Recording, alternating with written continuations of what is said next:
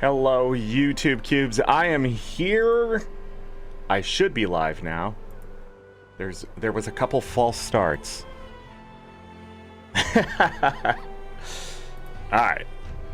Everything looks good. Let me turn up the game a little bit. I know the music's gonna get a little louder, but whatever. What's going on, Binary? How was your stuff? Your dress rehearsal? Chaz, hello, welcome. Hope everybody's doing well. We're getting some Guild Wars 2 content in today. We got a lot of stuff to cover. It's been a busy Tuesday. But yeah, we're gonna go over some patch notes. We're gonna check out the gym store. We got a new NPC to go check out. We got bonus event. We got, what else we got? We got, I'm forgetting already. Hold on, I made a list. I made a list because I'm smart like that. PvP mode. Yeah, we're gonna talk about the PvP mode. And then we're gonna go do some hearts in Janthir Wild and finish up some achievements. That's why it's actually a Janthir Wild show, because we're gonna be doing Janthir Wild content when we finally get to it. Tech weeks always are. It'll be better tonight. Hey, fun fact, everybody in chat, as I found out yesterday watching the VOD back for some audio thing that ended up being on my end, not, you guys didn't hear it, but stupid Janthir Wild. But anyways, not all your chat messages are going through. So I apologize. I have no idea what that is. I don't know why it's doing that. But yeah. I saw some messages yesterday that I did not see live. I didn't see in my chat box when I was live. So yeah, I'll probably say it again tomorrow, but if you say something and I don't respond or whatever, just, you know.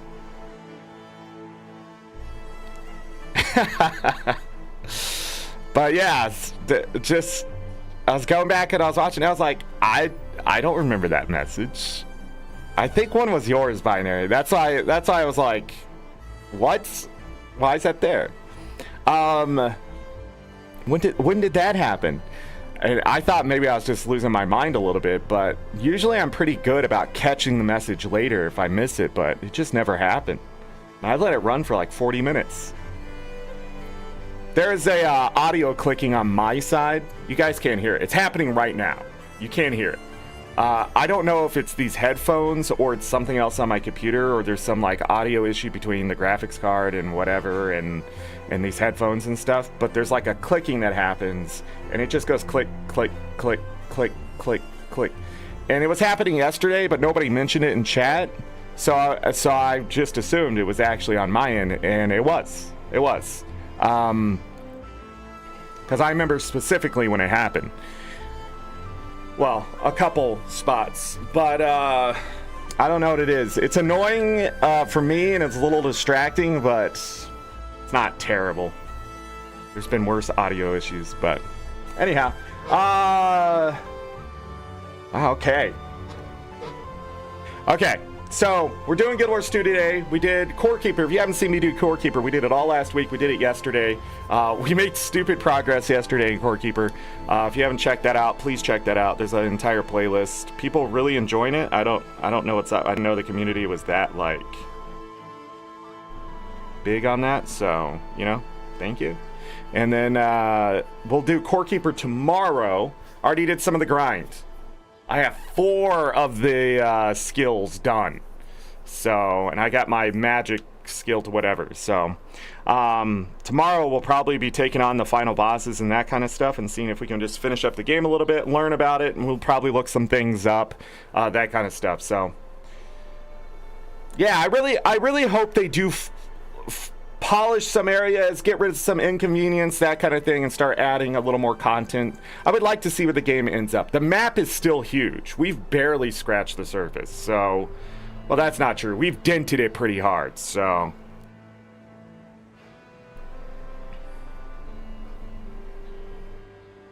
Much more in depth, yeah. I will say that the crafting skill was really hard to finish, but it wasn't terrible. It's a lot of grind, especially when you're trying to get something to 100. I mean, I'll say this, like, it sort of reminds me of Skyrim when I'm trying to like master or max out a skill or even prestige it or whatever. In Skyrim, you have to grind and grind and grind unless you find the little trick or whatever, or the thing that's just fastest. But yeah, it sort of felt like that when I was doing smithing in Skyrim. That's what crafting felt like in Core Keeper last night when I was doing it. And I was like trying to figure out like what is doing the best, how to do it, and that kind of stuff. And yeah, it was there's a lot to the game, and I can already see that there are some people out there who probably love the strategy of it all. So definitely check out Core Keeper. I've been having fun with that. I didn't think I was gonna have as much fun with that game as I am. I thought it was going to be something I play a couple times, like some other games we have played, like Apico and stuff, but no, it's really kept my attention. I don't know. It has an addicting factor to it, which a lot of games just are missing. Where did these come from? I wonder why I'm finding bugs on my desk. Bugs on my desk. Long story. Crafting wouldn't be so hard if you had focused on one farming early. No, it still would have, like, I ended up not doing just torches. There's actually better ways to do it. And I wonder if it's just people don't know it yet. I'll explain it tomorrow. We don't have time today. We're not doing Core Keeper today. That's tomorrow. Thursday and Friday, there will more than likely not be a show. Let me explain why. My family is going out of town, and I am not. I don't go on vacations and stuff. I don't really leave my house, okay? There's a whole psychologist that says I've just lost interest in the world. And it's true. I've lost interest. All the shit out in the world just doesn't interest me. Oh, go see the pyramids? Woo. Some rock got built a long time ago, right? And that's all my fault. All right, but my point is I'm not going on vacation with them, and probably better for it for the rest of them. But I get to take care of an extra dog, and I have some things to take care of that I've put off for a while, and I'm just going to do it all the end of this week so we can start our Halloween event as soon as we're done with Core Keeper. So we have another day of Core Keeper. I'll be taking the rest of the week off in the weekend, and we'll be back next Monday, I think. I'm not really sure if next Monday there will be a show, but I'm pretty sure by next Tuesday. So a week from now, we will be back, and we will be there solid from the rest of September until the end of October. I plan on doing a solid like 25 shows, live streams from next Tuesday to the end of October. So get your entertainment's worth. And beyond, because we'll actually go into November, but 25 of them have been put on the schedule. There is 2 days that I may have to push to Saturday, or we may end up doing Saturdays anyways because of just how some things are going on in real life. But other than that, I'm going to be just live streaming. I was meant to do vids this year, but since the live shows have been doing so well and I've just sort of been having a lot of fun with it, I'm just going to do as much streaming as I can before the end of the year just to see what kind of numbers I can get, type of thing, here on YouTube. And then we're going to do some interesting things next year because I was offered something, and it's up in the air, but I'm leaning towards it pretty heavily, and it's going to change the way things are going to be going moving forward starting next year, the beginning of February. So, yeah, I'm just going to drop that now. I'm just going to say it now. So, like, that's because, like, we're going to hit the end of the year pretty fast. I know it's months away, but it's going to happen fast. So, I just want everybody to be prepared that we're going to have probably a normal January of a little bit of time off and just streaming stuff, because this year we just hit the ground running with Final Fantasy and things like that. So, next year is going to be interesting. And we'll probably focus Guild Wars 2 a little bit January of next year. And maybe whatever else is going on. Anything that I want to finish up, I think, in from this year in January. I just want to... Or revisit some things too. I don't know. I haven't decided January's schedule at all. I mean, that's next year. That's 2025. We're probably just going to be playing Core Keeper for the rest of the year. No, but anyhow, Guild Wars 2, let's get into that. Spooky season's coming. And there was a bunch of stuff that happened today. Let me go over to the game. Okay. I'm at 45,000. Where's my mouse? Oh, okay. 45,131 achievement points. Remember my goal of hitting 45,000 before the end of the year? Smashed it. Just absolutely just ripped through it. There is a ridiculous amount of achievement points, and we're going to get even more today.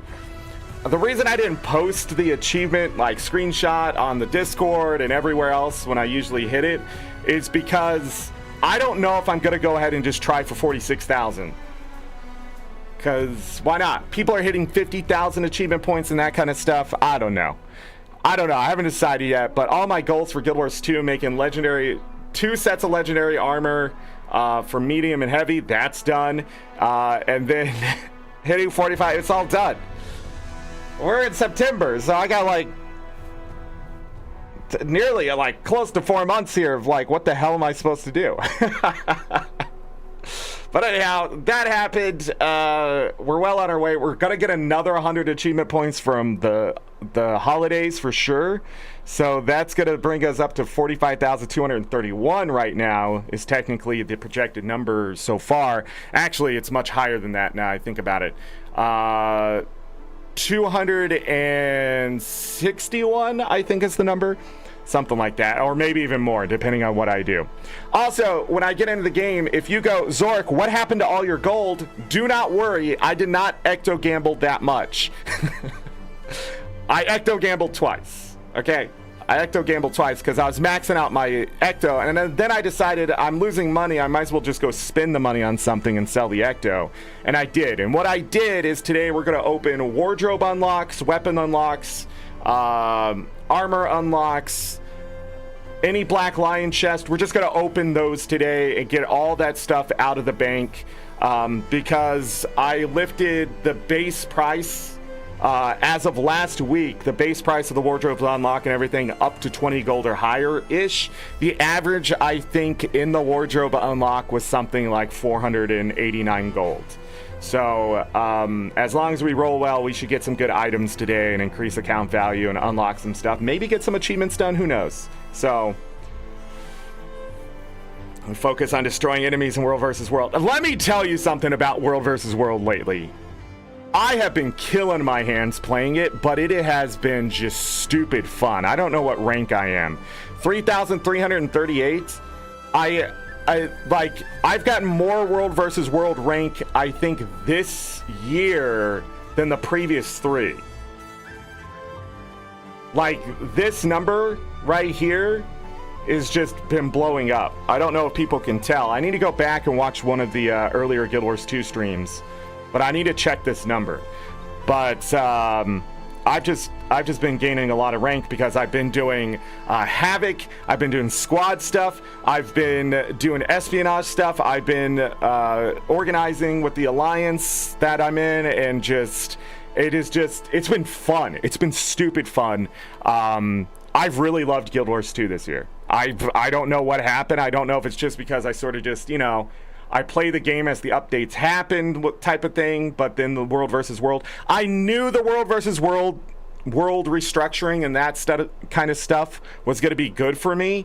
I just didn't realize how important it was to find people who just want to have fun, right? Who just want to play the game, collect information, enjoy Guild Wars 2 for what it is. I didn't realize how important that was until, as a vet, as like a 12-year player of the game, until this year when I, luckily Midian, if you know Midian, she's a mod, she's an officer in my guild, she's also the one who put together our alliance.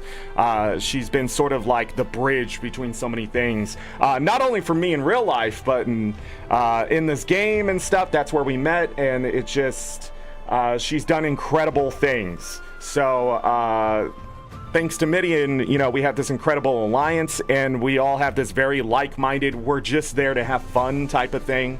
and we just try to be as good as we can. And it's made a huge impact for us and the community. Not in a very positive way for a lot of World versus Worlders, because they don't like us for various reasons. We beat them. We are a force to be reckoned with. We're not the best guild per se, but I dare to say we're probably one of the top 10 alliances.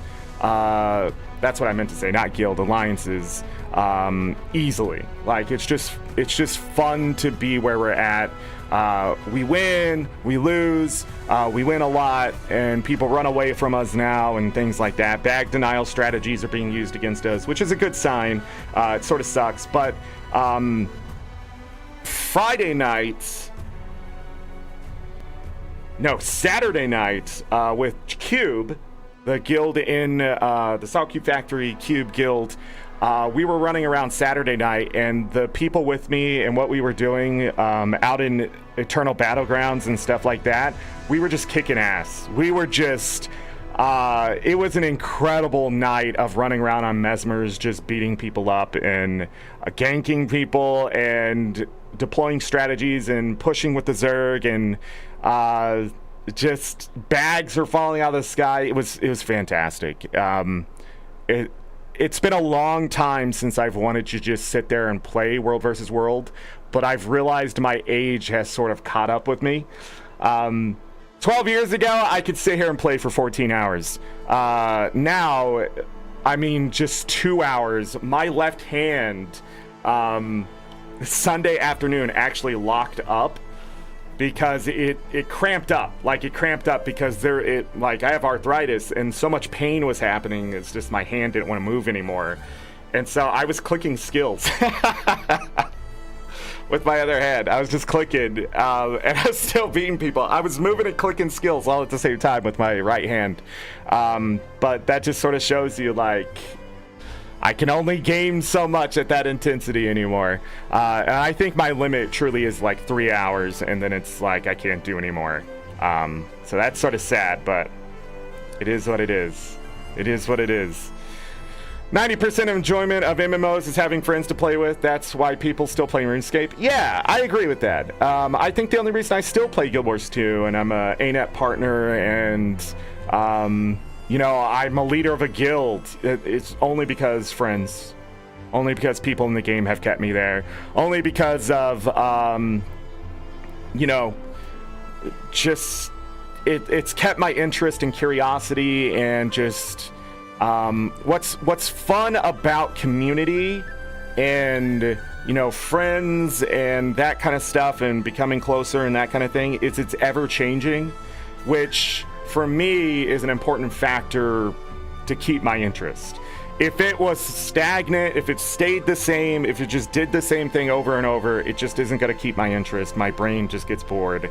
But World versus World and my guild and the people around me in the game are just changing all the time. They're coming up with new ideas, and it just sort of makes a drive and a progressive want of what's next type of thing. And with the ArenaNet changing as well, that just compounds it, and then them making changes in the game to do that kind of stuff is just fantastic. So but anyhow, enough of that.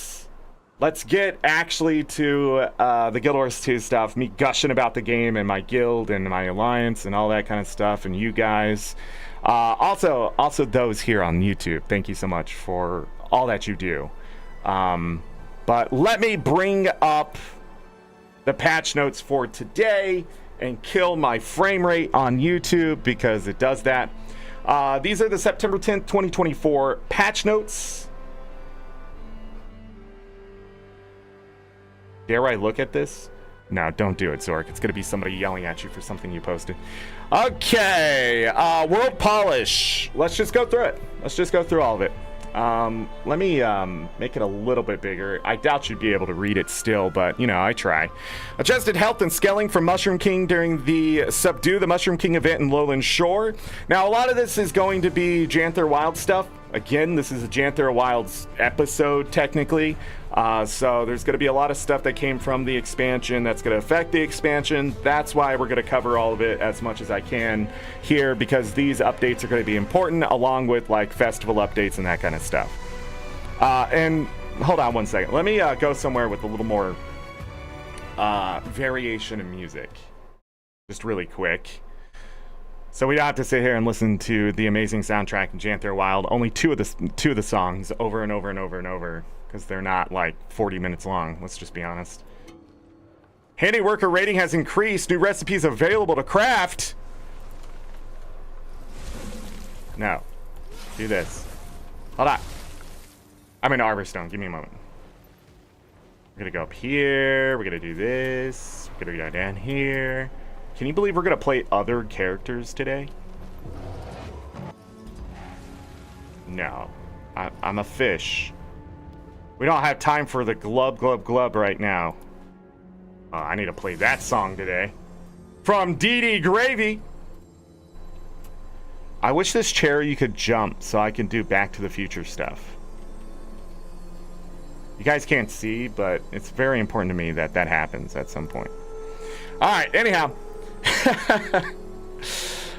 Fixed an issue that caused distant thunder to appear sooner than intended in the Starcrest Lovers collection. The endurance cost of dash skill in the Salmon Run race events and adventures has been reduced to grant additional dashes in Lowland Shore. Fantastic.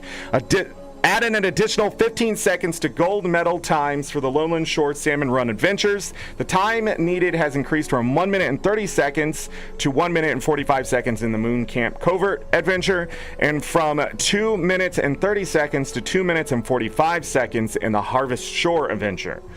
So 15 extra seconds, that's gonna help a lot of people, but more importantly, this dash skill being able to happen more often is going to save a lot of time. So even these 15 seconds may not be necessary for a lot of people, depending on how well they were doing. Made some general improvements to the Salmon Cannon for functionality in the Harvest Shore Salmon Run event and adventure and Lowland Shore. So that's another big one. So as long as that's doing better, I think a lot of people make the time, get gold finally. So we can all get the glub. No, not right now, Zorric. Fixed an issue that could cause the collection NPC marker to appear above the player character's head in Lowland Shore. Fixed an issue that caused the heat tracking bar from Denning Forge Renown Heart activity to persist as the player left the forge before using the bellows. Why does this word right here, renown, look so wrong to me? What is going on? It just looks spelt wrong. Maybe it's only because there's two N's and a W and only two vowels. I don't know. Added additional creatures around foragers hunt that grant renown when killed. I don't think this was necessary because I don't think people were taking advantage of everything at this. We're gonna visit the. Actually, I think I already have that heart done on my main character because it's so easy to get done. So I don't think people are taking full advantage of what you could do here. But I also get doing this because killing things is more fun for some people than running in circles and delivering poop to compost and petting things, or catching fish and killing a champ, or what's on the other side, breaking a bar and then dodging 16 attacks, or joining fighting a champ. Like, I get it. Or catching cubs. I get it, you know. So go kill things. General updates to the game. Updated the error message that appears when players who have not unlocked the Heart of the Obscure Research Mastery line to interact with content that requires it. So instead, it's going to say Guild Wars 2 Janthir Wilds story instead of Secrets of the Obscure. That's what you need to know here. I already know what this is, because people were getting really confused. They thought they had to buy another expansion, but no, they just needed to play the story to get access to the stuff. So if you've had that problem, you should have asked me and I could have told you that. But other than that, hopefully somebody else told you. The Wizards Vault objectives for participating in the Rift events now refer to them as Rift Hunts rather than Cryptus Rifts, because there's all sorts of rifts that's going to be happening from here into the future, I guess. Fixed an issue that caused champion Warclaws to improperly try to perform Valraven attacks after the Defiance bar was broken. Reduced the health and Defiance bars of Eparch the Consumed King into the Spider's Lair meta event. That's because people aren't playing this as much and it's failing. So they reduced the health and defiance bar. That defiance bar in the first place was way too freaking hard to break. So I'm glad to see it finally getting nerfed. Fixed an issue that prevented the effect indicating which glyph is equipped in the homestead collection box from displaying a proper name. This collection box has been an issue, man. It's been an issue. I've avoided that issue by managing my glyph every freaking time I go in, because I'm a cheapo, and I go in there and I manage my glyph. I take a glyph off of one of my tools, the volatile one, and I put it on each box and take it back after I've done collecting. I've never had a problem, and I've collected the extra volatile magic every time. I just have avoided all the bugs by doing it that way. If you just go into the instance and collect, certain nodes don't get collected, the names are wrong, you lose your glyph, all sorts of stuff has been happening. I've avoided it simply by managing the glyph every time, because I was being cheap. So I don't know what the problem is. Other people think it has nothing to do with the glyph at all. It's just the collection boxes and the server isn't keeping up with what's happening and stuff like that. There's a communication problem, because if you don't have a glyph, it still has the same problems. Just none of the glyph bugs happen either, because there's no glyph. So people also thought the same thing I thought it should be, and that they thought that the glyph that you have equipped should be what the collection box is using. I don't know why it wasn't done that way. I don't know if the restrictions were there, but if ArenaNet would just change it to that, they could have avoided a lot of this managing of the glyph situation. But again, we got what we got, and it's still something that bothers me. So hopefully they can fix that stuff in the future. Fixed an issue that prevented ground targeting skills from working when trying to summon a conjured doorway in invalid locations. There should not be invalid locations for the doorway in the first place, in my opinion. If you can't get a doorway, it should ask you if you just want to travel to your homestead, in my opinion. The doorway is neat for your party members, but other than that, if you just want to go to your homestead, you should always have that choice no matter where you are, even if you're in another instance. I again do not know why there's a limit to that. These two things have been a constant gripe with the community, have had issues. It's just, this is the problem with the homestead, and there it is.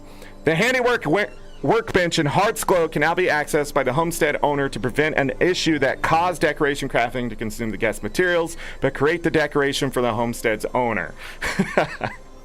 This is interesting, but at the same time, shouldn't that be a thing? I would think. I don't know.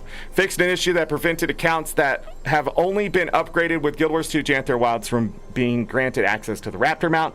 If you have Janthir Wilds, you should have access to the Raptor mount. Fixed an issue that prevented some infusions visual effects from stacking when switching maps. Fixed an issue that allowed players to summon the Warclaw mount in unintended combat scenarios. Could this have to do anything with the raids, or can you still do it? Because let me tell you, breaking bars in raids lately, not the hardest thing when you can jump on your Warclaw and just break the bar instantly. Or at least in like, what, 10 seconds?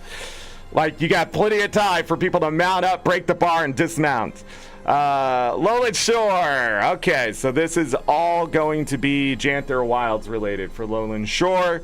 Increase the event cycling time following the completion to defeat the Rotling before it raises the area event. Fixed an issue with the event UI for the escort winding can't. Yeah, that's winding. Sorry, English. As he looks for his lost spear event. Fixed an issue that caused creatures in the defeat the Rotlings to save the Ash Reward Scout event to scale improperly. Fixed an issue that prevented some players from interacting with bowls in the keep the troll party from getting out of hand events. There are bowls? Okay, maybe I was affected by that. Fixed animation issues that occurred when using cheer skills while sitting in the Sleuth Brawl Fields stands. The pet interaction text for many of the animals in Lowland Shore is now properly the verb rather than the noun in non-English languages. Fixed an issue that prevented all the Queen's Men achievement from displaying numbers correctly. Fixed an issue that prevented markers and destroy the pollutants and cover yourself in rot and get examined by the ward event from being removed. Fixed an issue that prevented the rot effect from being removed from all players upon completing. Destroy the pollutants and cover yourself in rot and get examined by the ward event. That could be bad. Fixed an issue that prevented the Bog Queen from vanishing after the defeat the Bog Queen before she floods the area with maggots event failed. Fixed an issue that caused the Bog Queen's name to vanish from the UI during defeat the Bog Queen before she floods the area with maggots event. Fixed an issue prevented the energy beams from vanishing after the maggot squishing phase concluded during the defeat the Bog Queen before she floods the area with maggots event. Lowered the scaling for the maggot squishing phase during the defeat the Bog Queen before she floods the area with maggots event. Fixed a server crash that could occur during the defend the Coden from the bog bodies while they gather Pete event. Warclaws and Warclaw cubs at the Journeykin outpost now play an animation when petted by players completing Renown Heart activities. Fixed an issue that caused Warclaw scat at the Journeykin outpost to float. Floating poo. Fixed an issue that prevented hiding Titan spawn from respawning and coursing upland. What? Fixed an issue that caused a conversion in Roaring Falls to loop on itself. Okay. Fixed an issue that caused corrupted ice shard bundles for the Star-Crossed Lovers achievement to have an incorrect respawn time. Fixed an issue that prevented multiple players from turning in Warclaw cubs simultaneously during the Get Warclaw cubs back in their pens before they eat cabbages event. Okay, so if multiple people try to turn in a Warclaw cub, only one of them would get it, and the other person would still be stuck with a Warclaw in their hands. So that's fixed. I was still experiencing that yesterday. Fixed an issue that prevented the post-completion UI timer from appearing during the Get the Warclaw cubs back in their pins. Okay, so there was a... I thought so, because when it would... You'd be done with it and be like, is this broken? Fixed an issue that caused only 11 out of 12 coding cubs to be available during the Lowland Shore hide and seek adventure. What? That's still a thing. Fixed an issue that we ran into that. Fixed an issue that sometimes prevented the fish transformation from being removed from players that had not completed a Salmon Run race event. I don't see this being an issue. Glove. Fixed an issue that prevented the scoreboard from updating with the latest completion time for the Lowland Shore hide and seek adventure. The endurance refreshing orbs in the Salmon Run race events and adventures now also refresh the player's flop charges. Nice. That's another big one for those. So now we get more flopping. To place the cooked meat in them to keep them happy and not brawl. Oh, I didn't even realize there was a bowl. I thought you were just throwing it in front of them because they're... Never mind. Fixed the issue that prevented rangers from summoning their pets after completing the Salmon Run races or adventures.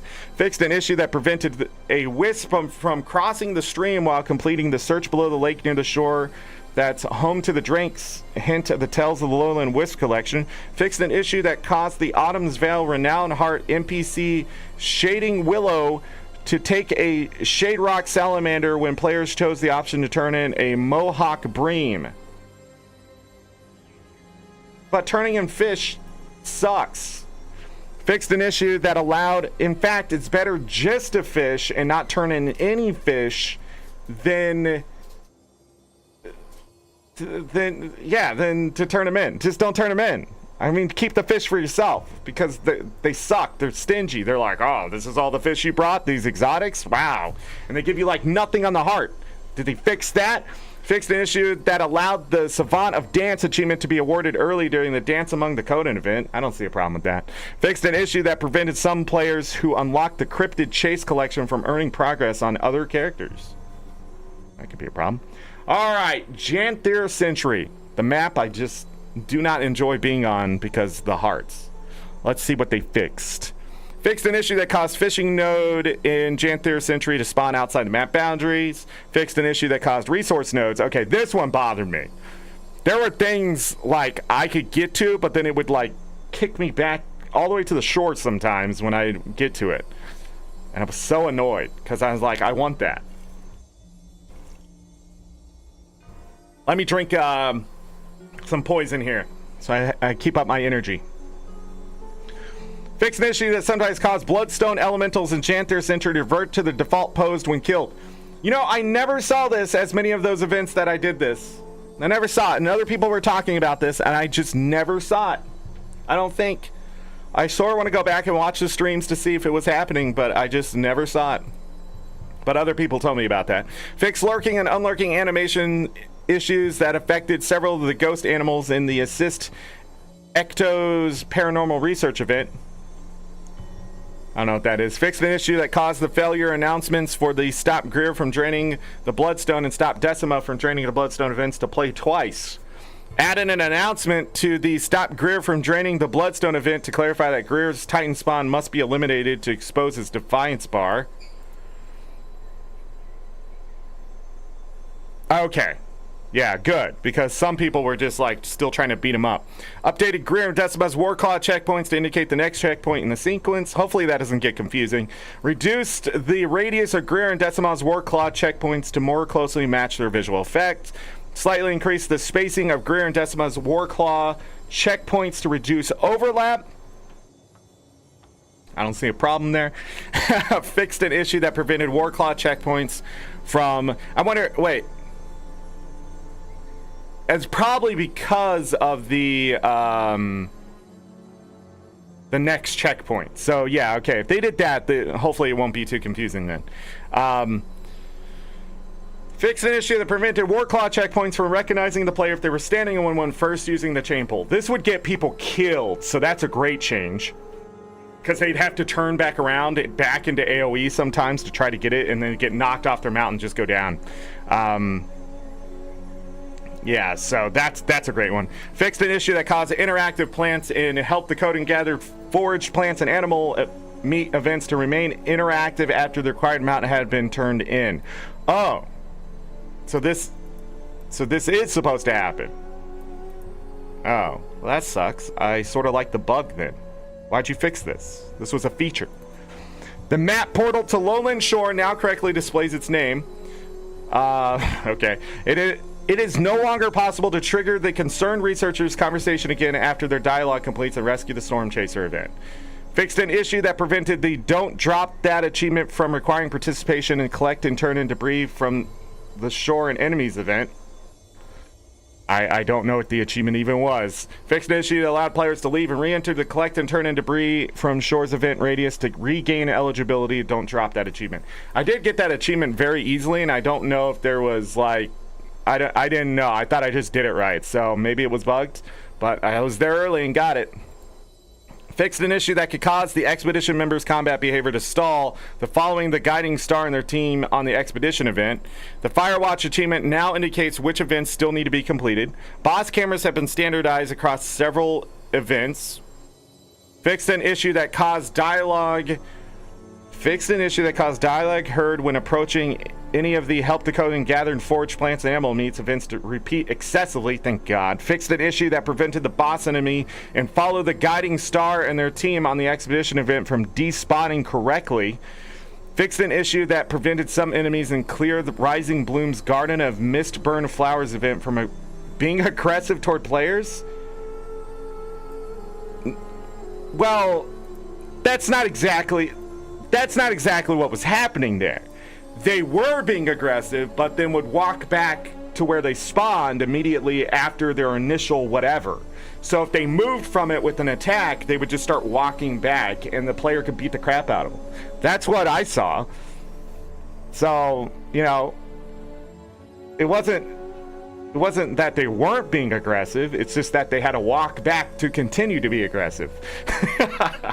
There was a stipulation for it. Fixed an issue that prevented animals and helped decode and gather foraged plants and animal meat events from consistently dropping meat when defeated. The boars. You know what I'm talking about if you did the event. The boars, right? Like, the Rands also had an issue, and sometimes the Moas, but the boars. Fixed an issue that caused some enemies and helped Gleaning Corpse clean up rotting plants and clear out the rotting enemies event to display incorrect lurking animations. Fixed an issue that caused Curious Remedies dialogue during the collect effective floor samples for Curious Remedies research event to come from the wrong location. I don't know. After a while, I just sort of tuned out all the dialogue because there's been so much. Disabling a Mersat relic mine no longer awards double progress towards the Hero of the Woods achievement. But it doesn't matter. I've done 50 because I've done that hard so many times. Rising Bloom no longer retains the Poetic Justice achievement eligibility to be noticed after clearing Rising Bloom's Garden Mister and Flower event ends. The Weather Conductor achievement, because maybe it's not broken, fixed an issue that prevented Clear the Infestation of Greer Grubs event from granting Renowned Heart progress on completion. I thought that was an issue, but I thought it was maybe in my head because I just hated doing the heart, but this is great. If this was an issue and I get something for it now, but maybe they've already fixed it, I don't know. We'll see. More events in and around Festering Basin and Janthir Century now grant Renown tokens. That's great. We're going to go back there. We're actually going to do heart stuff today. So we're going to talk about the tokens and things.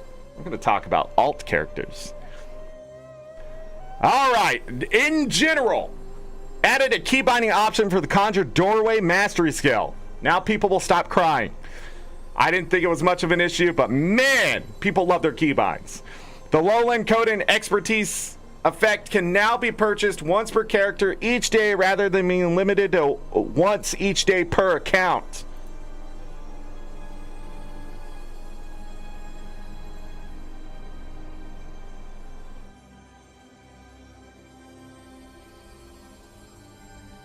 Which one is that? The Expertise effect? Is that from the hearts? I think I know what they're talking about, but I'm not sure. PvE Warclaw. Uncover. Added a slight cooldown between uses to prevent some adverse effects. Yes, those adverse effects is getting double the loot if you're spamming the 2 key to make him dig because you think it's not going to happen. I was getting double the loot. I was getting no loot. I was getting them stuck in the midair. I was getting them stuck in the ground. There was a lot of things that were happening here. Fixed an issue that caused skill 3 to flash endlessly. Thank you. Homesteads fixed an issue that caused several glyphs to grant fewer bonuses than expected when applied to the harvesting collection box. So I believe they already fixed this, but this might be a double check that sometimes happens. So that's the magic find buff and coin buff, I think. Magic find buff and coin buff. Is it the one where you have to buy it 6 times to get the full effect? That's the one I was thinking of. I don't know. We'll have to double check. We'll double check when we get there. Yeah, 6 stacks. And then you just have to buy it once after you have the 6 stacks to get the 24-hour timer again. Soon it won't matter for me. I'm not going to keep buying it. I've spent a lot of karma on this expansion, but, I still have 21 million, so it's not a big deal. Fixed an issue that prevented place decorations from being edited when the instant ground targeting mode setting was enabled. Yeah, this was a problem. I had to keep telling people this after I found out that the ground targeting mode, and I wasn't even decorating. It was just so many people were like, why doesn't this work? And it's probably, do you have ground targeting on? Yeah, and you had to tell them to shut it off. But also, don't use this. Okay, unless you really have to. Let me tell you, the instant ground targeting, as great as you think it is not as great as you think it is, because sometimes it's better to lead the target or put it somewhere where the target's going versus just having it insta-cast underneath them. I get why people use this, but if you want to play better, play harder, whatever, I would shut that off.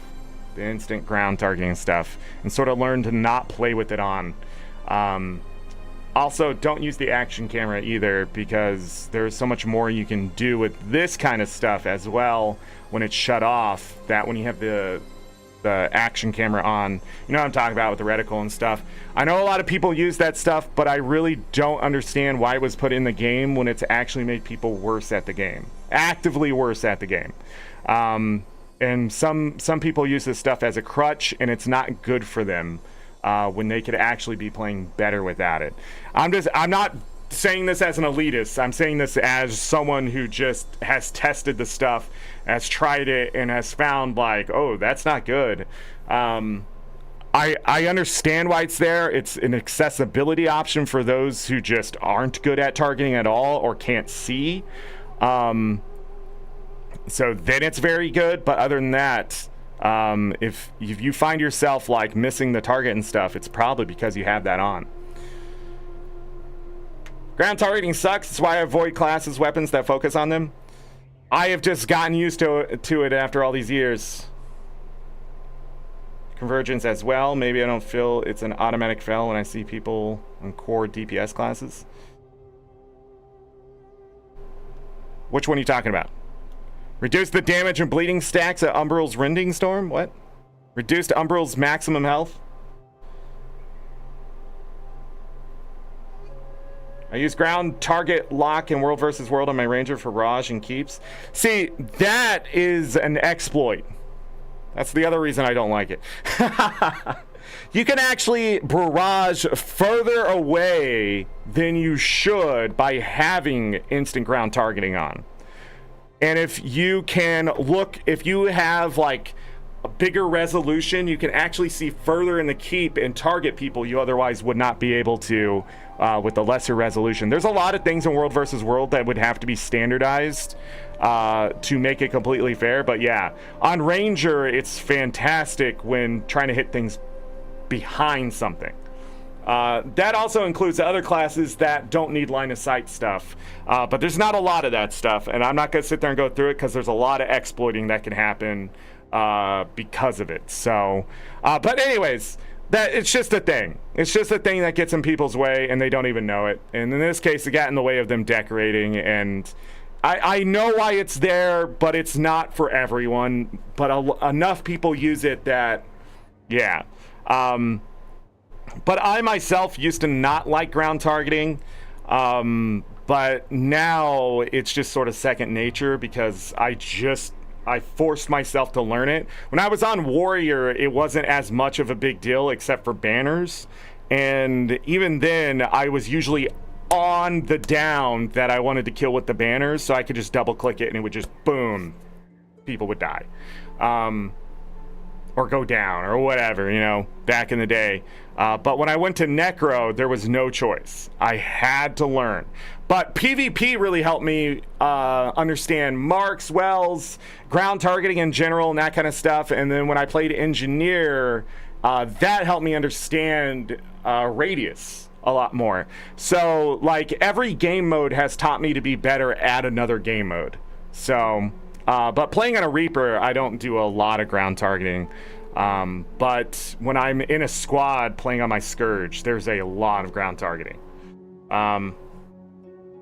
But yeah, I think in World vs. World, instant ground targeting probably would be much better because a lot of people plant their feet. And you can hit people up on the wall a bit better too. So in a way, you know, it's better and competitive than it is in PvE, in my opinion. But again, that's exploits. Anyways, personal story. Is any of this going to be spoilery? Should I turn it on? Turn it on, Zorric. Spoilers possible. Here we go. Fixed an issue in the Norn version of the prologue, the Tyrian Alliance story chapter that could prevent the map marker indicating Skarta's location in Hulberg from being displayed properly. Relocated the Shining Blade Guard, who directs players to speak to Countess Anise during the human version of the prologue, the Tyrian Alliance story chapter, farther from the Queen's throne room instance to avoid confusion. I did that. They made this whole NPC, new NPC, placed it there in front of the door that says, hey, don't go in there, Anise is over there, and I completely said, ArenaNet, fuck it. I don't care about that NPC. I don't care how much programming went into that thing that's supposed to help me 100%. And there's no, like, any reason not to, like, there 100% should just looked at the dude, read his dialogue, and went to the left. But you know what I did? Right into the Queen's chamber and said, what's going on here? This can't be right. Is this right? This is not right. And then I left. That was me. I'm the reason why that's there. I'm the guy. I'm that content creator who's like, what's going on here? What is this? Avoid confusion? How about avoid stupidity? How about slow down, Zorric? Look around. There are clues. Especially with the guy going, hey, the Queen ain't here. Anissa's over that way. You should go talk to her. That guy right there. A confusion. Jeez, man, the amount of arrogance I had just going into that queen's room. Excuse me. I'm going in. Going there. Where's the queen? Where is that, a cat? Ah, man. I wasn't the only one to do it, but just my brain latched on after I went into the instance that NPC hadn't been there before, but I still ignored it when I left and was still like, what am I doing here? Like, that NPC was nothing but helpful to the player. Like, it's the only NPC in the game that's probably just 100% I'm telling you what to do.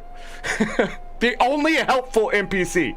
The guy waters his own corn, he feeds his own cattle, he kills the worms, he stops the bandits, and he's like, ah, man, I'm still not making enough money. I better go get a job working for the queen. And they're like, hey, go tell the commander to go to the left.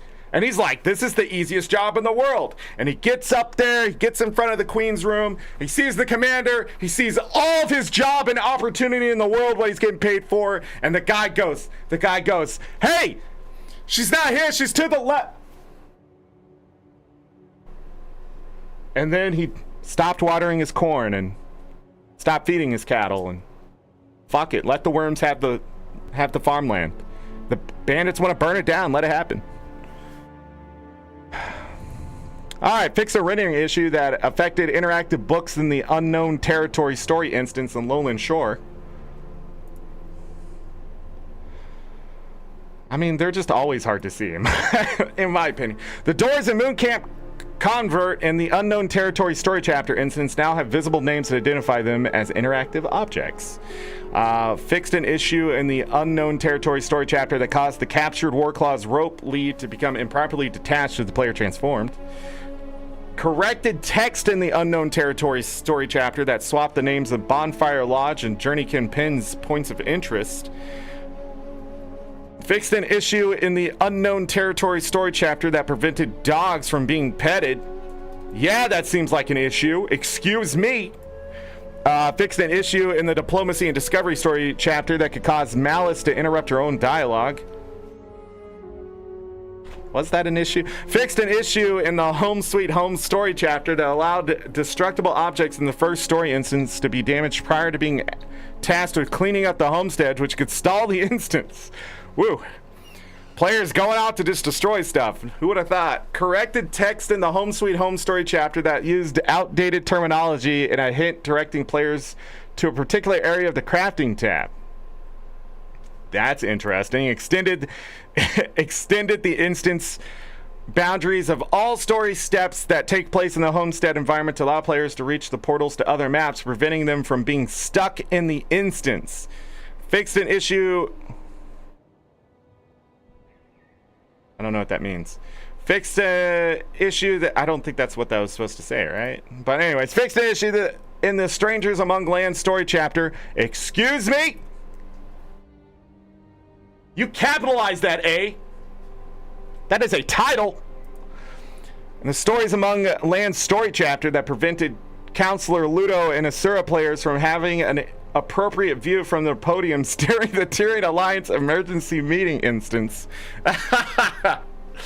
Oh, man. Wow, racist. Gosh, give him a box. Fixed an issue in the Strangers Among Lands story chapter that prevented certain conversation options with Livia and the Tyrian Alliance emergency meeting instance from being logged in the chat box. I didn't see that. Fixed an issue in the Strangers Among Lands. Wait, it's never capitalized. Why is among not capitalized? Among has to. Is among an article?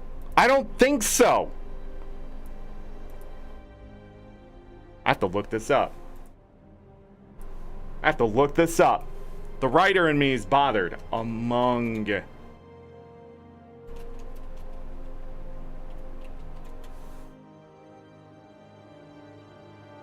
Okay, you cannot look it up.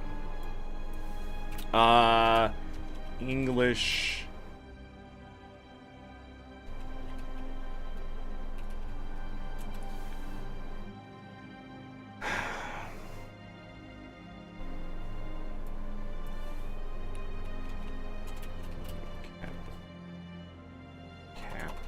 capital.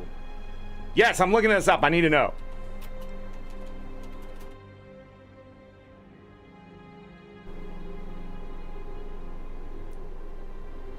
With APA and AP styles, among gets capitalized because of its length, but in Chicago and MLA, it stays lowercase based on its role as a preposition. That's what I thought it was, but then I was confused. But I disagree. I think anything longer than 3 letters should be capitalized since it's going to look better. Look, I love MLA as much as the next person. Okay? I do. But I really think among should be capitalized. But at least I know where their education is coming from because I know who teaches those styles. So I just think it looks strange. Strangers among lands, among should be capitalized. It's 3 title. It's a 3-word title. I know among is claiming the lands. I get it, but it should be capitalized in my opinion. So it's just the style you're going with. That's why I'm confused.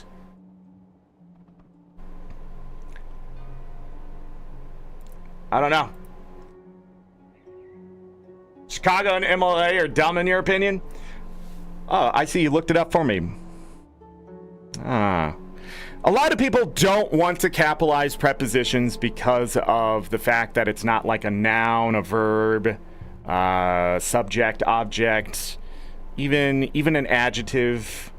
It's not important. If you just had strangers' lands, it would still make sense. But by saying strangers among lands, I think gives it a different kind of property as a title. That's why I think it should be capitalized. I think as a whole, you're trying to say something more than just strangers' lands. You know? Strangers in lands or strangers going to the lands, you know? But you'd have to capitalize going anyways. But like strangers to the lands, you know?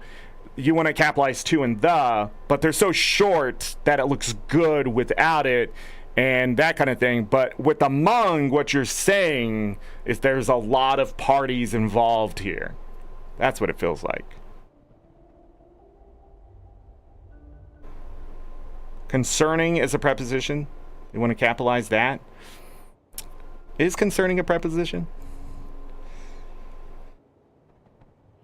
I've never heard of not cap. It really depends on where you got your education, which colleges you've gone to, and that kind of stuff. Trust me. I've had teachers flip-flop between double space after a period, don't double space after a period. Professors do the same thing. It's insane that the United States education system is a fucking mess, but it makes sense because nobody can just be like, yo, do it this way. And it all should be communication style, how well it looks, and to lower dyslexia confusion. That's it. That should just be the standards across the board, in my opinion.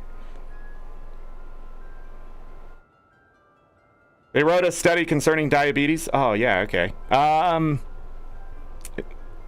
I'm on the side of capitalizing prepositions for the most part, so, you know, for me, yes, capitalize it. But if you wrote the title that way, I would skewer you. If that was the title, they wrote a study concerning diabetes, and only they was capitalized, and you handed that to me, fired as an editor. At the time in college, it was dependent upon the professor's teaching. It was so irritating swapping back and forth to get a better grade just because of writing style. Yeah. But definitely American English needs to be standardized, and it'll never be agreed on because there's pompous fucks out there who think they're smart and stuff like that. It's really hard to be objective. It's hard to be non-biased. It's all that kind of stuff. Same thing with the hyphen and offline. It should have never been a thing. It's already changed to offline without a hyphen. Hyphens and dashes are loved by so many writers out there, but I goddamn hate them. Also, compounding words like speed running. People are like, it should be 2 words. Nope, not anymore, because the term speed running as 1 word is not the same as speed running. You know, like it's taken on its own thing. It needs to be locked together as one long word because it's saying something. Same thing as like playthrough and that kind of stuff and all that kind of thing. Like people just, they don't want to accept that culture takes on and words change and that kind of thing. But at the same time, there's a way to make it look so people can just look at what the word is. If I saw speedrunning as one word, I'd understand it's like running something as fast as possible for a record, right?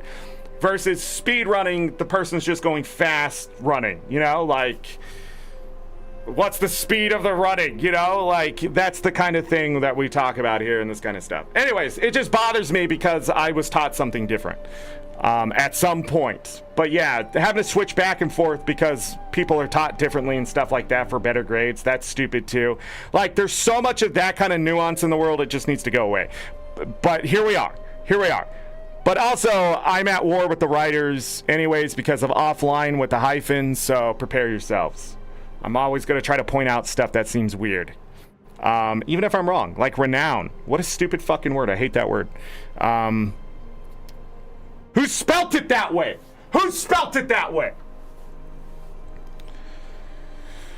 And through. THRU. What was so hard about that?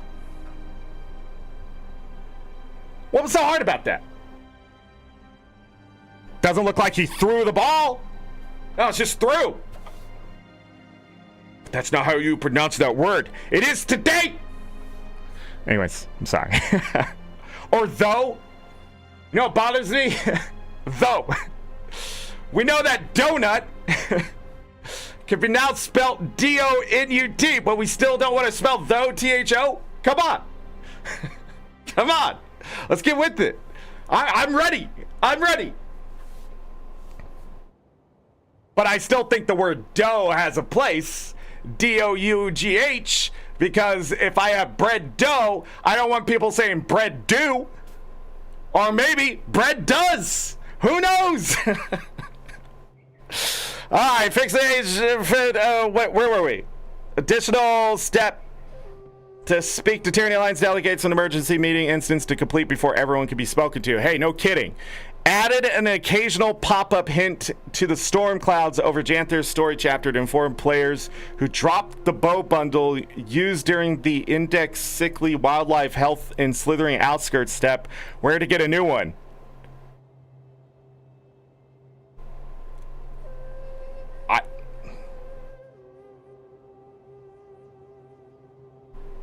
Oh, that was the animals. I was like, what is this? What are they talking about? Oh, yeah, I did that. But I went back and I got one. Because I was like, I got it from over there. I don't know. But maybe other people were confused. Corrected it. Text in storm clouds over Janthir's story chapter to reflect the correct map sector poised arrow can be found in. Correct. Oh, maybe that's the issue. Corrected text in storm clouds over Janthir's story chapter that directs players to talk to ArenaNet Esker and refer to Storm Research Camp in Janthir Century by an outdated name. Ooh. Fixed an issue in the Against the Wall story chapter that caused Poised Arrow to become stuck inside collision boundaries. Really against the wall there.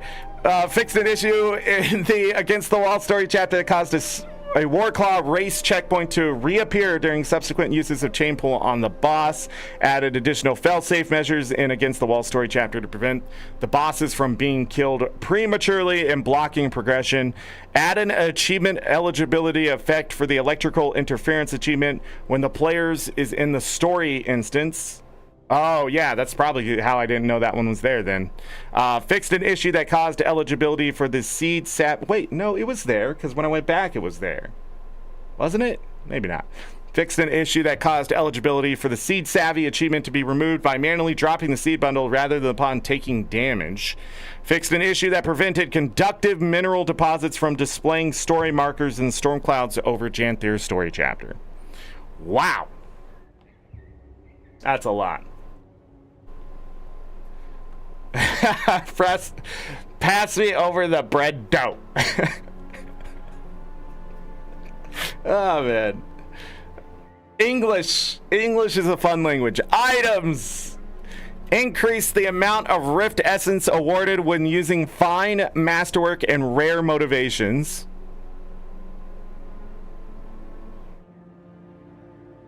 What? Okay. Oh, those, yeah, the motivations. Okay. Adjusted the Bearkin Warhelm's default dies. Updated the name of the Janthir Wilds Hero's Choice chest to Janthir Century Hero's Choice chest. AngryZorric, I think that's how you say it, and Hooligan's Route and Lion's Arch now sells unique rewards. Oh, it's the script. Is it the script? Route and Lion's Arch sells unique rewards from previous bonus events. These items may be offered again as an achievement rewards in the future, but we cannot guarantee that associated bonus events will occur again or that these rewards will be offered when and if they do. New items will be added to Zotric's inventory once a sufficient amount of time has passed since their associated event. Interesting. Updated the mini Mr. Ribbington's item icon to properly display his hat. Thank you. Fixed an issue that caused the Heat Core Infusion to display incorrect values for its power and agony resistant attributes. I didn't put it on, so I didn't see that. Reduced the rarity of the Falling Star Quest license. Reduced the rarity of the Falling Star Quest license from Legendary to Ascended to match the awards it grants. The Falling Star Spear and Meteor Wielder's Glove acquired from the Falling Star Quest license now have selectable attributes. Not a big deal. I don't need the Ascended. The Birthday Vendor in Lion's Arch will now reward players who have celebrated their 10th birthday in Guild Wars 2 with a Dragon Decade Spear skin, which has the same appearance as the Dragon Decade Staff skin. Nice. The Birthday Vendor in Lion's Arch will now reward players who have celebrated their 5th birthday in Guild Wars 2 with the Luminous Partisan Spear skin, which has the same appearance as the Luminous Pillar Staff skin. Nice. Adjusted the description text for the Lowland Shore and Janthir Century Renown tokens to provide more information on their usage. Fix the attribute prefix selection and attributes given on the Knotted Rope Ring, Ring of Crustacean, and the Wood Rune Ring. Fixed an issue that caused several raid homestead decoration recipes to be listed for the wrong price. Recipe: Sigil the Demon Slayer no longer drops if the player knows the recipe. No, that's just passive income though. Why do people complain? Just sell it, dude. It's just loot. No, it was how I was earning all my waypoint cost. Come on, dude. This is what we get. Less loot. Less loot, you casuals. You elitist freaks. Shut your mouths. Just accept the Sigil of Demon Slaying and sell it, you son of a poops. I'm so mad right now. So mad. Yeah, get rid of the Sigil of Cleansing drop. Now that I can get behind. Screw that thing. Updated items that can be deployed to provide beneficial effects such as feast to display preview of the effects they provide. Finally. Structured player versus player. Hey, PvP. We're going to talk about that a little bit more here in a moment. The beta event for the new push game mode starts today. No, it doesn't. Does it? The beta map will be active during the mini-season that starts today at noon Pacific time and runs until 5 p.m. Pacific time on September 23rd. We're gonna go back and read a little bit about that in this blog post right here. New tiers of the Path to Victory achievement has been added to the new PvP Champion Series panel. The new tiers award an enumerated version of the Champion of Champions title. Whatever that means. World versus World. The Mist Charge Jade Ascended trinkets that can be purchased from the Skirmish Supervisor merchant now have access to all attribute options. Their attribute selection can be reset with a Mist Capacitor. The Skirmish Supervisor and Permanent Portable Provisioner merchants now offer items in exchange for the Canthan Crafting Material Coffers and Desert Crafting Material Coffers. Hero weapons are now available from the Skirmish Supervisor as a one-time purchase for players who have unlocked the associated skin. Woad armor skins are now available from the Skirmish Supervisor. Fire shattering bolt increased the power coefficient from 5.6 to 6.4. Fire reinforced shot decreased the cooldown from 40 seconds to 32 seconds. I don't know what these are exactly. They sound familiar. Increase the Warclaw's chain pulse skill to damage to 1,000. Still not enough. It's still a waste of supply. Even on walls. And the achievement takes forever now. Even with 1,000. It's gonna take years to get that achievement done. Decrease the chain pulse cooldown to 1 second. That's not gonna make a difference either. F it. We're done. I think they're ballista skills, but I don't want to be wrong. But maybe. Profession skill Spear fixed an issue that prevented the appropriate impact animation from playing when a character lands at high velocity. General Relic of the Storm Singer fixed an issue that prevented this relic from working with certain skills. Ooh, buffed. There's a bunch of profession skill changes and stuff here. This change right here just made me stronger because I couldn't figure out why my phantasms weren't happening, but that's because the enemy was evading. Sometimes there's a lot going on, I don't see the evade. But this makes sense why this wasn't working. So now, if they do spawn, I'm even stronger. So thank you for the buff in World vs. World. And then Warrior got the crap nerfed out of it. Good! Good! Get nerfed, nerds! Take that, EU meta nerds! Take it right to the face, especially this one right here. Your little coefficients there got dropped hard. Dropped hard. Now you're not just gonna Harriers toss your way through a fucking Zerg now, are you? Are you? No! No, you're not! You're a loser now! Sorry, that was uncalled for. I apologize to all the warriors out there that constantly get nerfed. But let me tell you something else. Path to victory being reduced from 450 to 240. Get nerfed, losers! Get nerfed! Absolutely enjoy that! Wait a second. This is a buff. Fixed an issue that prevented the trait from functioning with spear burst skills. We'll be fine. We'll be fine.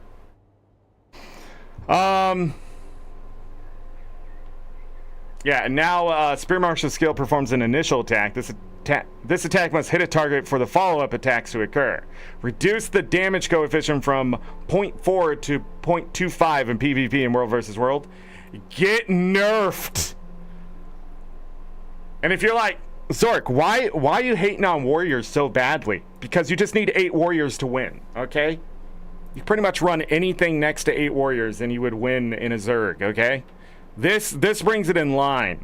So now you have to make a choice. Do you want to run 10 warriors now, or do you want to run, because that's what I would do, probably just up it to 2, the coefficient change. But anyhow, do you want to run 10 warriors now, or do you want to go ahead and switch from some of those warriors, just focus banner with 5 of them and take some scourges? It's up to the commander. Yeah, I know what I'm talking about. Get out of here. Let's go to guildwars2.com and talk about some things that are found here. We're going to talk about this when we get into the game. They have plushies, 800 gems right there. They changed the Black Lion chest. We're going to be opening some of those today. They have this acclaimed militia chest piece skin that everybody's like, is that, what is it, Star Trek? Something like that.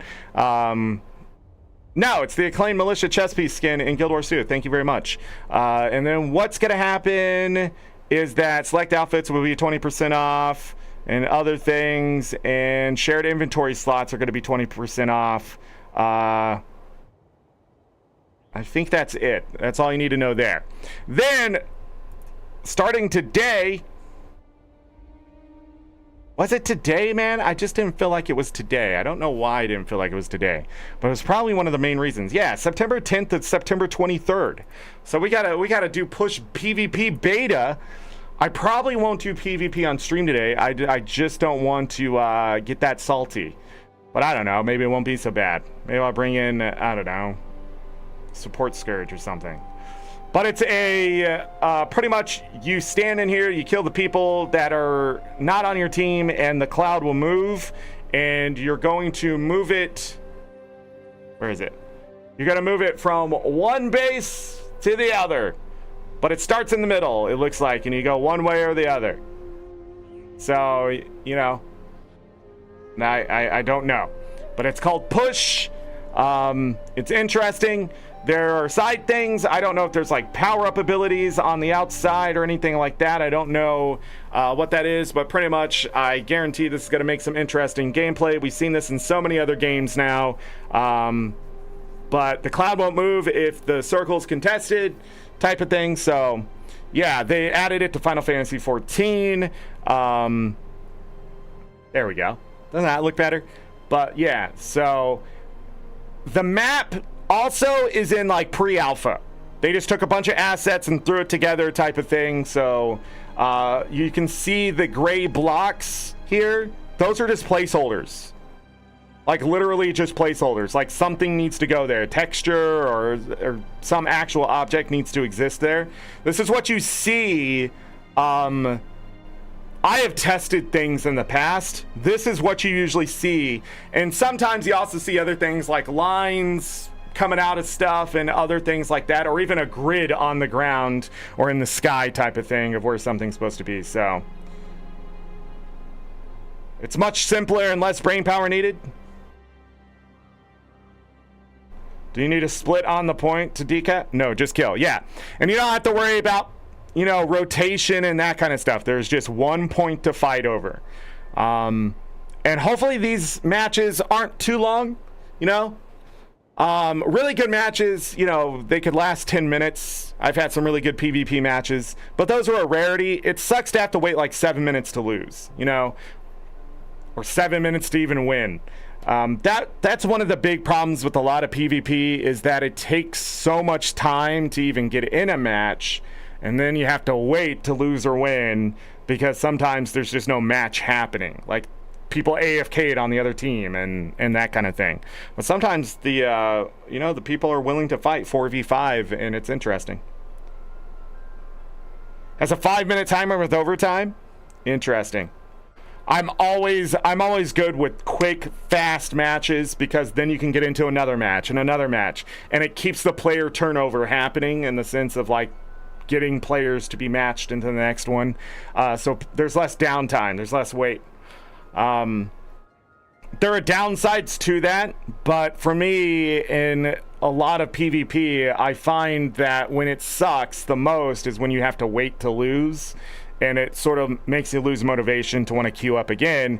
But when you're losing a match and it quickly is just done or whatever, but people are like, oh, people are just going to trade wins and stuff like that and that kind of thing. Maybe, but like, not if their rewards are good and that kind of stuff. Might be more manageable to win. Yeah, it just really depends on what the builds are in structured PvP. But that starts today, I guess.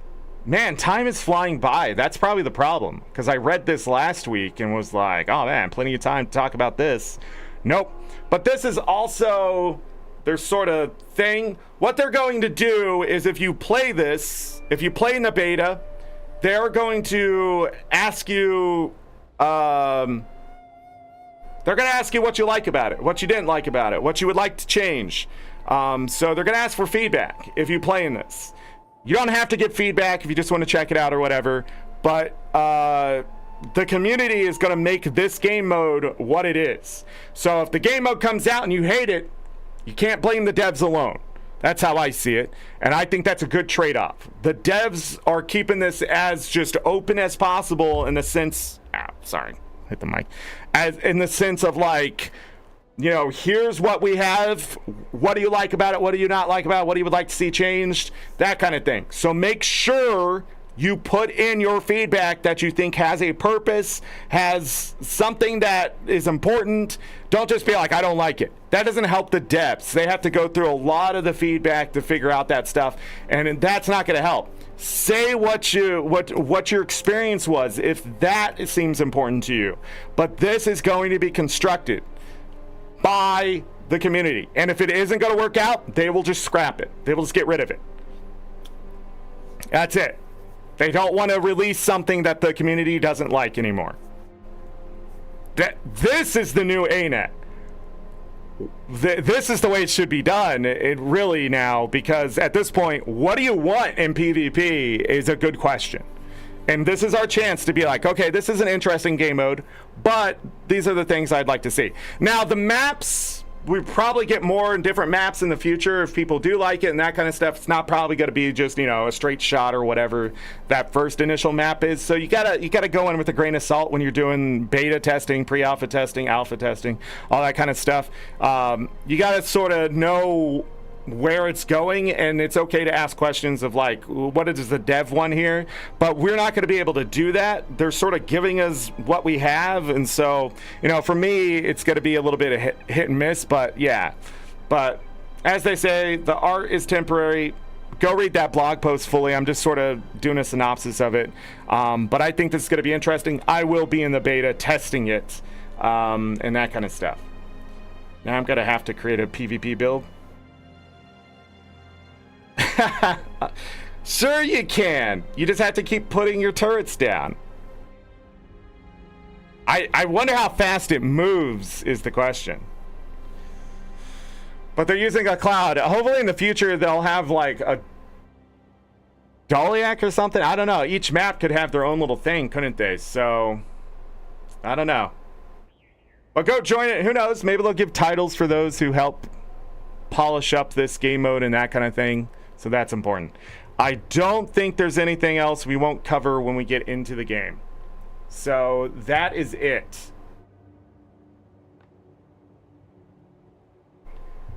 Network error, but the music was still playing.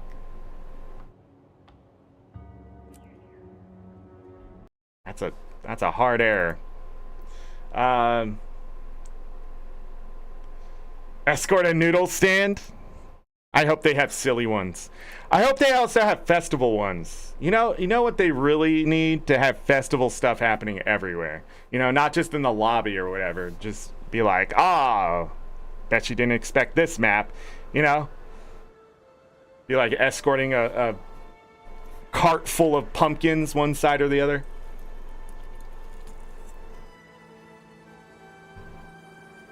A straight path also is not good because people can just pew pew at you, by the way. But like, hopefully there's maps where there's like curves and that kind of stuff. You know, we'll see. Let's get in the game. Let's talk gym store really quick. Man, that took like an hour. Of course, we talked about a lot of stuff. Let me double check. Okay, yeah, okay. Just double check. I never updated that. From the offices of the consortium. So the fractal event is going on. They give you a fractal scroll. We'll talk about that a little bit in the future. What's going on in the Wizard's Vault? Complete the Lowland Shore Mastery Achievement. Done. All these spear kills are pretty much coming from World vs. World. 616 of them so far. Bonus week, complete the Fractal Rush Champion Achievement for 150 more acclaim. Nice. I am currently buying the Onyx Spiders Selection skins. That's what I am doing. And I'm at 11 out of 17, so 6 more. So 900 acclaim. Final Fantasy XIV has some great corridors and curves. I'm sure they make it good. Make it good. Is that what I'd say? Hopefully.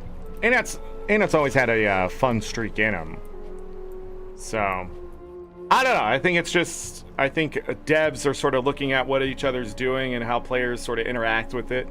Trying to give them the spice of life for players who aren't playing everything, which is fine. Let me double check something. This did change. Dumb. Did this one change? Doesn't look like it. Doesn't look like it. But anyhow, you guys ready to open some stuff and things? Let's talk about the gem store. We're gonna grab that. I had my supply drop happen, so we got some Black Lion keys. That's gonna happen. We are going to Knife Tail Gang Hunting Wand. I don't know when I got that. We'll do that today. Why not? Boop. Boop. Let's do a... That's where that went. No. I knew I put that there. 20 guaranteed wardrobe unlocks, 10 guaranteed weapon unlocks, and 6 guaranteed armor unlocks. Those are from past Black Lion chest openings and stuff, because I had not been keeping up with making sure the value of them stayed as high as possible. But now I have. The other thing to talk about here is I have 35 Black Lion claim tickets, and so the next 2 Black Lion weapon sets I'll be able to buy out completely, because you need 17 tickets per set now. So I will be able to get 14 tickets back, and I will still be short 2 tickets, so I'll need to finish another collection. But I was able to do that, buying stuff, and I got close enough. I just bought the rest of them or whatever it is. So I went from like 22,100 gold all the way down to like 300 and something. I'm back up to 419, almost 420 blaze it. And that kind of stuff. I'm trying to think if there was anything else. I don't think so. I'm gonna have to go to LA after this. But let's talk gem store really quick. Inventory slots. But the Plush Pals Homestead package, you get these as crafting recipes and the items in your homestead. So you get a Bearhead Pal, a Plush Choya Pal, a Plush Bird Pal, and a Quaggan Pal. And that is 800 gems for the package, and then you can make more in your homestead. So that's how they're going to monetize homesteads if you're curious. This skin is a flower thing that's up on your head. The diadem skin. Is that how you say that? Diadem? Diadem? I don't know. I know the word. I just never said it, I don't think. Have I said it? Doesn't matter. But anyhow, this is 400 gems. Who'd like that? And then they have a bunch of skins that are on sale. I don't think there's anything else. I don't think. Why is that on there twice? I think that's it. The supply drop is still there if you want to buy it, but it's more expensive. I can't remember if this is the last week. I think it might be. All right, Black Lion chest. Let's talk about it. Dee Dee, hello! Permanent crafting station, the dream. Black Lion chest changed over to the Shrouded Verdant chest. It has the fine Black Lion dye canister green. The normal stuff here, statuettes, that kind of stuff. It looks like the Maguma weapons are in there. This is a collection I actually need to finish. That's in there. They had the Sky Steel package, which I already got. So we opened 1 Black Lion chest and got the Sky Steel package. So that happened during the Janthir Wilds. This is the new chest piece right there. Not bad, not bad. Probably more of that set coming, right? White Tiger set is also here. I don't have that one done, but I don't even know why those weapons exist. And Glyph of the Tailor, Glyph of the Leather Worker, so it looks like some cloth and leather is there. Flaxseed, hardwood, platinum, and snow truffle. Not bad, in all honesty. Those are pretty good nodes there, and of course the permanent stuff down below. So that's what is there in the Black Lion stuff. Is that everything? Give me 1 second. Okay. Everything for now. I'm getting yelled at. I'll have to look at that later. I can't look at it now. Okay. Let's open these Black Lion chests really quick. What is it? Just open that. This is why we're opening them. So another unlock. That was me. I apologize. Are we good? Pleasant greeting. Oh my god, my modem's on fire. Is that loud?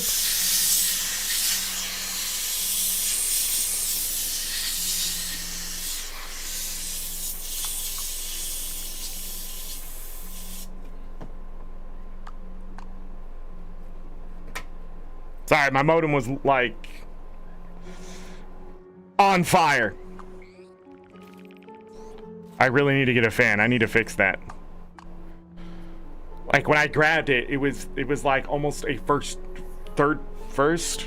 degree burn, second degree. I don't know. Whatever. It was hot. I had to let it go. I don't know why you would ever make a modem that gets that hot, but you know, winner to that engineer. He got paid. Okay, let's open another 4 of them. Where did that go? Okay. Open it. Open it. Open it. Shiny. Guaranteed weapon unlock. You got an armor unlock and a weapon unlock. And another weapon unlock. Okay. Wow. Okay. Sure. Hold on. We got one more key. This one uses the golden Black Lion chest key, which is a guaranteed uncommon or better item. Open! I got a Maguma torch skin.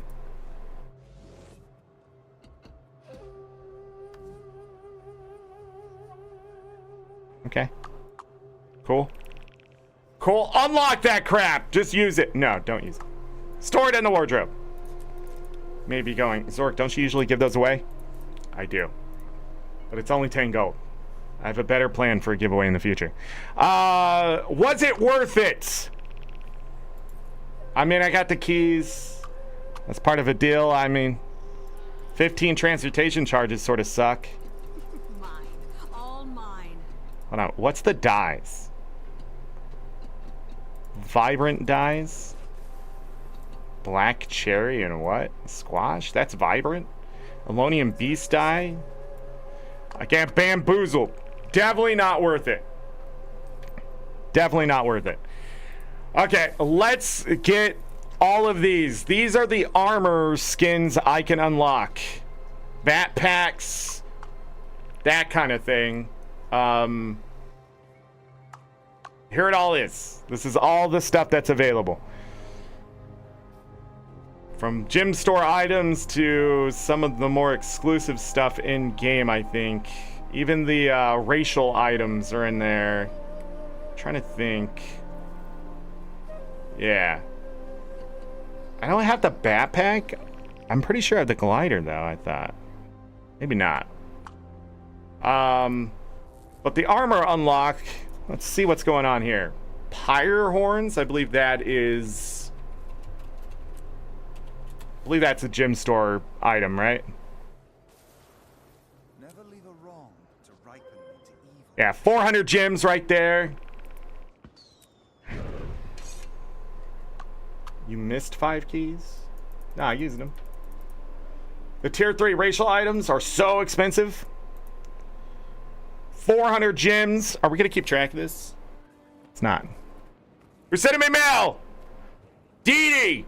Why are you sending me keys, Dee? We don't need keys!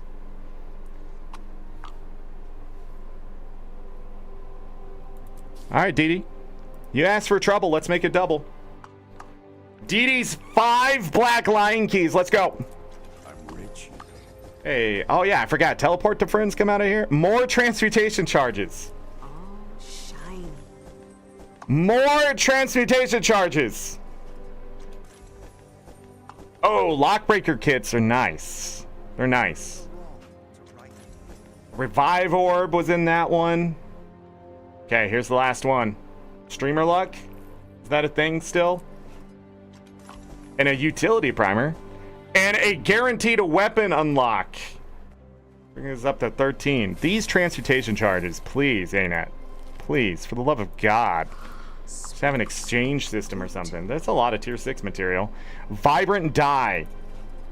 Ooh, we got one. Ruby red dye.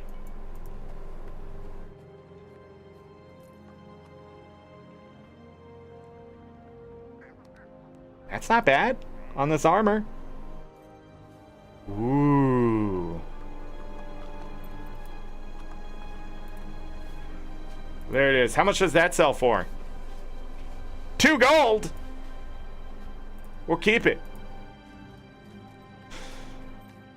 Well, Didi, we tried. We tried. Didi, I appreciate it.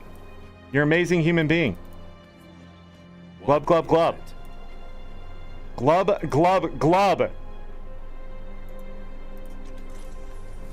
Let's do more armor unlocks. I gotta open all this stuff. We need to do it now. Water Dragon Pauldrons. Water Dragon Pauldrons. How much was that? It was either 320 gems or 400 gems. Must have been on sale at some point. Must have been on sale. Next! The ancient... I did not get it. Tuckelian leggings? I don't know. These names, man. I can't read anymore. I'm an old man.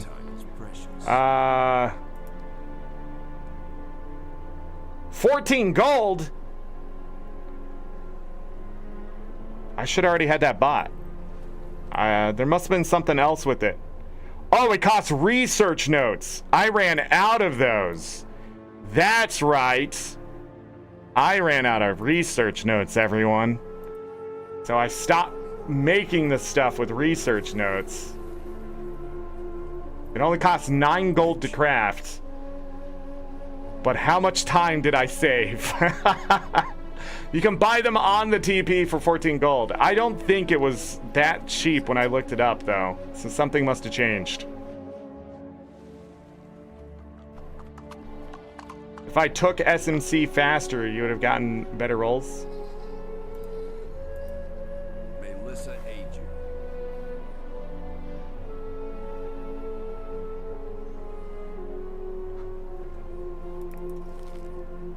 The Deathly Mantle?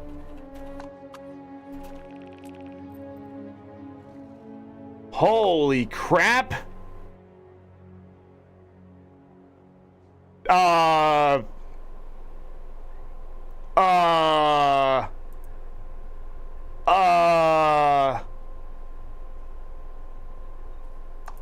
Is that the Deathly Mantle?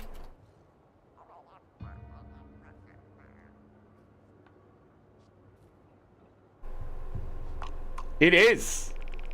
That is a 3,973 gold item. Buy price 2,000. This is why we do this. You buy all those cheap skins away. Dang. Dang. Now, are these shoulders worth that much? 2,000 to 4,000 gold? No. No, they're not. They're just rare to have. It's deathly. Deathly. All of these deathly skins are worth money, and I believe I have most of them unlocked now. Yeah, I do. Mostly from wardrobe unlocks.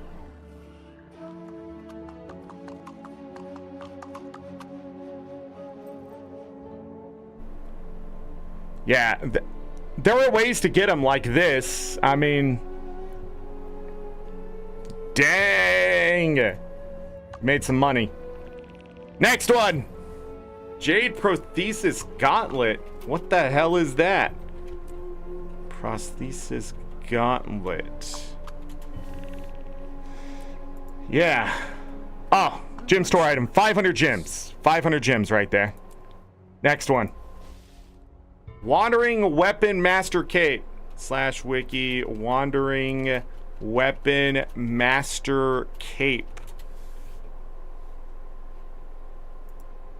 There was a package. 400 or 500 gems. Looked like it was on sale at some point.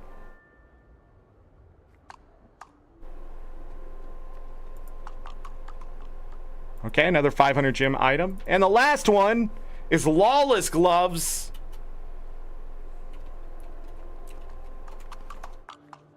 You know, it's funny when we do this, since I'm not like acquiring them and seeing them and looking at them and that kind of stuff. Instead, I'm just looking at price. When I go through my wardrobe and I'm like, oh man, I'm going to be like, where did that skin come from?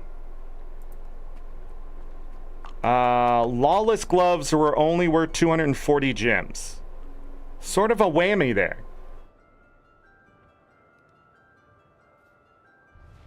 But 400. We're going to go low end on all these. 720. That one we're not going to worry about just yet. That one we're not going to worry about. 1220. 1620. 1860 in gems. I don't know how much it would cost to buy 1860 in gems.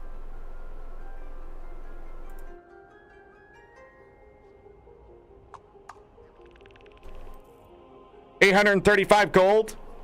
Then we got a 14 gold item. Meh. On top of that. And then we got an item that's anywhere from 2,000 to 4,000 gold.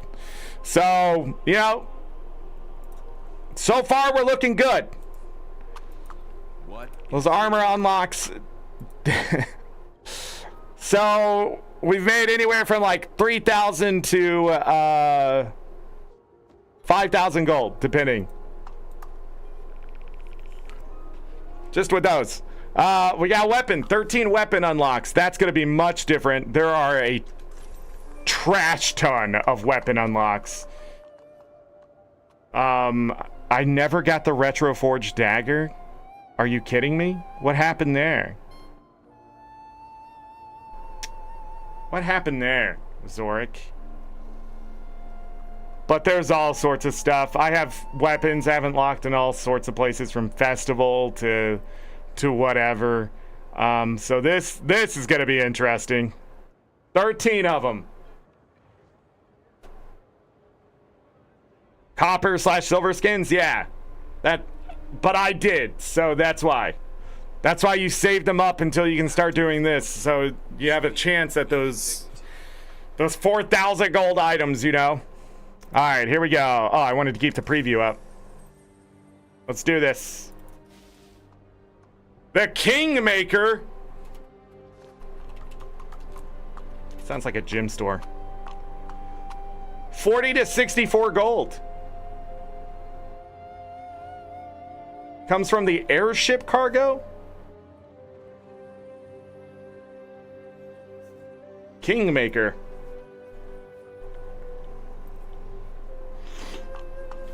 You just stockpile them in your bank. Sun-grown pistol. That was one of the new ones.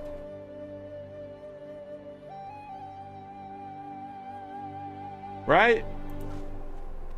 And that's 42 to 47 gold. The Astral Cannon. Oh, I need to do something with my character really quick. There we go. The Astral Cannon. It is account bound. Requires 50 Calcitite ingots, an inscription of the Spear Marshal. What is this? It's 29 gold. 29 gold. Dragon Render Blunderbuss. Dragon Render Blunderbuss. What the frick?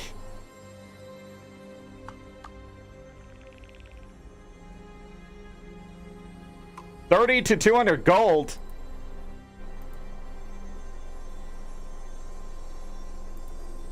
Oh, it was during the it's 30 to 200 gold.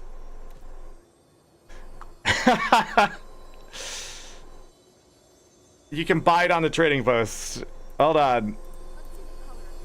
Dragon Render.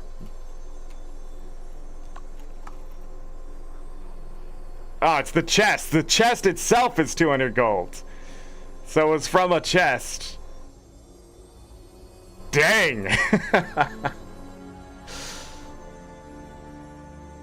Okay, next one. And the Destroyer Torch. I never made that set still. I know I've been saying for years I should make that set. Oh, let's see how much that torch is worth. Let's see how much it's worth. It's not worth that much. This one is sort of a crapshoot though, because depending on what materials you use, it can be as cheap as like 8 gold all the way up to like 40. So it's just one of those. At this point, I'm never gonna make that set. It's just, it's not even a whammy. It's like just marking something off of a list. Next one, Generation 1 Sword. Generation 1 Sword. This was Super Adventure Box.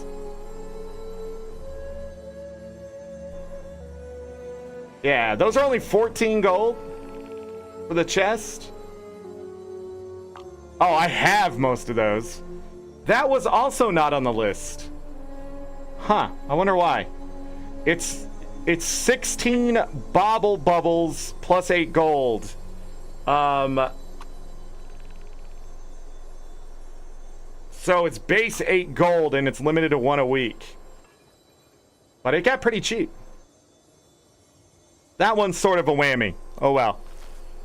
The Astral Beacon. I have no idea what these astral things are.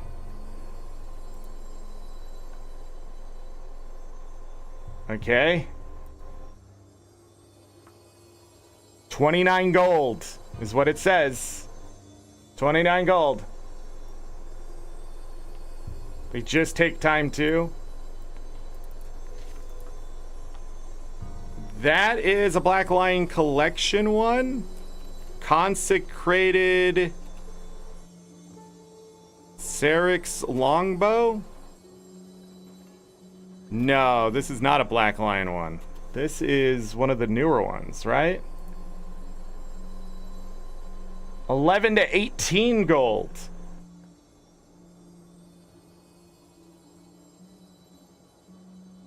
Huh. Costs 60 research notes a clot, so it's one of the ones from Secrets of the Obscured. I did not have the materials for that one. I did not have the materials for that one. You know what? I'm not going to be able to keep up with all the prices. So I'm not even going to try. The Tormented Scepter. That one we can look up right here because I know you can buy that one. Tormented Scepter. Tormented Scepter. What do we got? 48 gold. 40 to 48 gold. Nice. Generation 1 Staff. So that's going to be like 15 gold. The Abyssal Fractal Staff. That's my first Abyssal skin. Abyssal Fractal Staff? You can't buy it? Can you not buy it? Did I look it up wrong? Did I spell it wrong? Abyssal Fractal Staff.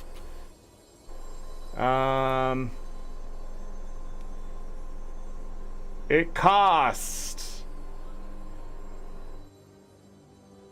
Or is the achievement here and now? 40 ecto. 10 integrated fractal matrix. A fractal journal. And an unstable fractal essence.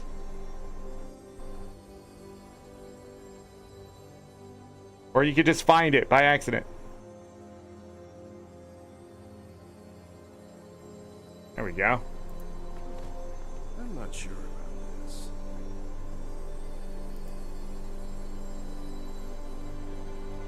That's part of an achievement. Interesting.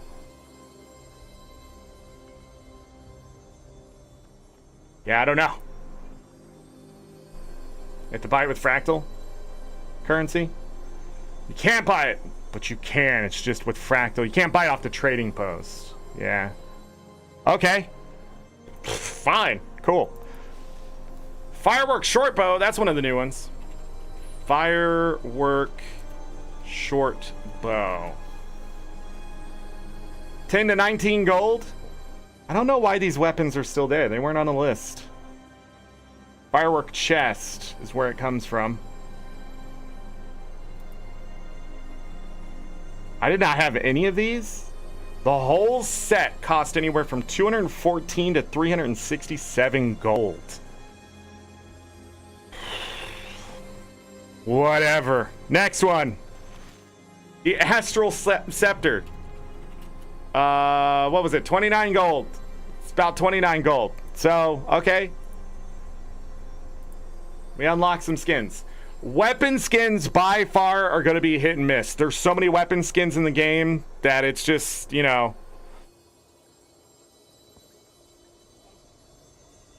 Now we move on to guaranteed wardrobe unlocks. That includes outfits. That includes gliders. That includes this. Armor unlocks. The weapon unlocks. And of course, finishers, mail carriers, minis, dyes. That's right, these are the only dyes I need. That minis list is really small. May Lissa aid you. But yeah, it's everything up to a point. Here we go. First one. The Warden Scepter. Never leave a wrong to right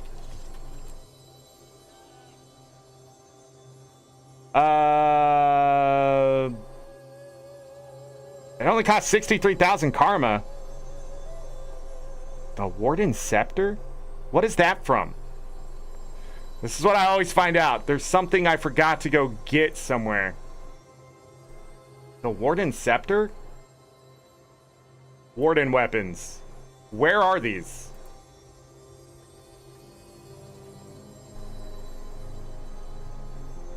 Rare level 80s purchased for 63,000 karma. Tier 3 cultural weapons for the Savari. Hold on, before we do anything else. I have karma. Why don't we go make sure we have this tier 3 stuff? There might be a reason it wasn't on the list. But I don't care. Where is the cultural vendors here? If it's just karma, we definitely need to buy things. So tier 1. Is there a spear? So that unlocked as the spear. Tier 2. And then tier 3. Did I just not buy the Sylvari ones? I've done this before, where I thought I've bought all the sets, but I didn't. Is this me discovering that I did not do the Sylvari unlocks? Is that what's happening right now?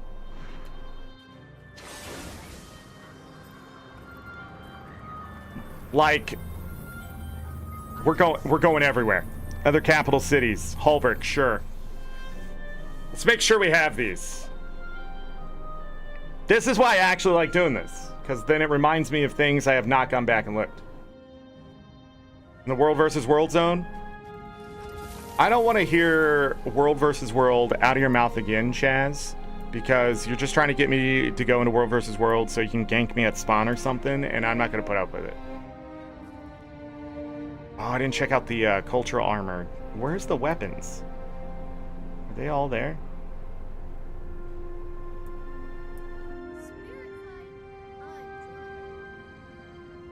All day, Chaz is like, going to World versus World.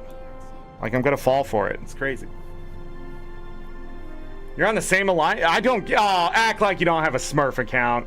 You little spy. Get out of here.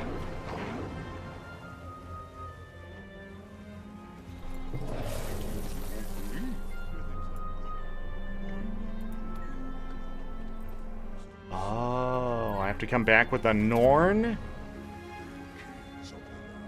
But where's the weapons?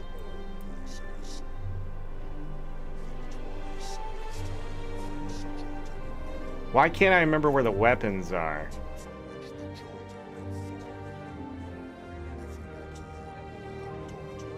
There has to be weapons.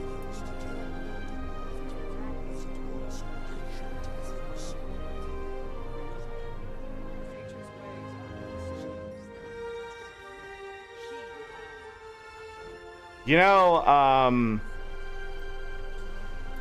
I should go... No, I don't have them. Never mind. Wish you had enough... What? Enough... Are you saying enough time? That's why you don't have any time.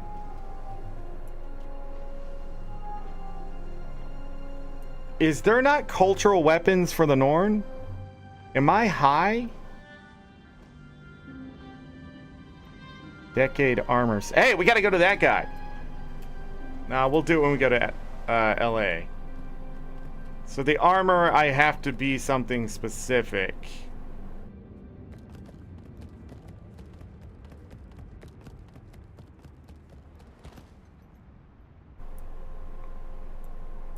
I swear there has to be weapons. But maybe there's not. Let me go back to Divinity's Reach. There's got to be a reason why I didn't buy this stuff. And it can't be karma. That's not an excuse. I've had millions of karma. I've been gaining so much karma, I've been like, what do I do with this? Okay, here's the other ones. I don't think there are Norn weapons, but I'm pretty sure there are. There's weapons for every race.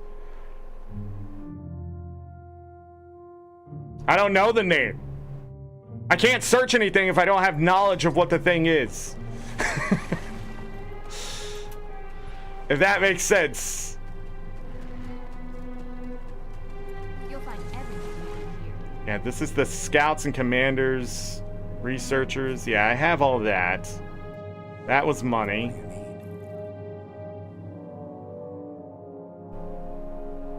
Okay.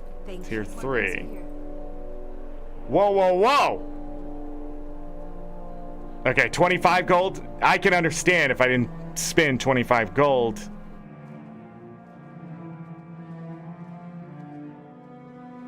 Sorcerer's Pants, Sorcerer's Mask. Some of these I don't have, but they're worth the money that's worth unlocking. But did I do it for all...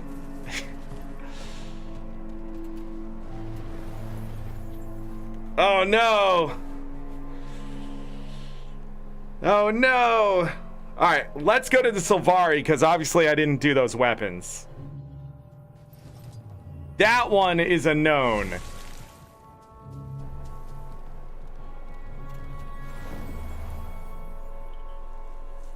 For sure.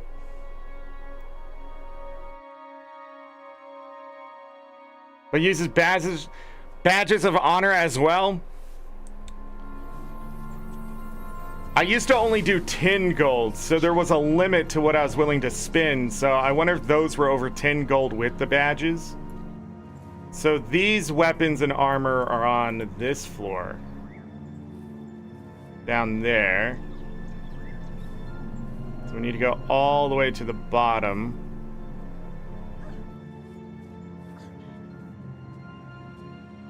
Wait, where's their armor? Do they not have cultural armor? They have to. There it is. The Norn have weapons. Where the hell are the Norn weapons?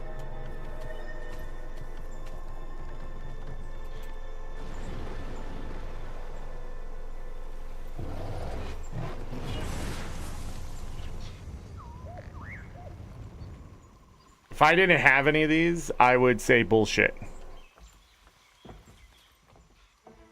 I'd call that out.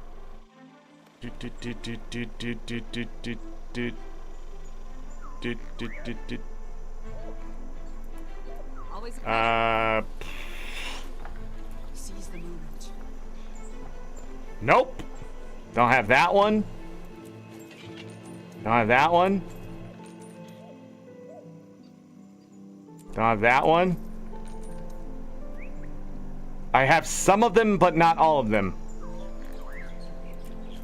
Why?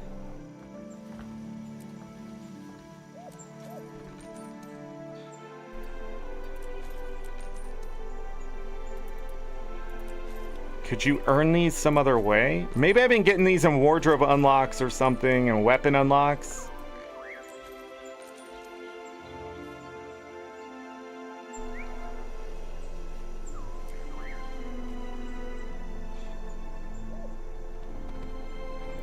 This is why I like playing Guild Wars 2 on stream. I'm learning that at one point I was an idiot.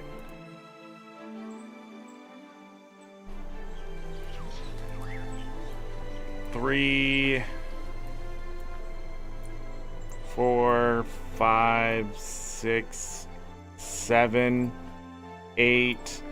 I was missing 10 of them before I unlocked one with the guaranteed wardrobe unlock. That was our first unlock too. So we got the other 9.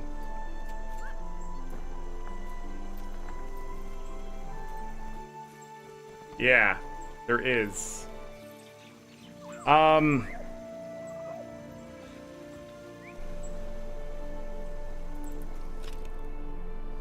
Let's go to LA really quick. Let's go to LA really quick. Let's do some LA things. I'm sorry we have to stop our guaranteed wardrobe unlock stuff, but I have to make sure all this stuff is done because it might explain why I have so many weapons. It's just some old stuff is just sitting there that I forgot about that I would be like, I'll buy that later or whatever it is. First of all, we have a fractal bonus event. So let's go here. What's this all about? What's in it for me? Boom, and we're gonna get Karma and unlock the bonus event. The bonus event can be found here. You need 100 points. Running different fractals, different tiers, that kind of stuff will give you different points. You get all sorts of stuff all the way down to a ascended accessory, which I already have one. Then I think there's a fractal portal scroll somewhere. But yeah, doing different fractals gives you stuff. There you go. Yay!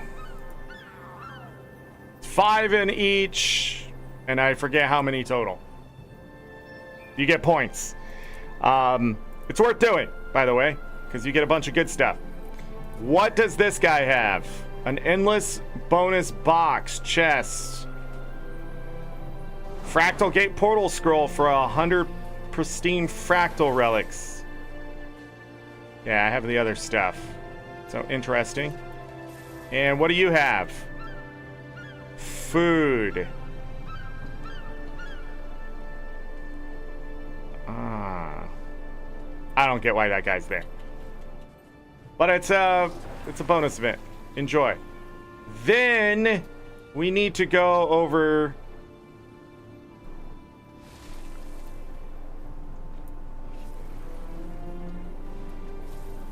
was about to port, but they're over here now. They've always been over here, maybe.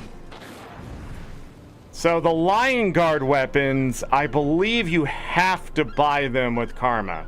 I hate that it goes up and down, up and down, up and down like that. Like, look how seriously just broken it is. Act with wisdom.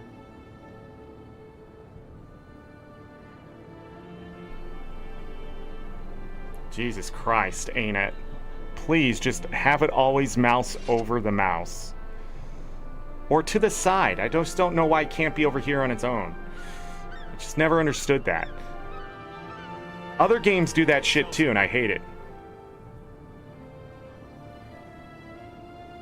Are the skins all the same here?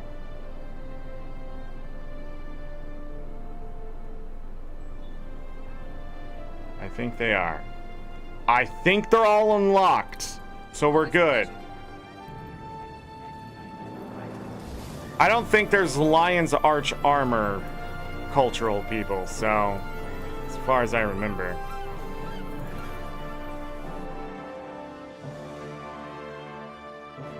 The Ebon Vanguard is definitely one I need to go look at.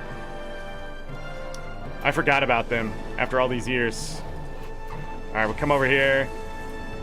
We're gonna buy some ornate rusted keys with all this karma.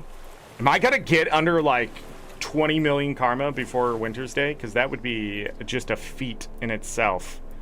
All right, now we need to go up to Hooligan's Route. There's a new NPC up here. Let's go check that one out too. I'm up to 110 ornate rusted keys. Great. It's fantastic. I said that very sarcastically. I don't know why. It's actually great. That's money. This guy, the bonus event merchant. Expedition Cape, the Voltic Spear. We have this. We have all that. Okay, we have all this. Interesting.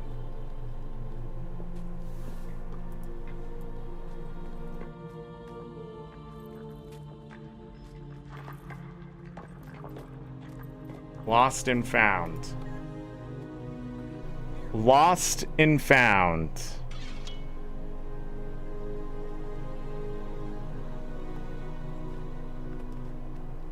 The invitation. Invitation to the party.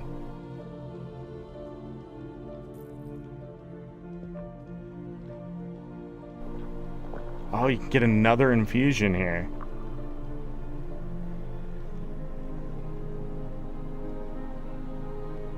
It's pretty cool that this stuff just unlocks. You can get another heat core here.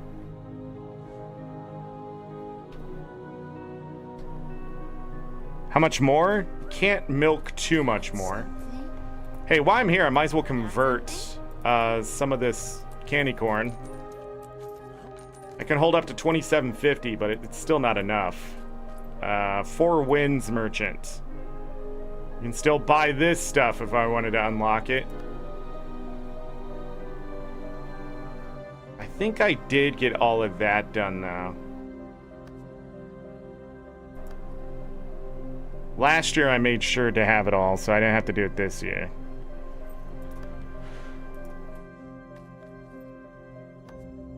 Holographic wings, already have that. Super Venture Box.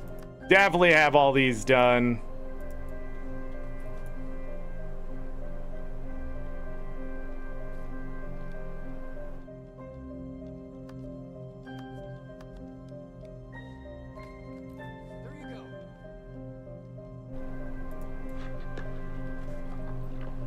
Scrap. Wait a second. Where is my...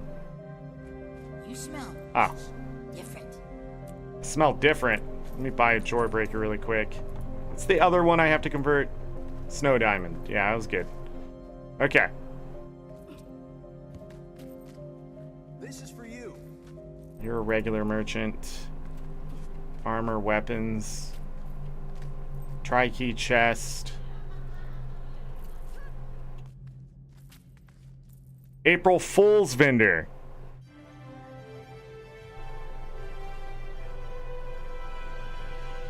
Oh, you can buy more of these. This is the tonic you need to find the new cats, right? The elixir.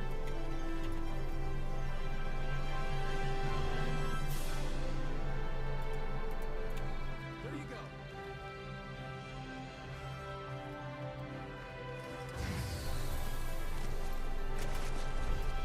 Okay, well that's cool. Neato.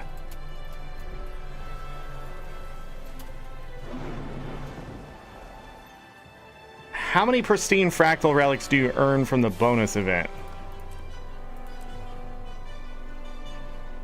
5, 15, 30. You get 30 from the event. You get 30 from the event. So you just would have to make up the other 70.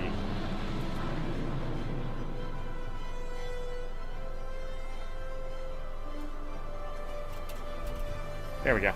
Maybe that'll help him out. So it's not so bad. If you're serious about fractals, 100 pristine fractal relics really isn't anything. So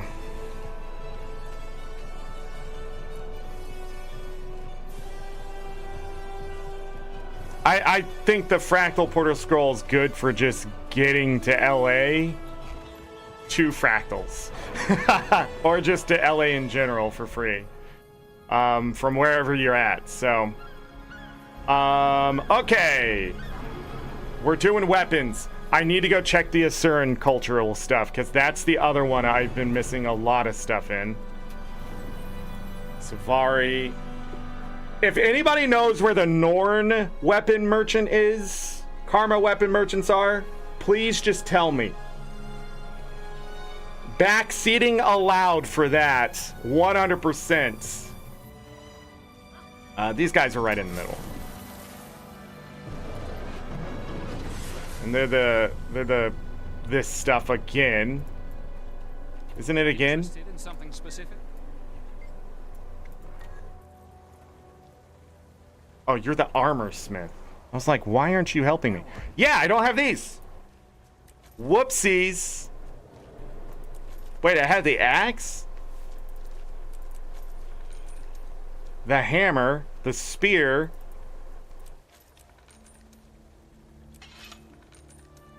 Oh my god, how much have I wasted on these? My god. How much is 63,000 karma to other people?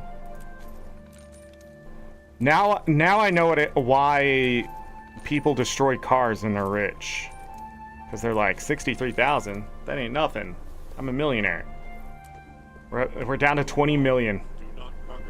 Look at all of this nonsense. I'm surprised we didn't get this in weapon unlocks. Counselor will hear about this.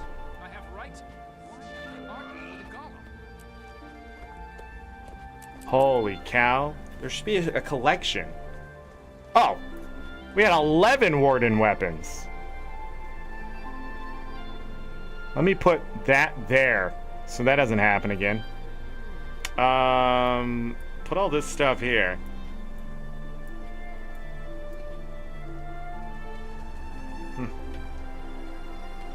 Skarta's steading point of interest in the Shelter Rock area. Oh, really? Really? I have to come here on a specific race to look at the armor. Okay. Thank you, Binary. Thank you. I remember when I used to struggle for karma. And then they gave us the orphans. They nerfed it last year, but I was still earning a good amount.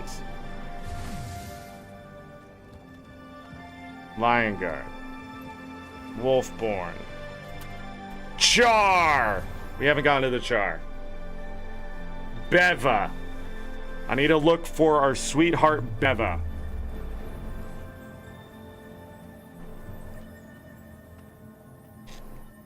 Oh, that's right. I guess those things used to cost, like, if you want to buy a permanent scroll from a city scroll or something, costs 800 or 1,000 gems. So that's another way to look at it. So is 100 pristine fractal relics worth it? Yeah.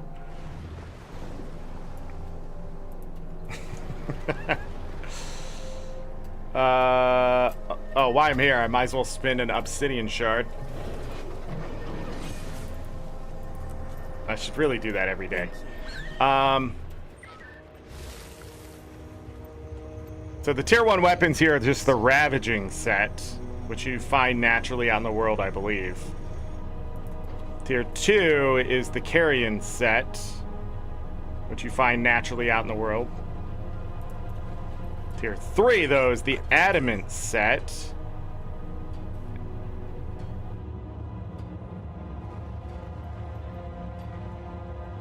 I have all of these.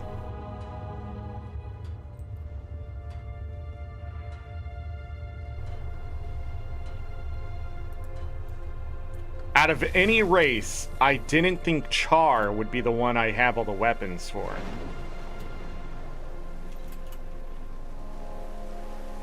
I must have lived in a different time. Okay, let's go. Oh my god, this is taking more time than I thought.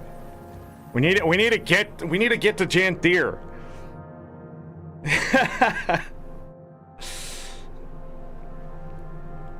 There's stuff, but the things. Okay, back to the Norn.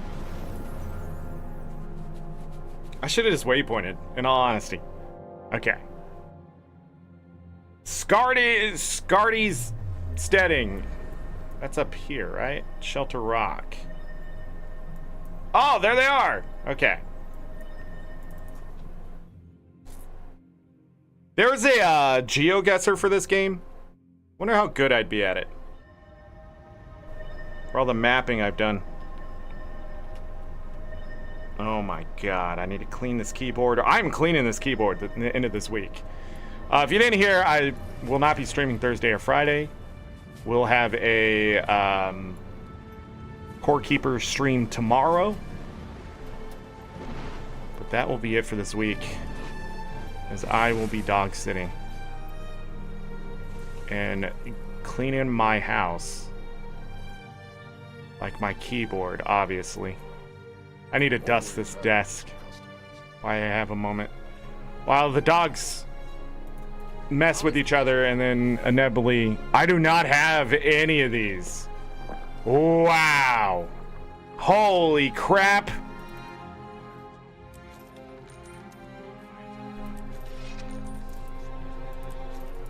We're going under 20 million. I already had the hammer. Oh, okay. I had the harpoon.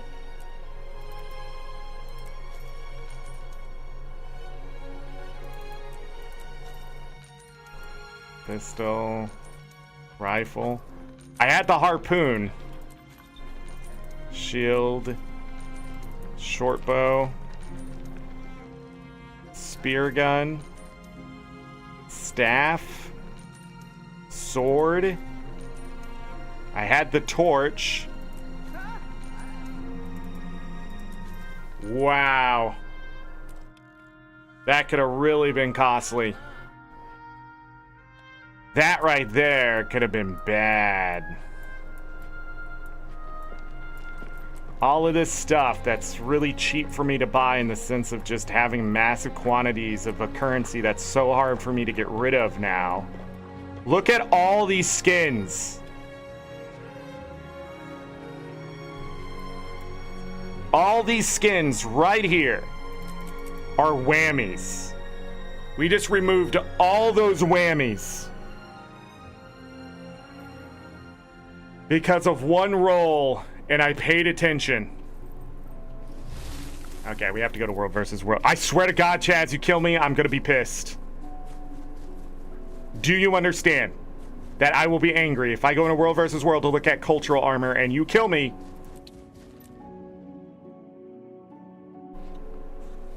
You're gonna be like, I'm working.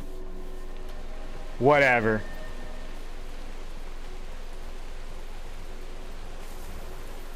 Oh, you can't kill me. I'm on my necro. Never mind. Come fight me. Come fight me, Chaz! Goodbye. 1v1! Where's the cultural armor? There it is.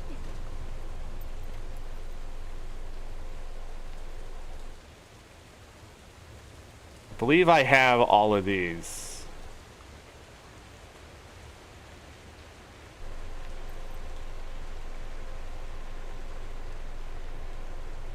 See how all these...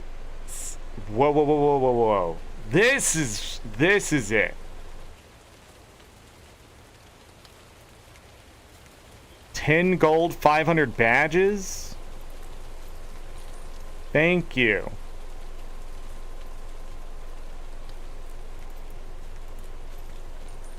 You gotta get rid of this.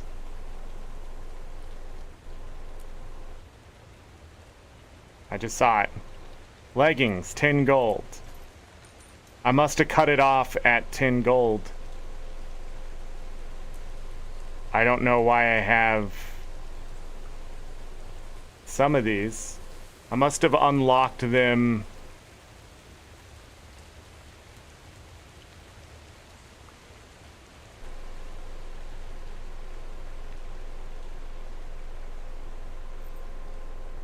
At another time.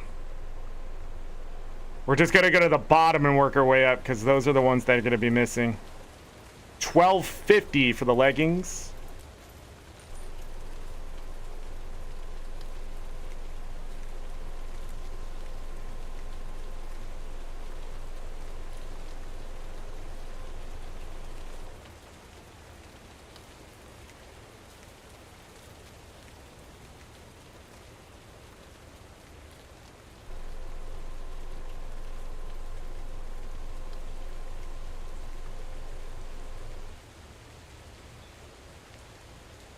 Char, I was missing one.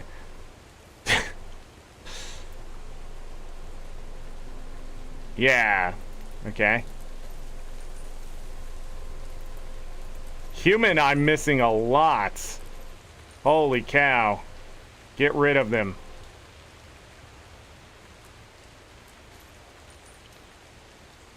At the assassin's coat. That's why I was missing those armors, because I never bought them. I just realized a long time ago I was looking at an armor set and I didn't have it completed. It must have been one of these. It's weird. I have the chest piece, but not all of the leggings and masks.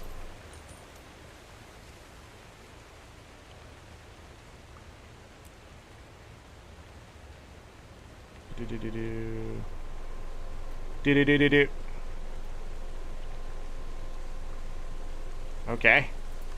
Sylvari! 12 years to get this done. I think I unlocked all the tier 1s and tiers, only Sylvari tier 3. Okay. I must have been unlocking these with wardrobe unlocks and just been okay with it because... But the inflation of the market makes these so buyable now that... Buyable? Affordable now. English. Man, I've really had a problem with language today, huh? That's it. I know I had the rest of the Sylvari. Yeah. It's the Snapdragon and the Evergreen. That's it. Cultural stuff is done.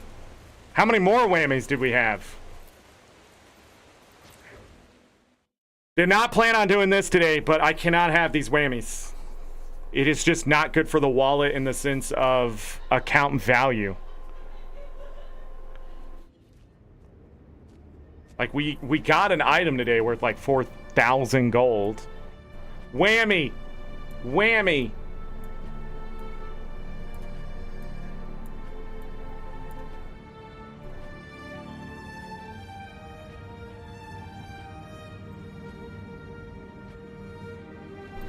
Wow. Wow. I don't even know what to say.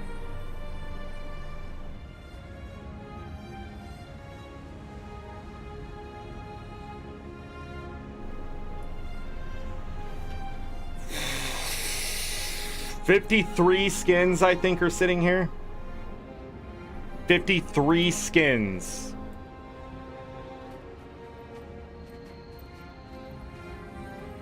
Yeah.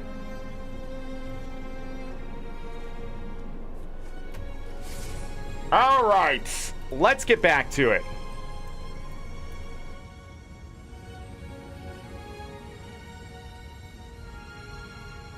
I mean, okay, well, we're still swimming. We discover something else. We should probably go figure that out, too. I'm down to 264 gold, though, so there's only so many I can do. Next one, Dark Matter Shortbow.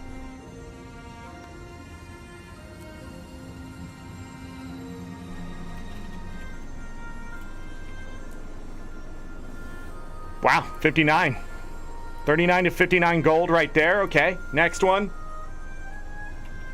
Jade Tech Mace. We just saw this Jade Tech stuff not too long ago, right? 14 to 22 gold on the Jade Tech Mace. Anything dark matters money? The Equinox Scepter, that's another skin.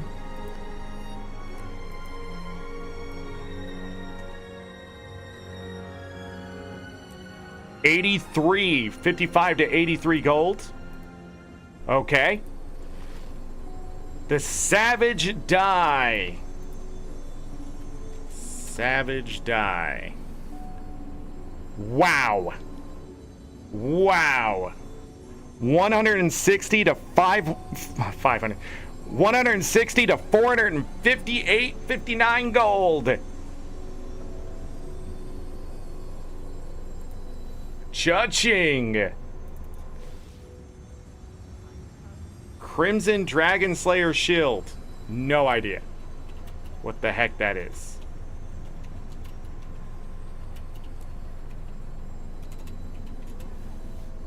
Crimson Dragon Slayer Shield.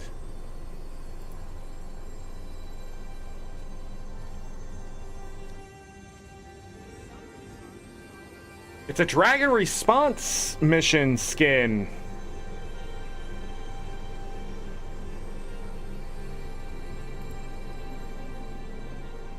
The base component to it costs 35 gold. Okay. Money saved.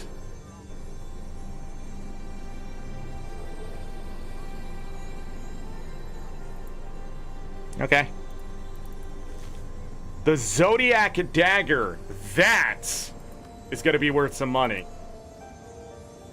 Zodiac Dagger. Oh. No, it's not that one. It's not the one I'm thinking of. 20 to 28 gold. The Zodiac Axe, 10,000 gold. The Zodiac Shortbow, 10,000 gold. That's why it threw me off. These aren't like the real... These aren't the real skins. They're the actual weapons. That's what I was thinking of. Ah, I should finish this set.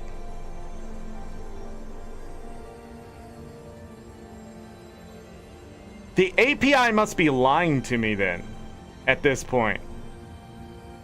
Because these weren't on the list, and some of these are only like... That's because I have them unlocked. But I didn't remember seeing this. I would have saw that. Because I looked all the way up to like 30 gold. Sometimes a little bit past it. I've had the hammer forever. It's one of my favorite skins. Because there was a Rhino hammer in Guild Wars 1 I used to use all the time. And then the tops will glow. I love the Zodiac weapons. The Zodiac Warhorn is one of my favorite things. Because you're blown into a chicken booty.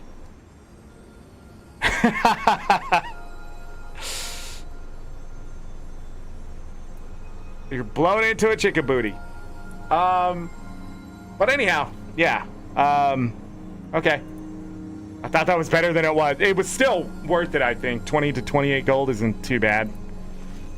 God Slayer longbow.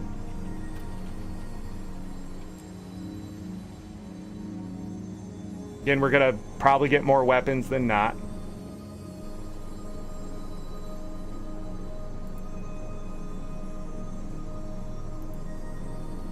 Oh, this usually comes in a package with the short bow.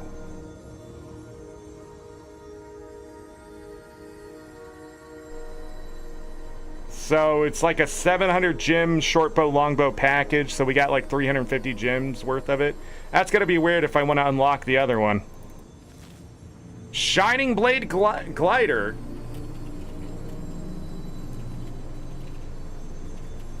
I have that now. Usually comes in a combo though, so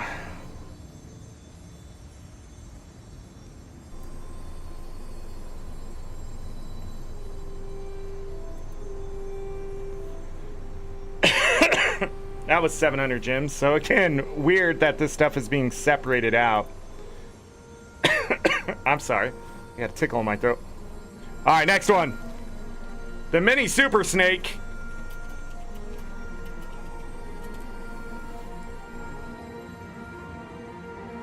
That's how you get the mini super B-Dog. So it was series 3. It was the 400 to 600 gems. It was one of the minis in the set. There's a frog and a goat. I just never bought the set. A destroyer trident. Okay. Glint's scale.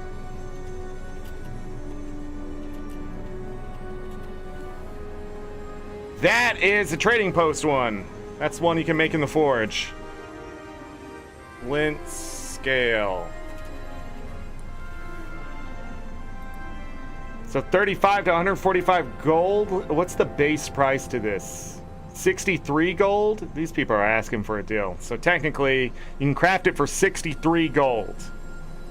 I would definitely craft it. All that stuff's well in your power to get. So it just takes skill points, it looks like. Now it doesn't cost me anything. Next one. The scientific axe. And I got an achievement point. Scientific axe. How do you spell that? All right, not too bad. It was in the higher 20s. That's why I didn't buy it previously. Fair. The white tiger mace. Oh, that's probably not good. It got me an achievement. That's because those are found in the black lion chest. White tiger mace. Although rare. Yeah, it's one of those sitting 2023 now. The immortal mace. I think that can only be found through buying packages, right?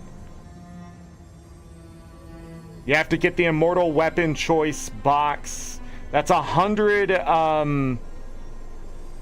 black lion statuettes. Yeah. So we saved 100 black lion statuettes. It used to be part of package deals. It's actually a good looking skin too. Hold on, let me grab the item code. Thank you.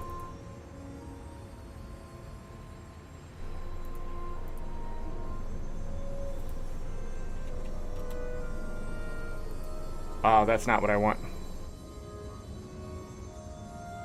What do we got? Mace? Give me a moment.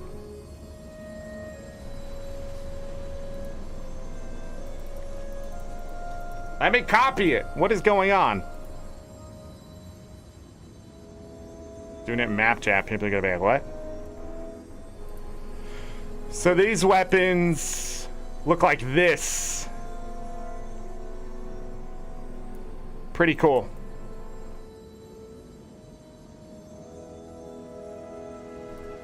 I like them. They're not fancy, but I think that's what I like about it. You can get the mythic set, then that's only 150 black lion statuettes. And you get the mythic set, Then to that's only what? I don't know what you mean, Chaz. The Tengu hammer. Uh-oh.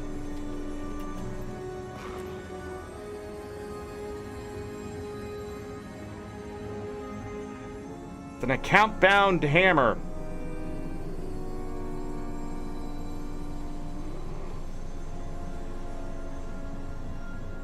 That cost 100 defense.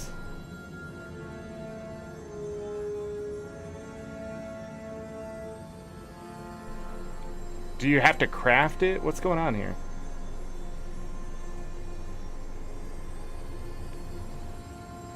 I thought I had all the Tengu stuff.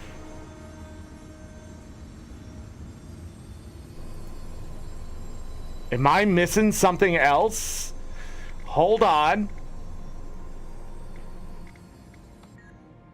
Did we just discover something else? You buy those Tyrion Seal loot boxes?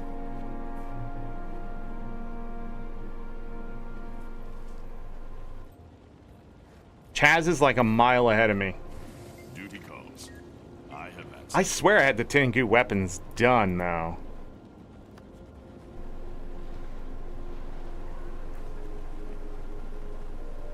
Why do I not have this? Oh, because I just unlocked the base component to that one. Oh. We're not gonna spin those.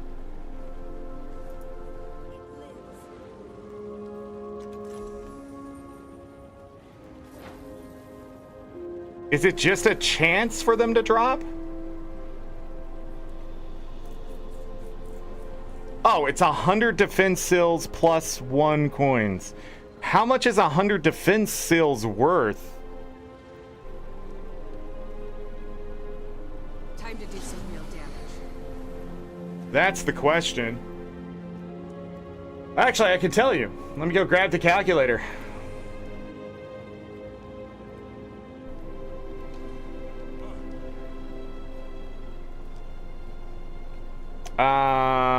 What do I need to look up? Defense seal. I need to look up Tyrion. Defense seal. What Tyrion defense? What the fuck is wrong with this?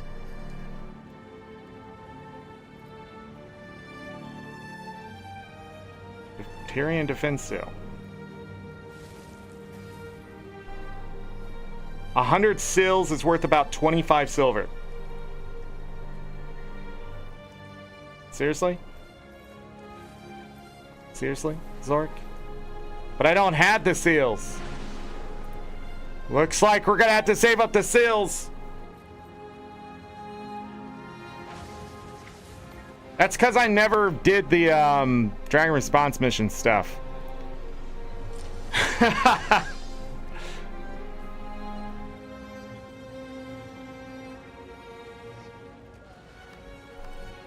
I'll be honest.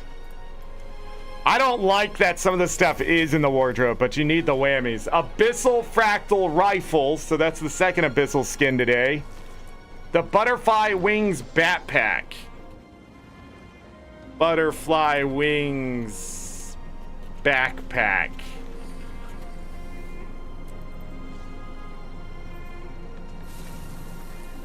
It was 400 gems. It used to be 500. Then there was a set sold in... Is it not a glider? Oh, really? So it's about 400 gems or 20 statuettes. Next one. Mini Pumpkin Jack-o'-lantern. What? Mini Pumpkin Jack-o'-lantern. The hell is this? It's the base ingredients. It's 184 gold mini. So you know what? Okay. 184 gold mini.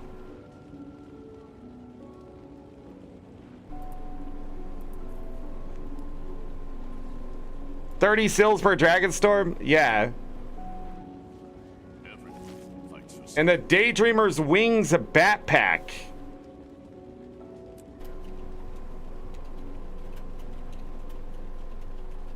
That was from a long time ago. Backpack sets. 500 or 20 statuettes. Maybe I should start spinning these statuettes. But there we go. Wardrobe and weapon unlocks and armor unlocks, very hit and miss, big gamble, but you know, raises your account value, that kind of stuff. You can always buy more. Where is it? I can buy the sword now.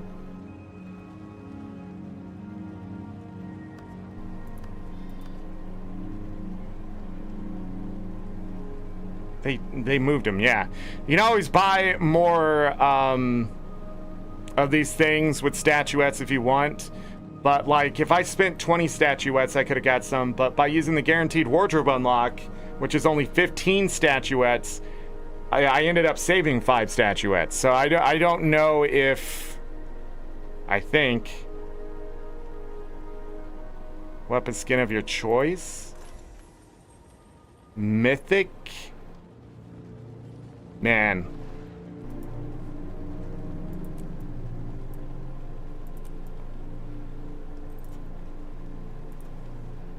This is what you were talking about earlier?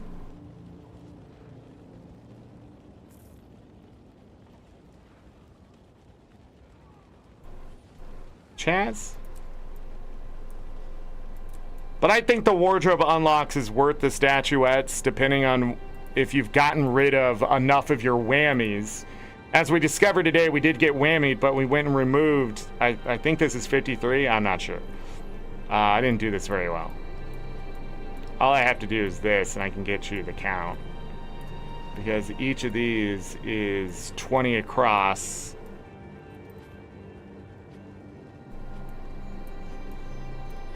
So that's 40, 7, 8, 9, 10, 11, 12, 13. Yeah, 53.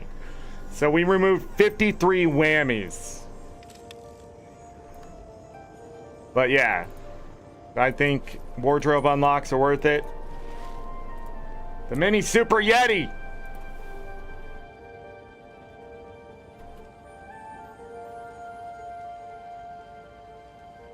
They say it's even. The RNG Mini Super Trio 2. So that was part of a set too. I don't like sets being split up in the wardrobe unlocks the way they are. I wish there was almost an item you'd have to buy for those. Because then like... it's really hard to figure out what you need to get where and stuff. It makes the account very messy. But wardrobe unlocks are pretty good, that kind of thing. I also still have this Knife Tail Gang Hunting Bond, which opens up like a billion freaking things here. So let's go ahead and apply that, and we'll get that done today. But the other thing is, you learn a lot about your account, what you have unlocked, what you don't have unlocked, that kind of thing. So yeah. What am I gonna do with these? How much do they sell for? Oh.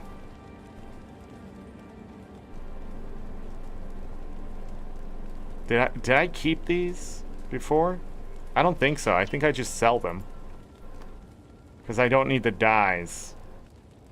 Let's sell them for $14.50. Because if we're not undercutting, what are we doing? I'll just sell those off. Ruby Red dye is a nice dye that I want to keep for now. I got a bunch of dyes. Look at this crap. I don't even know what it is. Black cherry dye shouldn't be too terrible. It's terrible. You know what? I'll take the 2 silver though. Hold on. Yeah, and the other ones get salvaged. Salvage them. I can salvage this stuff, but you don't salvage cultural armor.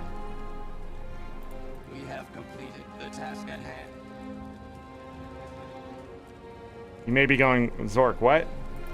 Cultural armor can be sold back. I think the ones you buy from World vs. World, the ones you buy from World vs. World, I don't know if they could salvage back into badges. But yeah, we just want to sell all this back to get as much gold back as possible. So back up to 300 gold, thank God. Almost forgot about that. The weapons are absolute garbage. You can't salvage them. I don't think you can forge them. You can forge the weapons? Excuse me?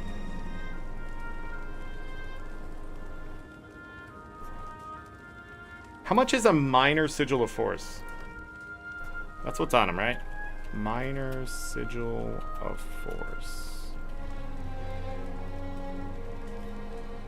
No, it's not. It's a major sigil of force. Major sigil of force. I was about to say, they are rare weapons. Oh, just 5 silver apiece? Not really worth ripping off. Could be worse. There could be a lot of worse things, correct. Anyhow, but yeah, wardrobe unlocks and stuff are best saved up until you have the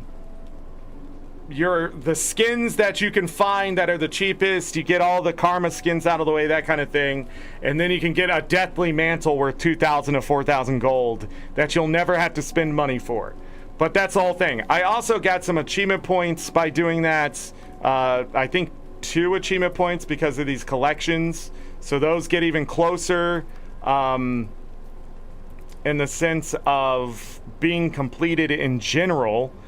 So I can get those Black Lion claim tickets for new Black Lion sets. I don't think there's a new set, but we should probably go check that. Let me grab this bonus really quick. What else do we have to talk about before I run off? We got way distracted there. Way distracted, but I think it was worth it. I think people need to learn this stuff. Patch notes, gem store stuff, we're done. New PvP mode, we talked about it. Bonus week stuff, we talked about the fractal. We checked out the new NPC. We talked about that kind of stuff. Okay, and then we can get to the Janthir content. Oh, yeah, okay.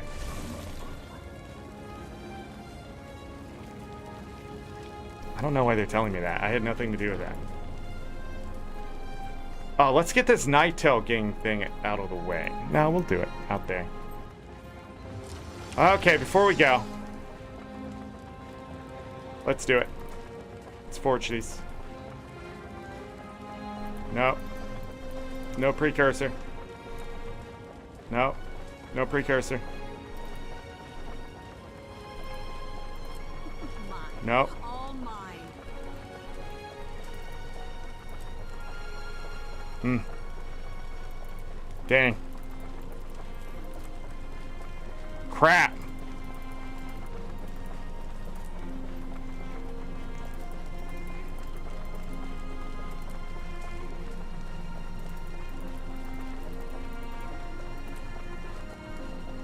Rigged. All shiny. This game is rigged. Wow. Wow. Trash game. Trash game. Why did I even play this game? Wow. No precursor? And skins I was supposed to have unlocked like 12 years ago? What?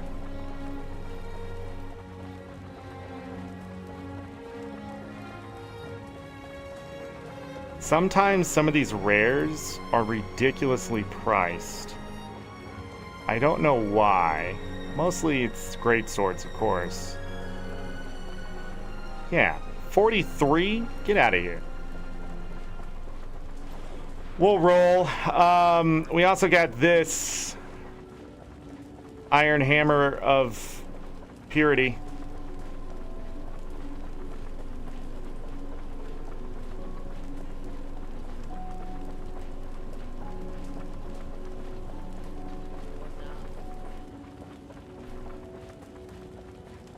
Let's roll these rares. Sweet, sweet. Sweet, sweet loot. 18 rares, 15 ecto. Boo! 5 gold! Ecto fallen in price. Not worth ecto gambling ever again. Ecto gambling is dead.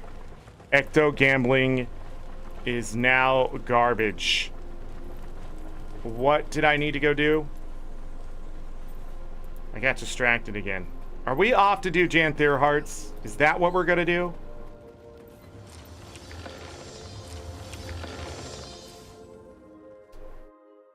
Yeah.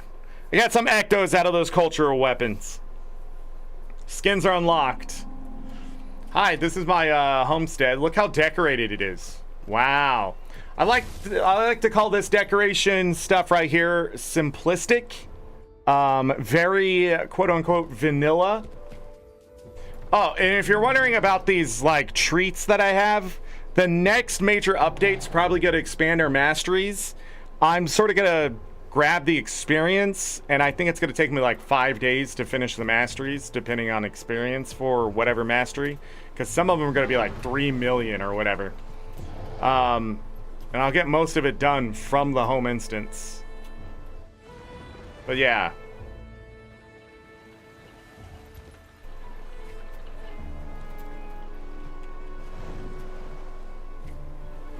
But yeah. And before I go too far, let's talk about achievements really quick. Janthir Wilds. So Janthir, again, we can't get that one. Lowland Shore, I'm still missing 500 of the maggots. I just haven't done that. Been focused on the hearts. I've defeated one of the titans over here. I think we did that on stream. Full Bloom and Poetic Justice is the same ones. Weather Conductor, complete, defend the lightning rods and repair them with scrap from enemies without a single lightning rod destroyed. This one seems to be hit and miss for a lot of people. I'll be honest, minimalist. Thank you, Binary. Yeah, that's the word, minimalist. This one right here, I actually haven't really tried for. I've done the events. I just haven't really thought or worried about what the achievement is. Full Bloom is the only one I'm actually interested in getting because it has a mastery point. So we're sitting on 8 achievement points just right here. But other than that, the repeatable one, I've done this one 9 times. I've opened up 100, 550, almost 600 of these chests, these hidden coding caches. So I've been doing a lot of that. That's for those Mersat runes that I guess I should have pointed out in my bank. I'm gonna grab 2 stacks of those and start selling the rest. That's because I think the legendaries aren't going to take more than a stack of them. So there's no reason to hold on to any more than that. But I am 44 away, so I have a stack there, working on a second stack. And I'm just going to stop. I salvaged one of the legendary components. There was like a bear helm skin or something like that. I salvaged that, kept the back piece though. Which is used in obviously crafting something with the legendary. You can purchase another one in the future is what it says on this, and it says that on the bear helmet thing or whatever, so I don't know how much it's gonna cost.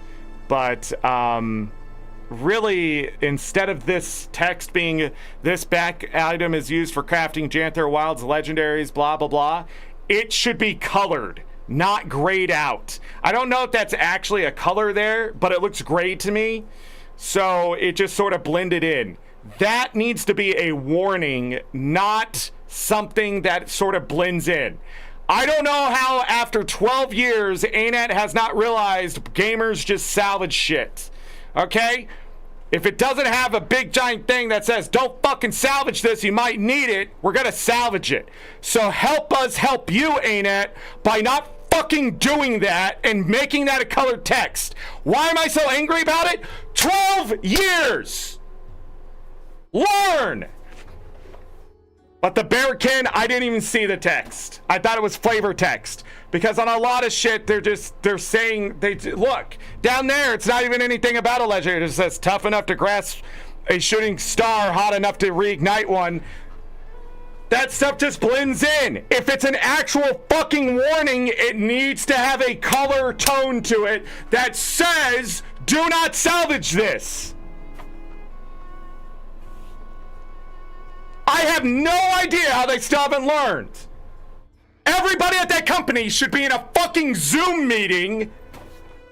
There should be a public thing if there's a live office. I would go out there as a CEO of the company and scream, color the fucking text. If it's a warning, I would scream it. Just like that. I would send in a fucking email. I would make sure every dev in the fucking company knows if a player has something more to do with an item, to not just let that text sit there, to just blend in.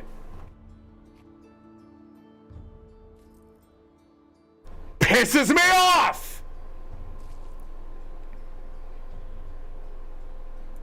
And you may be going, Zorric, why are you so angry though? Like, what makes you so angry about this? I know people who have salvaged precursors, okay? From a long time ago, since the start of the game. That was a precursor? Yep. Then they have to put in a ticket, and then they have to try to get it back, and a lot of times they got told no. You salvaged it, it's your fault, right? And that sucks. But they didn't remember seeing the text. Because look at this.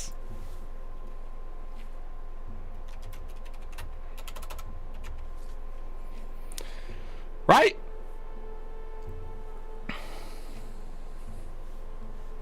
See how they have weapon type unusable by your profession in that bright red, right? That's there. But then they added that stuff down to the bottom and it sticks out more than it ever has. Yet it's still a color that blends in. ArenaNet may not think that color blends in. But as a partially colorblind person, I can tell you, I fucking just don't care about that text on the bottom. But back in the day, it used to just say this weapon is used to craft the legendary rifle, the Predator. And that's all it did, right? If you didn't read that, you would just assume it's just another exotic, like the Hunt, that you've seen 12, 15 fucking times. Right? Right. Also, the Hunter is only 30 gold. Hello? Everybody should have the Predator by the end of the week. So you see this? You see the Hunter? You see the Hunt? You see the Hunter? It's easy to salvage this shit still. You may just be like, oh man, I've had that a billion times, and salvage it. All precursors, I really think, should just be a different color straight up. But they get stuck in that exotic area and it's just annoying. This is why I think weapon rarity should not exist anymore, but weapon importance or armor importance or whatever. You can still have colors, but it's not based off just a basic tier, right? Like, when you just have like rares, exotics, ascended, legendary, it's categorized and you have to pick a category to put it in. If you put it in ascended, now it's account bound, blah, blah, blah. But if you can have just multiple categories, no matter what, like a precursor category, there would be a different color that would stick out to you and be like, this is very important. And it would be pink, right? But you could still salvage it if you wanted to, if you're just that person. Or sell it. Or whatever. And I mean like pink, not like the Ascended version pink that looks like this. This is like, that's not pink. That's like salmon or something. Somebody told me what that color actually is. But it's like a lighter pink, but it stands out enough. But the thing is, I'm just tired of rarity existing in video games when they do this kind of stuff. Like, I just hate it. But also, like, them having, like, the legendary quest and then people getting ascended items, they're like, it's not a legendary item. Sorry, no. You know, they get upset about that kind of stuff. But the new quest ones could be green. A darker green that stands out, or Janthir Wilds blue, something. You know, when you get the quest item, you could color the text based on what the thing is for whatever, and it fits its own little thing. But since we have to shove it in a category, because that's just programming mindset, by the way. That's why they do it. Because in programming, you need to put it in its matrix or its line or whatever, right? But it's just, in this day and age, this is why AI is going to be so important to the future of coding, right? Because we need a more fluid way to categorize and make sure things end up where it's supposed to be, or be able to adjust something on the fly, or whatever it is, that won't just break the game suddenly. And people are going to be like, well, the AI could break the game, blah, blah, blah. No, because what the AI is supposed to do is double check, triple check, quadruple check something that someone just worked on today and make sure that the code would work. How? I don't know, but that is the future of coding. That is the future. There is going to be machines where their entire job is just to double check people's work and then check it again and check it again faster than a human could ever check it. It is the eyes that just will never have people for. And if you're going, oh, but you know, that's taking jobs. There is not a person that literally sits there and checks every line of fucking code 5 or 6 times a day. That is not a job. That is torture. That's why we have machines.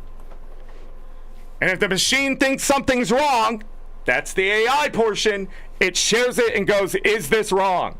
And then they can say yes or no, or be like, yeah, that doesn't make sense there. Let's fix that. Then you can run it on a server and have the AI check it on a live server too. But people are so scared of AI because the way it's being used in malicious ways and stuff like that, we will never have a better Guild Wars 2. Hopefully in Guild Wars 3, whenever that exists, we will have that technology to be able to check stuff like this and not have to categorize stuff as a rare or exotic or freaking legendary or whatever. We can actually have fun with our freaking items in the game and stuff like that. And we don't have to be like, oh, we got to categorize it under this so people don't salvage it. But it's like, that's the problem. You should be able to have a white item that can't be salvaged. That doesn't have to be coded because it ended up in its own little place and it hasn't been decided yet. And the AI would be like, do you want this salvageable or not? From some other guy. And then that guy has a job where he goes, yes or no. That's a job. Telling people yes or no. That's a job. Anybody can do that job. But I digress. Off to Janthir. Let's go do hearts, which is going to be more fun.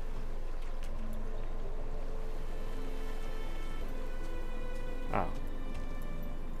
3 hours. We got 3 hours, everyone. I'm going to go to the...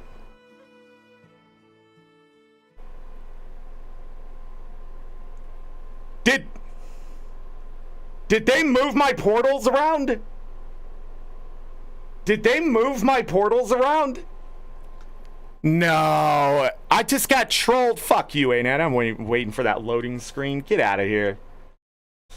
All right, what's the patch notes? Thank you, computer. Let's check out these patch notes. I can't believe I just got trolled. ArenaNet just trolled me so hard. That is not what I'm trying to do. I am trying to go to Guild Wars 2.com. No, I'm trying to go to the patch notes. Game update notes. Game update notes here. Boom. Fixed a client crash that occurred when entering someone's homestead. Fixed an issue that caused the mortal contest effect to reduce more healing than intended in push PvP mode. Already fixing stuff in PvP. I don't know why I closed that window earlier. All right, let's go to the Wizard's Tower.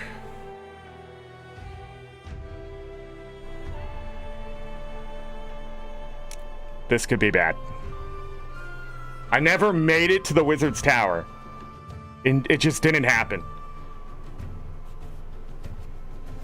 Is my character now stuck in limbo?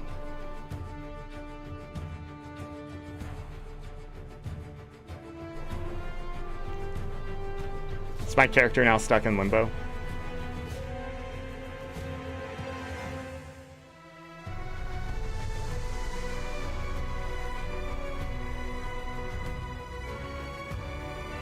The problem with definitive names with the precursors is the fact that there are so many exotics with definitive names.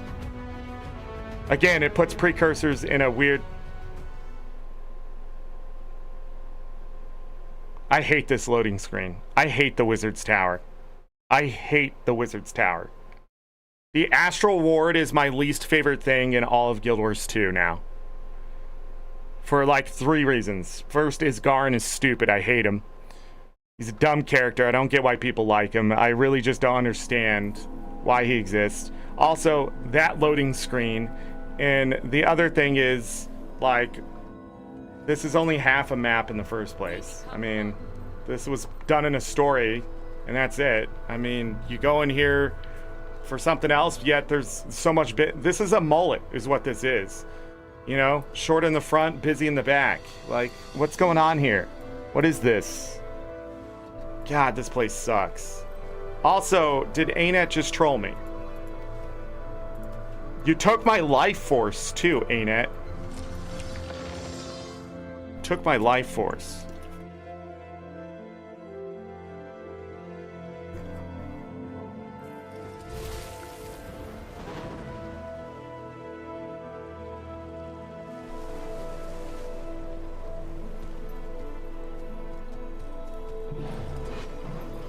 Easily erase each other? They did troll me. This used to be the Lowland Shore portal.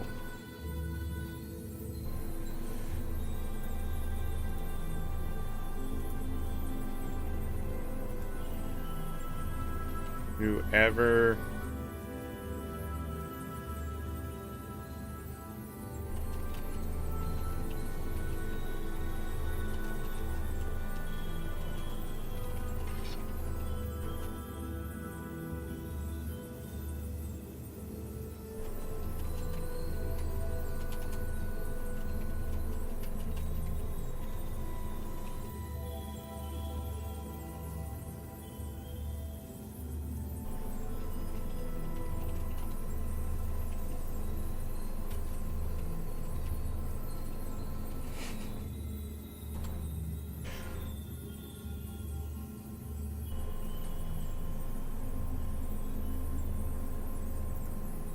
They got me.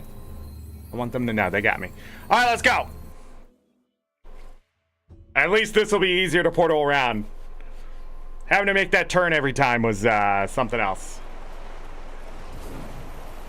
All right, Lowland Shore. Last night I just went into auto mode when I went to do my dailies and stuff and do my homestead and that kind of stuff. I already finished a heart here on this character. And we were talking about achievements, and I wanted to come out here before I talked about the rest of these achievements.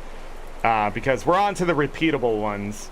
And once you hit repeatable renown hearts, so once you do these for 14 days and get all those rewards and the minis and the 5 achievement points, you can then repeat them. And you can repeat them 3 times for 15 achievement points and then forever after that for more Janthir Renown chest, which has like map currency, the coins, the honeycombs, or the Mersat currencies. Some people are saving these up for the 3rd map, whatever. I don't know if there's going to be hearts there for that or whatever. But with the repeatable ones, I still have 3 of the Janthir Century for 5 more. So there's 15 right here and 15 right here. Now, when you're done with the original 14 days worth of doing the hearts, you actually only have 8, because on the 14th day, they give you credit for 1 on the repeatable ones, which is really nice. So that means you have 8 more repeats of these hearts to do to get them done. What is also nice is that you don't have to do it on 1 character. It's how many times you finished that heart specifically. So if you have 8 characters, you can work on 1 heart every day and finish all 15 achievement points. Right? And with that said, there is 90 achievement points to be earned in this repeatable one. There is 120 achievement points total to be earned. You earn 3 Janthir Renown chests per achievement, so you get 18 of those. So it's a lot of map currency. And not only that, when you did this, you got a title. So there's 6 titles per heart. You got a bunch of map currency. You got homestead refinement stuff. It's just full of stuff. You got 4 weapon boxes and you got 2 minis is the total there. The hearts are worth doing. Doesn't mean you have to like it though. So 120 achievement points is 120 achievement points. Mastery insights are also down, by the way. But with that said, I only do the one jumping puzzle, the bee jumping puzzle. I stopped doing the treetops one. It's just not fun for me. So I stopped doing that. But to do these hearts, what I usually do for this heart right here is come down into the village and see if this event started or going to start. And it happens pretty often. This event right here will finish the heart for me every time if you have the masteries done. I'm unsure what the tokens say now. I thought they were gonna change this.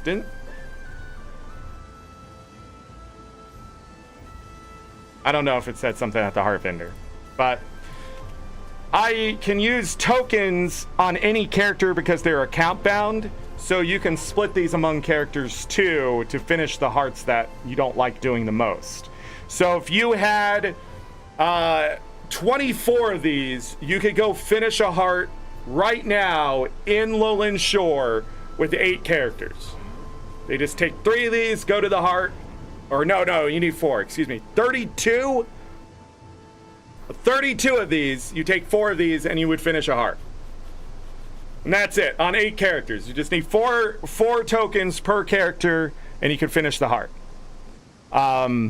The repeatable part, and you never have to do the heart again after that, because I don't think the hearts would be worth doing after that. So it's not 22 days, it's actually 14 days plus another 8 characters to finish your stuff. Hey, here she is. So this is the event. Come here. 2-bear job. So this fish event, you get credit for catching the fish. There's either an elite or champ that comes out. The elite might not get you enough credit for the heart, but elites and champs, when you beat them for heart credit, give you more heart credit than a vet or whatever else. And then what I've also been doing is buying the map currency exchanges. So those aren't here right now. Yeah, that is the expertise. Anyways, I have it maxed out, right? Oh, the fury comes from this. Oh. But anyhow, map currency wise, honeycombs, I'm sitting at 485. I have like over 400 of the flowers and the pine logs and that kind of stuff. I don't know how much it's going to take for the legendary stuff, but I will continue to do the reward track for World versus World, which gives a lot of that stuff still, and so I'll just build it up that way versus you know, building it up any other way, I guess, by spending my time on this map. But I have 2 other hearts to finish, so what I usually do is when I finish a heart, I quickly waypoint away. This is why my tokens sort of ran out in that kind of thing. So this one, a lot of people, they just want to kill stuff. But the scat itself and petting the pets, oh no, I hate it. I hate that change. Okay, that change sucks. Because now it's going to take even longer to finish the heart. But maybe if they give you more credit. But then what you do is you also feed them. And I usually get all the scat I can. Looks like it's done. But now we have an interaction. Can I break it with that? Nope. That sucks. ArenaNet. This is a terrible change. This is a terrible change. Now this is not fun at all. Petting them is not fun at all because I can't do it on the fly for the heart. I get why you did it, but the immersion part of this sucks. It's a terrible change. Don't make me hate this. Don't make me hate this expansion. Don't do that thing where someone just needs something to do for their job and they go and they quote unquote fix it, because that is not a fix. You have slowed this heart down by like 50%. I can't even do it. I can't even do my route. I'm so distracted right now. What I end up usually doing is doing a pet, grab the food, come over to like this one, give food. Where was that wandering Warclaw? This one right here. This guy, if I do that, okay, so you don't have to pet all of them. But by doing food and the scat, you get the heart done pretty fast. And at least the petting doesn't suck. So I guess I'll have to do it this way.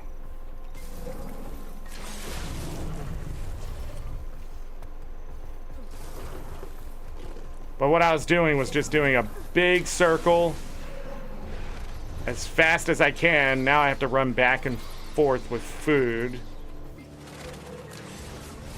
And it's pretty fast compared to other hearts out there in the game, especially when we get to Janthir's Century. That one's not ready. I already did that one. So I'm just going back and forth.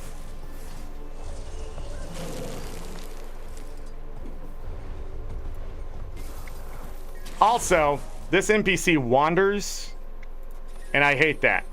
But anyways, I've just been buy the map currency with the other map's currency. Boom, get a 4 extra honeycombs, something like that. I don't know. 3 extra honeycombs. Something. And then in the meantime, you sniff and you grab treasure when you're done. The hearts do not take as long as people want them to seem like they're taking. I have no idea why people are like just so adamant about making can I break that now? They just made these changes in the patch notes, so we're gonna have to test some things. But over here by this heart, there should be a mythical locked chest. It gives you a bunch of unusual coins. I don't know if there's anything special in it. If you find the spot, anybody else can get their mythical locked chest from the same spot. The loot is the same from whatever spot you dig up. It's not RNG based. Must be down south here. But there's one by this heart, and there's usually one by this area right here. It's not really the heart. There's a dig spot somewhere in here that also has a mythical lock chest. Yes, there's 2 of them per map. And if you ended up with more than 2 like I did per map and get confused, it's probably because there it is. So if I brought all my friends over here, the locked mythical Coden chest would be there. Or cache. I think they call it a cache. Yeah. So you need a key to open that, and you get a bunch of stuff, and hopefully you can get some of the rune stones out of it. And it looks like I did. Runestone is at the tail end of the mythical locked coding cache. I think I got 2 out of it. Is that what I saw? And then I got 1 out of the other dig spot I did. I call them dig spots. I don't know what they're officially called. Also, the game's really quiet right now, and I don't know why. Go this way. But I usually spend a little bit of extra time in this area because there's a lot of these dig spots over here among the yellow grass, including the honey flowers, the lowland stuff, to harvest and that kind of thing. And then sometimes there's just regular locked chests over here. So, or Calcum's here today. Wow. But Let me grab some honey flowers. And once you sniff a chest, the music has died completely.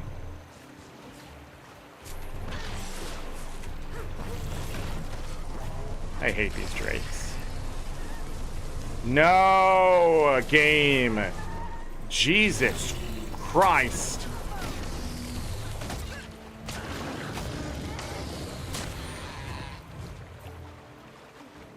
I win.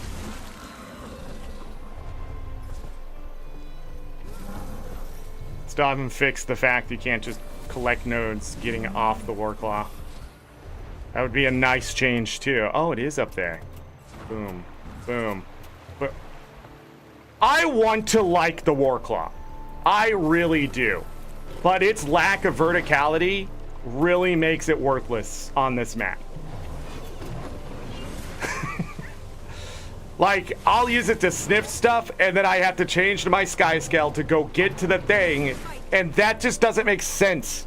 It just doesn't make sense, because the bears aren't using sky scales, right? But they do have springers, I guess. It's just annoying that anywhere you sniff up a treasure isn't Warclaw accessible unless you're perfect with the jumps. And that's dumb. Up this way. The loot's good. It's just annoying to get to sometimes. I don't think it's here. Wow. This is not a very good map today. There's usually a bit more of these dig spots in this area, but there definitely is not. Oh, but the lock chest is there. See, again, it's just better to sky scale this. And this chest can also be down there. I don't know if they share the spawn. So like right here, it could just be sitting. So it's a good place to check every day. There's sometimes a dig spot right down there. I'm starting to learn them.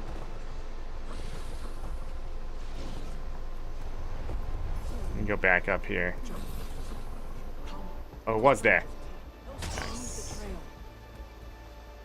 The ones on Lowland Shore you can usually see. So there's the repeatable 5 gear boxes, so it's just extra loot. And all I'm looking for is just to quickly grab a bunch of this loot. What is going on here? Harvest the node. And people have their routes and stuff. If you change maps and get on different IPs, if you missed a spot or it was in a weird place, it may spawn in a different spot. So when you come through here, there'll be other ones. But yeah. So I'll spend time grabbing some of the map currency and that kind of thing. The next map, so Janthir Century, what I like about that one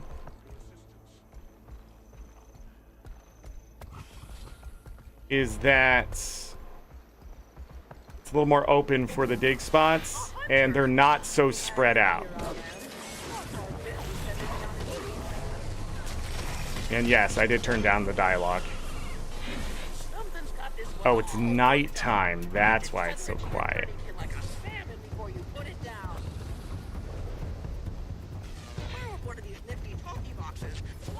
I already did the jumping puzzle? Yeah, it wasn't on the daily. Weird. Lighting the torches isn't worth it because I don't get loot. So we're gonna go across here.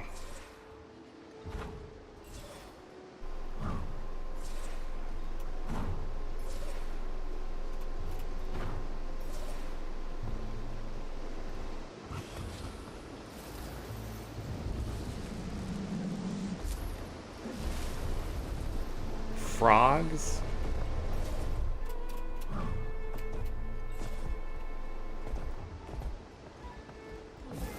So up on these cliffs there can be other spots and there can be a lock chest and there's these nodes. And then if you fall down to this lower cliff, there can be a chest, and then you can go to the jumping puzzle from here. Or you can just go this way to check other spots like I do for like this one, depending on what your route is.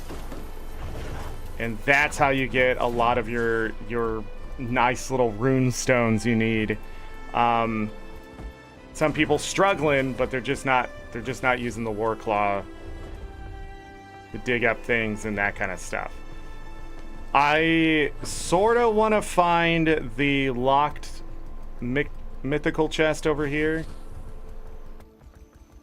but at the same time I may not find it, so it might not be worth my time. I don't know. This is one of my weaker areas to know where to look. There's a dig spot up here, right here, that sometimes has it. Let's see if it's there. Yeah, so there's the other one. And it's there today. When it's not there, I'm not really sure where it is. So you may have to jump IPs in hopes to get that spot to appear. But again, each map has 2 of the locked mythical cache. I don't know what this will ever be. Just so you know. And if anybody tells you different, they're lying. Because I just showed you. I just showed you. It's like making 140 gold on stream and people being like, you can't make 140 gold in a day. And I just showed you, okay? In this case, there are 2 locked mythical chests you can get on this map.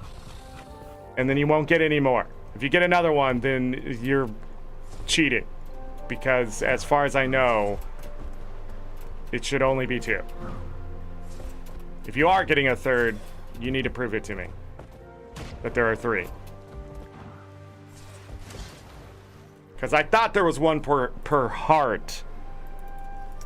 And maybe there is now. Who knows? Maybe the updates, something changed. But we'll open this. I'm up to 10 Mersat, whatever things. There we go. Open the gearboxes. Cool. Bunch of stuff in there. Cool. We're going this way. I still have Harvest Den to do, which is my least favorite heart, by the way. Harvest Den, by far, is my least favorite heart. This is when I realized I shouldn't be doing the heart, so there is going to be a little bit of discussion here. This event they fixed, so it should be easier to do if it's there. But I'll sort of show you my route. I checked that spot for, you know, a dig spot. Then I'm going to jump down here. Right in the middle of this road, there can actually just be a spot right there. And then I come over here. I'm going to drop down, grab this chest if it's there. It's not always there. And then I'm going to jump down again. And sometimes there's a dig spot right here. And there's sometimes one right here. But not today, obviously. I don't remember if I dug up one yesterday. Oh!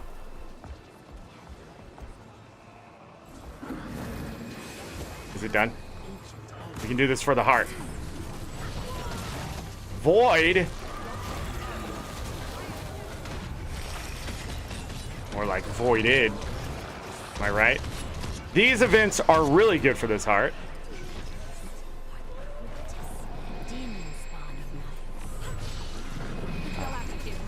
I did it early.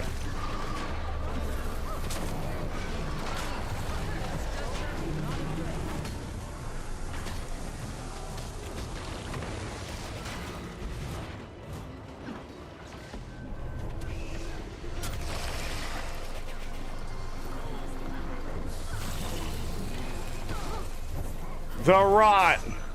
The hell just hit me?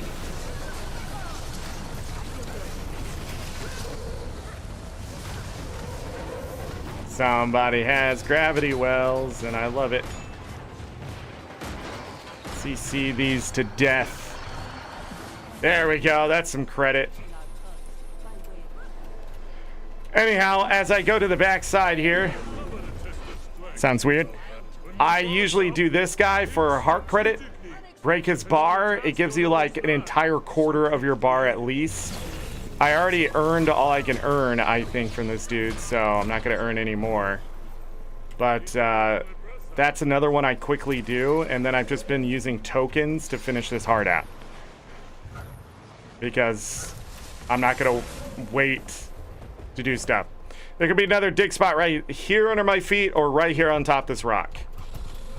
I think last night it was up on top of that rock, now I think about it. Because when I was done, I went up there and realized, oh, I should really stop doing hearts until I can show things off for tomorrow. I'll go all the way up. Now, if you need more heart credit than this, there is some things you can do. And I want to double check that these kids count.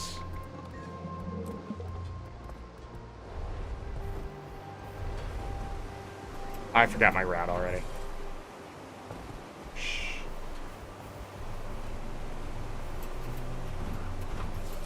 I can't do it. This game is rigged! That's another reason why the sky scale is better than the Warclaw. You can't simply just jump up to a balcony. Nah, they don't count. Which sucks, because on the next map, the heart events do count. Well, except for the race. That one I would never do.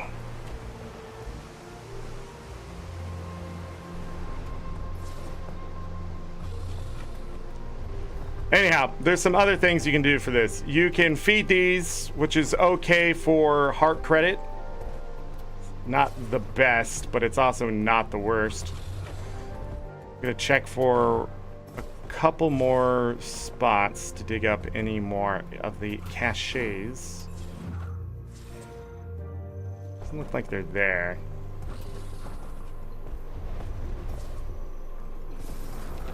I hate that you get off your mount for that gate.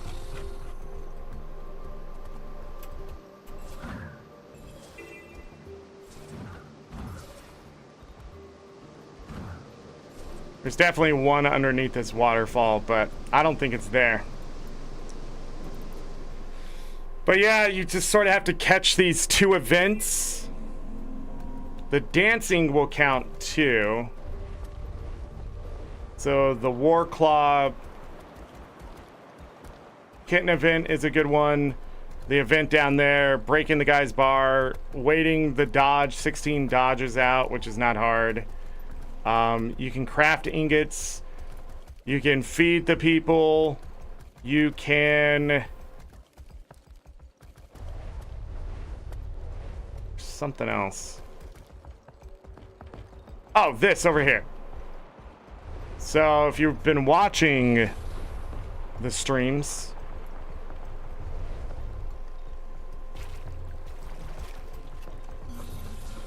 aha, grab that one. If you grab fire,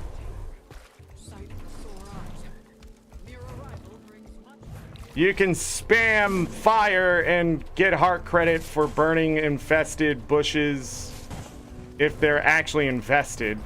Not all of them are infested, but you can burn them anyways, I guess. But I'll be honest, it doesn't give you a lot of credit. It's actually quite boring. Warclaw's a little too fast.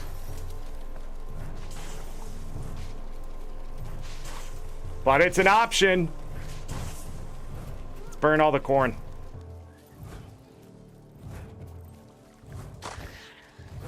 Burn the corn! How can he tell these things are infested? Supposedly there's like graphics. You can see like the bugs growing on them or something. I'm not really sure. Like that one had the bugs. But you usually don't see that they're infested until it's on fire, so...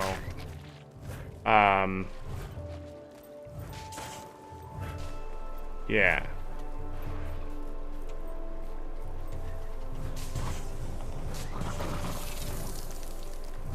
Actually, credit isn't too bad. I don't remember it being that good. Killing all the things. Can I get credit over here? How do you know if they're infested? There we go. There, finish the heart. Maybe that isn't as bad as I thought if I can just quickly find the infested ones. I wonder if they move. And you just have to memorize the spots. That might be a fast way to also get heart credit. But you sort of want to hold on to those tokens for when you don't want to do the hearts, or if you just want to quickly finish out the repeatable ones, in my opinion. But anyways, again, buying map currency, that kind of thing. We could have bought renown, didn't do it. Yeah. That's it. So that's what I've been doing. Oh, and the other thing I usually do is double check by simply going to this achievement, backing up one, since it opens right up to it, making sure these numbers are the same, which is 2, which means I have done all the hearts for today. And that kind of thing. This is a day behind because we didn't get to the second map until the second day of the expansion. So, but anyhow, now I'm just gonna quickly waypoint up here and talk about this map and their stupid hearts. Actually, these hearts aren't bad. I'm gonna say that. They're a bit tedious, but they are fast if you know what to do.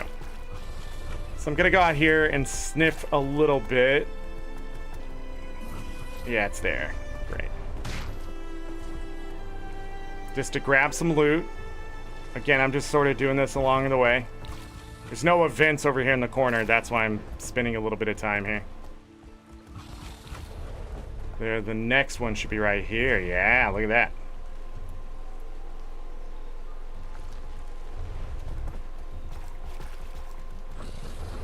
And we're gonna turn south. I'm just gonna keep sniffing along the way. And we're gonna grab some charged Titan ore. Okay, so this event popped up. We want to do this as fast as possible, right?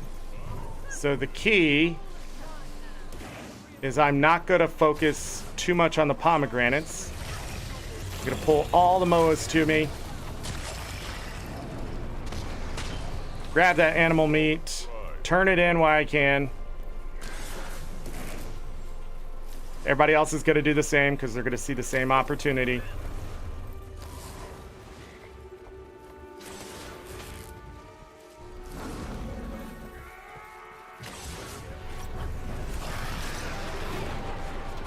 And we want to kill as many animals as we can for as much credit as we can.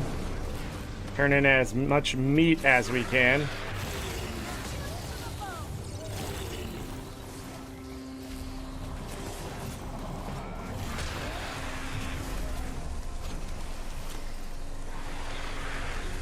Resets in a couple hours, so people are probably rushing to get their hearts done.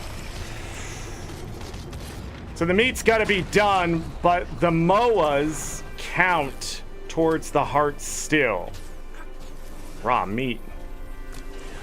I got 9 in. Not bad. So people are going to do the pomegranates. I'm going to just beat the crap out of some more MOAs because they're garbage. Continue to get credit here.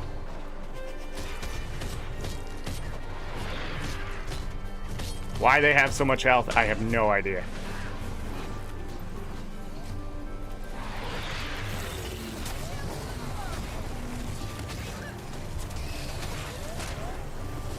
Well, once the event is over, we're gonna get that kind of credit. The MOAs stop counting towards the heart. And then I'm gonna go ahead and go to the next one. There's a chest up there. Got it. Sniff it out.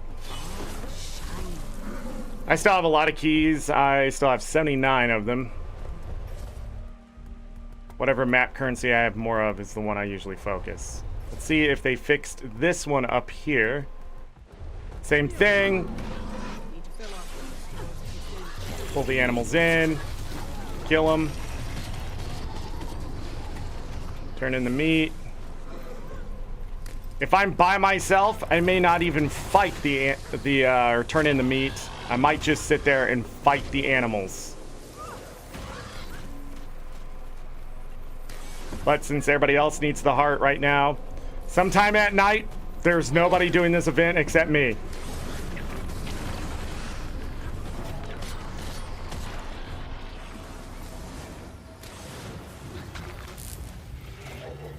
Excuse me.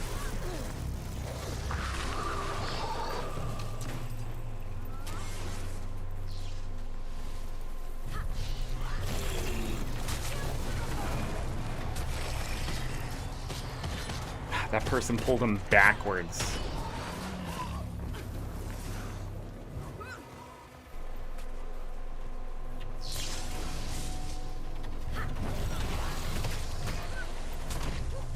That sucks. We could have got another meat in, but that guy had to be an absolute dumbass. There's always somebody. There's always that guy playing the game, probably on a ranger, let's be honest.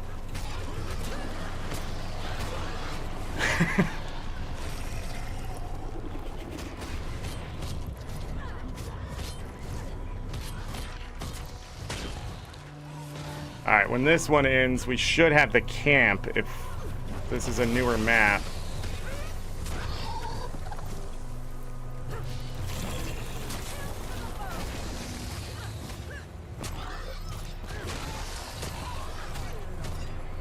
Let's gotta go ahead and kill this warthog.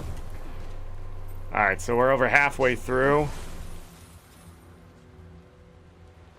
Bloom is up. That's a good one. So if I come all the way over here, I think this is Bloom. Yeah. Is he dead already? See, nobody ever does this one. But this all counts towards the hearts by killing these Iboga. And if you get enough people over here, you can actually get some of the elites and stuff, and you can finish your heart pretty quickly.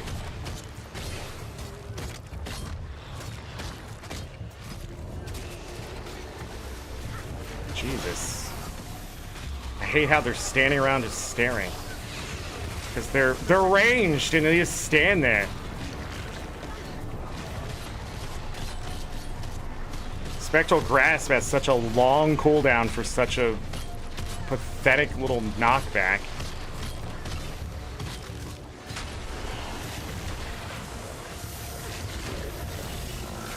Jesus Christ, what is going on?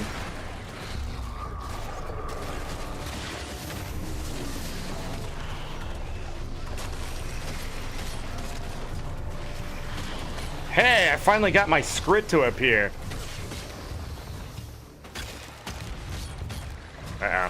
I am poisoned to fucking hell because people don't know what CC is. We're gonna die. We're gonna die. We're gonna die. I didn't get any health back because I'm just being chipped away. Fucking hell, people. Anything. Fear. Chill. Anything. You guys are just standing there doing nothing. Couldn't even kill him. This is why nobody gets the achievement done for this, because you're just at the whims of open world PvE and people not knowing how to play. Pull them together. Pull them together. Pull them together. I have to wait 25 seconds to do it myself, and I should have to wait 25 fucking seconds to do it myself. We should all be pulling them together and just killing as fast as possible. That's not an elitist thing. That's just playing smart. That's just not being a fucking moron standing there getting poisoned to death. Because they can't act if they are CC'd, if they're just gonna sit there and throw AoE in the center of the freaking thing. And to hit them, you have to stand in the center. This event is all I need. All I've learned from this expansion and World versus World is that the community is shooting themselves in the foot. Like, being better at this game does not take effort anymore. Like, literally, like, when people are out there just making YouTube video after YouTube video of how to play better by, oh, play this build, it's only 3 buttons, and then people are out there just not changing their build still because they simply don't want to look it up because, be damned, I guess, You're part of the problem. ArenaNet isn't going to help you. And then you blame ArenaNet for the game being hard, but the game isn't hard. You've made it hard for everyone else. That's why I get so mad at it just when I'm sitting there watching a ranger just pew pew from 6 miles away, because there's so many better builds. There's just so many better builds to get boons to yourself and just survive. But if you have a longbow, you can't do that. Which is weird, I know, because you're ranged, but I'm telling you the truth. Pull out a mace. There's like nobody checking these? Okay. I was like, just finish the damn event. They're all standing there waiting in the middle. I don't have enough energy. I don't remember if that counts towards the event or just the heart. So it's better to check as many times as you can, right? And then kill the things. But we'll grab the map's currency there. Let's move on to the next heart. Am I really out of time today? We spent way too long. Oh wait, we gotta open this. So this, I can get anything from the gym store. I can get like anything that's pretty much not unlocked from the gym store. Black line weapons, armors, that kind of stuff. That's what the knife tail hunting gang. Knife tail gang? What is this? Yeah, so when you get these recovered goods from it, and I got the ironclad outfit, which is right here. Oh, I don't have my, hold on. There's the ironclad outfit. There it is. That's 700 gems right there, so... The Knife Tail Gang hunting bonds, I think are what they called, are great value. They're just fantastic value. The problem is there's some things that you can unlock. You definitely want to, or it's going to bite you in the butt. You can get mount skins, all sorts of stuff, even the 2,000 gem ones. I hate when I'm killing something and it's running away from me because somebody ran by on a mount. All mine. I wasn't even looking for that. I was looking for this. We gotta get rotted Titan Amber and charged stuff too. Now, up here, this heart is not as bad as that last one. We had to do 1, 2, 3, 4 events to finish that heart.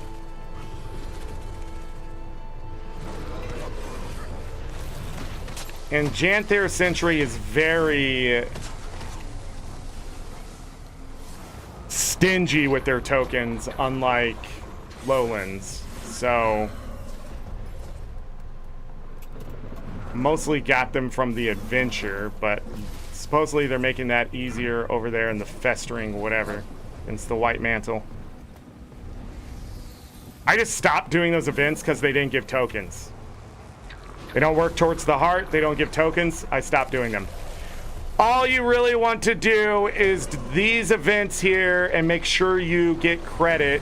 Fuck you, ArenaNet. I don't know why my mount was T-posed and I couldn't use my skills. But this elite right here is going to give you a shit ton of credit. And then, of course, finishing the event. There's so many people on this map. I don't remember the last time I saw this many people on this map.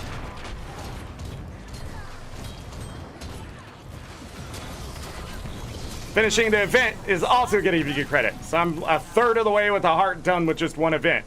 The funny thing is, I've already talked about this too. The supply crate build locations. So there's one there, there's one there.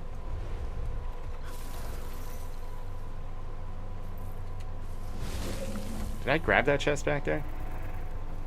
They also count a crap ton towards it. I think it's like 10%. So we grab that one, that one. I run up here. There's another one. This is what I was missing last time. There's another event right down there. This heart is so much better than all the other ones. If the meta is going on, this map sucks to finish hearts. Sometimes there's a dig spot there for stuff. But anyhow, so I did that one. The next one's right this way. I'm forgetting. Where is it?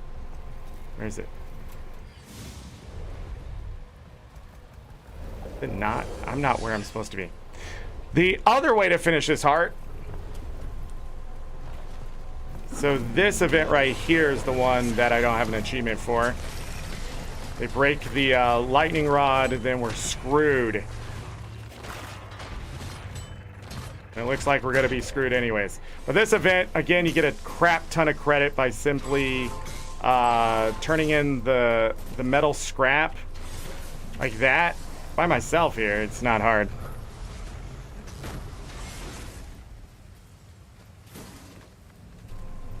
But you get a pretty good amount of credits.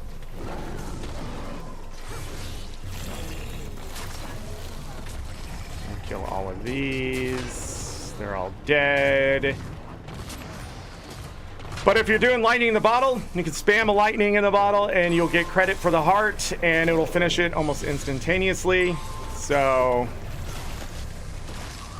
also these enemies will just target the lightning rods. They won't target the players. Don't ask me why. It's fun, I guess, according to ArenaNet.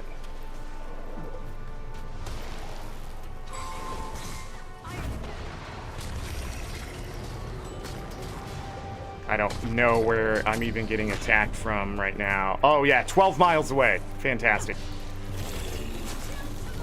These conduits are absolute bullshit, by the way. Because they'll run up to you and then just go invulnerable. I could outrun a centaur.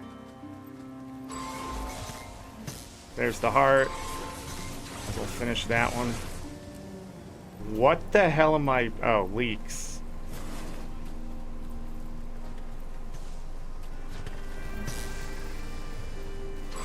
Oh, one of these got destroyed already? Yeah, that achievement's never gonna get done. People just aren't interested in this map. It's such a bad map. Once they're done with their achievement, they're just never gonna come back. I don't even know if most people are finishing their hearts or not anymore. But anyways, I'm not even gonna finish this event. Fuck it. It's not gonna give me anything. I'm not gonna get a token. There's no achievement to be earned here. The way they design this, if there's any amount of failure in any of these events, they're just not worth doing. If it's not gonna help you with something, they're not worth doing. So this is a lock chest right here. That was nice. Like, that's the problem with this map. It is so aggressive on the punishment for just what they offered. And it's just not fun. Going for rewards on this map is just not fun. So, like, you know, people come here, they attempt the meta, it fails, they just don't come back. I don't know why this map ended up being just such shit compared to Lowlands. Lowlands, you go do any event away from a heart, it gives you tokens. Like, the only reason you would come to this map is to do this event out here for the ambergris.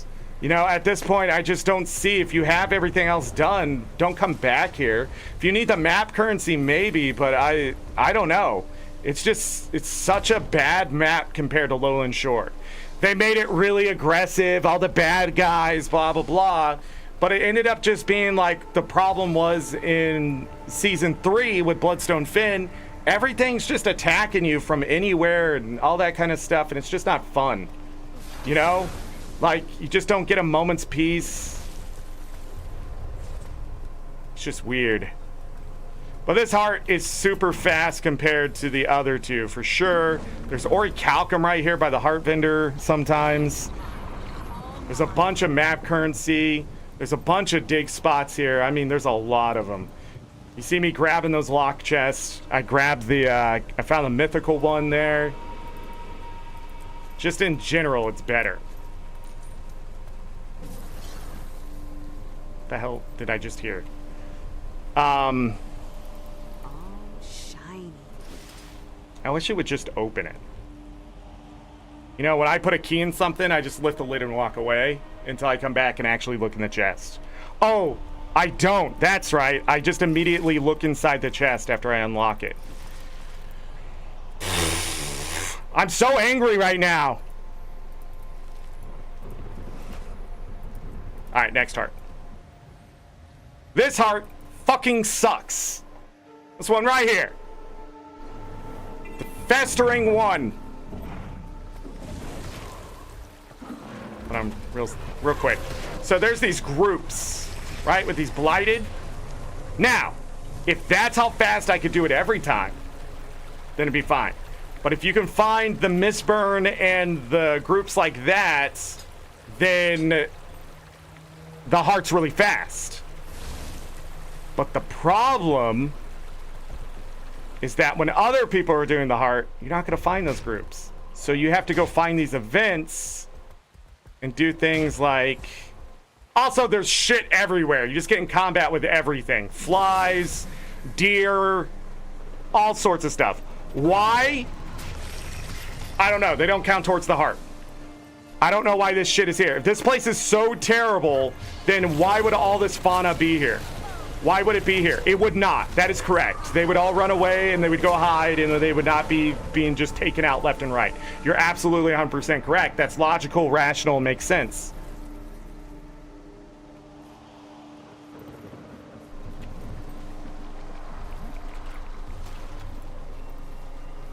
I just don't have any skills ready. Wow, these things are worth more since the patch, so maybe it's not so bad killing these things. I gotta go turn in my samples. Get the credit for the event. Am I in combat with you? Was I in combat with you? Cease to exist. Thank you. Stop putting conditions on me. Thank you. These conditions last way too long for what they are. You can get 10 of these total, I think. Usually there's more people here clearing out the stuff, so I don't get the chance. So those count towards the heart. Don't go too far here. If you don't see a Marsat relic, you've gone too far. You can actually leave the heart in this event. Yeah, so these things are worth more. Okay, thank God. Okay, this heart isn't as bad. Whew. That's a good change. That's a good change. But we're gonna run up here really quick to this spot. I'm gonna finish the heart when that event is done. There it is. So yeah, a lot faster. So killing the beast and stuff maybe isn't so bad. This place was a crawl. Like, I mean, it was bad. But if you come up to just north of the Manor of the Cruel Hound, there's usually some ancient wood, some orichalcum. I don't see the orichalcum. But if you go all the way to the top, and I won't be able to see credit for this one. But there's this Valraven here, and these give you a pretty good amount of heart credit too. So checking the Valraven gives you credit, and then killing those gives you credit. It's a nice little thing. The other thing that gives you credit that you would have to do 4 times. So here's another group. So the Mistburn wolves here. So really that southeast heart is now just the terrible one. If killing stuff here gives you more credit. But this event, this adventure right here counts towards the heart. And you have to do it about 4 times to get full credit for the heart. I tested it. But if you're doing other things along the way, killing stuff and that kind of stuff as you're just doing the adventure and grabbing like Marsat relics, you only have to do it like twice, but you're just like finding the creatures along the way, which is really nice, but might be a little unnecessary now. And then there's one other event I want to talk about that I was taking advantage of, which should happen after that event we just did.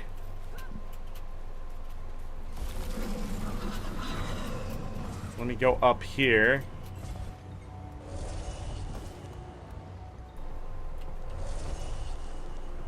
But there's an event right here. So it's west of Manor of the Cruel Hound, and it's usually right here. and there's a plant you have to protect. And you get these, like, potions from a supply thing or whatever. If you keep throwing that on the plant when it's ready, you get credit towards the heart. Killing anything here will give you credit towards the heart. And then if you have enough people here, you can actually get elites, maybe champs, I'm not really sure. But those elites, like, really finish the heart. I've been able to do this one event and finish the heart. But lately I've been catching it in the last minute 30 or whatever.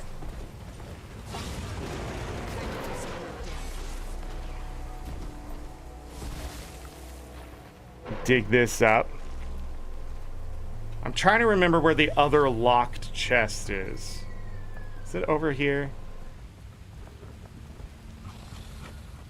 Or is it over there? Ow. Ow, ain't it?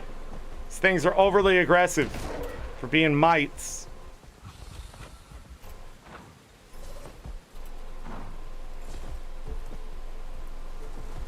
Let me get on the sky scale really quick. There's map currency up here. And other things.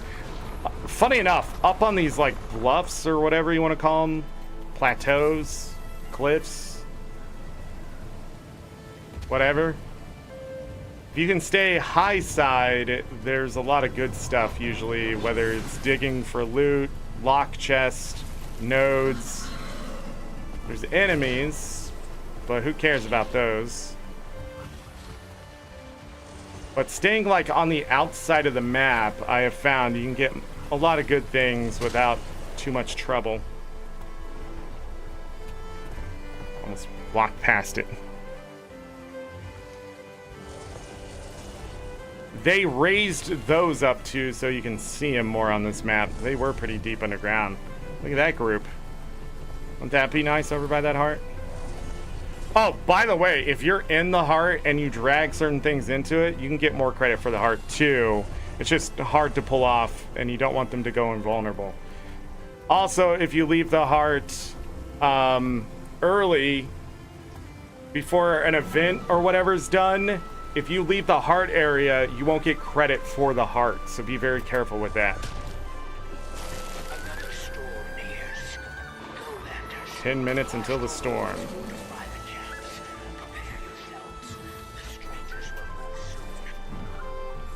God, the music to this expansion is really good.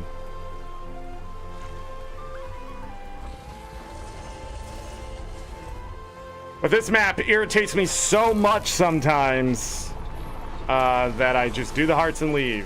I'm not doing what I'm doing right now. But I just want to talk about this adventure again.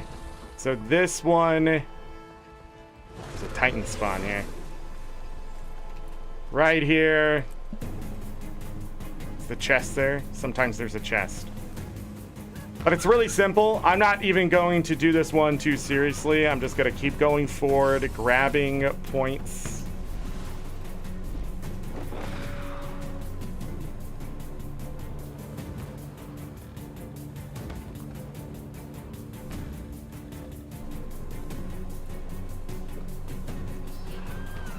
I guess I'll take it a little seriously.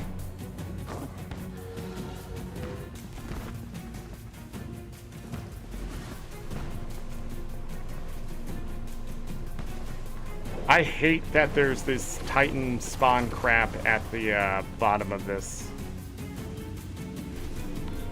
So I'm just gonna quickly grab those 30 points, get gold. This will be great for experience later, but it's also to get a token. If I was doing that every day, I could save up some tokens and just finish that southeast heart a little bit faster because, my God, I hate it. But anyhow, we're just going to open this stuff. We're up to 15 Mersat runestones without even really trying. The most Mersat runestones I've gotten in a day, I think, is 47. So that's how many dig spots and stuff there are. That's also doing the jumping puzzle and the bee treetops. I think I did that one too to get it. But yeah, 47's the most I've gotten in a day. Just casually doing this, I usually end up with 15 to 20 something. So again, getting the runestones not hard. And I think yesterday, not last night, but the night before for the daily reset, I intentionally tried to get as much done in an hour as I could and still ended up with 22. So that's not too bad gold-wise. But when I'm trying to complete other things, then, you know, also these lock chests. I have 5,598 unusual coins. So I don't know how many we're going to need for the legendaries or whatever, but it is extremely easy to get unusual coins on these maps. So how long has this expansion been out? 3 weeks? 3 weeks? 2 weeks? 3 weeks. 1, 2, 3. Yeah. So 3 weeks. I've already amassed 5,598 unusual coins, and I've spent some. So how many of those we're going to need? Who knows? But eventually they're going to turn into ancient coins and just be a part of that mess too. So there it is. I have 590 of the Curious Mersat currency here, but I don't have as much of the like rotted Titan Amber and stuff. I'm actually short on that because I haven't been doing the events and stuff here. So the charged Titan ore and that kind of stuff, I'm only in the 300s for that compared to the 400s and everything on the other map. But the Curious Mersat currency, I don't know if you get more from World versus World or whatever, but it's a lot. I have over 2,000 of the Ursus Oblige. But the bear coins, I have over 2,000 of those. So I don't know how many we're going to need for that. But that's what I was able to do in 3 weeks, just casually playing these maps. At first, I was a lot more motivated to do these hearts and check for more dig spots and that kind of thing. You know, these coding caches are extremely important for all sorts of stuff. Your wallet, more than likely. But like I said, once I have 2 stacks of them, I'll just be selling the runestones. And if I get, you know, 20, that's like 14 gold. The winds are picking up. The storm nears even more. I'm trying to remember where this locked one is. It's not here. I think it's on the far south side here. Ooh, that's not good.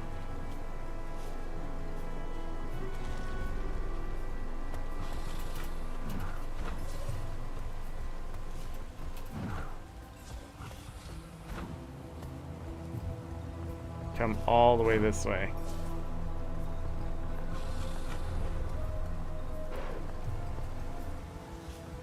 There could also be a dig spot right up here. Let's see it.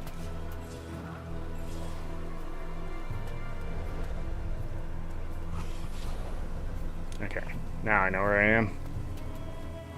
Rabbit, the sickly.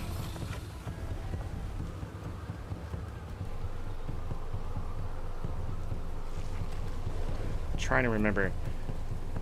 The minor ones and the other ones really do give a lot of runestones. I don't know what the drop chance is, but they're all worth getting.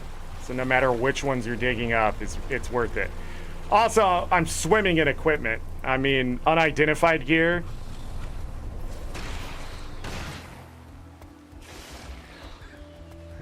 So if I stay up on this side...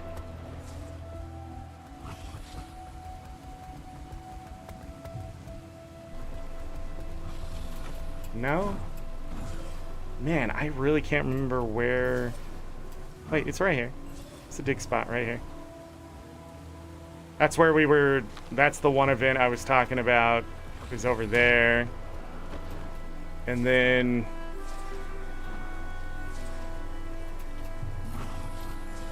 down here...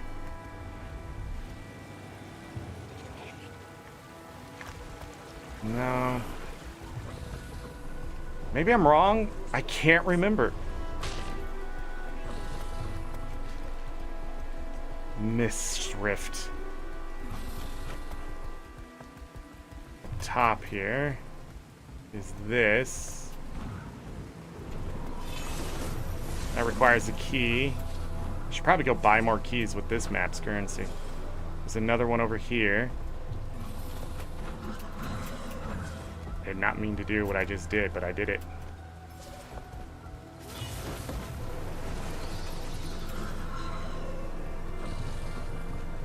It'd be down below, right?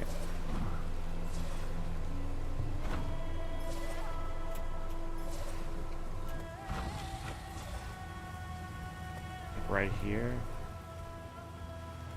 Where is the spot I'm thinking of? It's not up. Over here.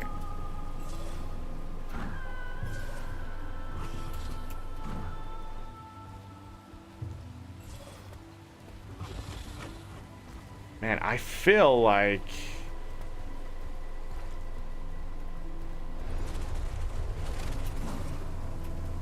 it's one of these over here, but maybe I'm wrong. Charged Titan ore. I am over 400 on that, so I'm really low on the rotted stuff. What happened to that?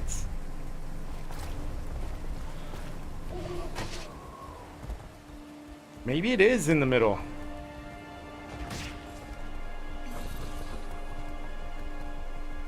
The storm roars on the horizon. Collect yourselves.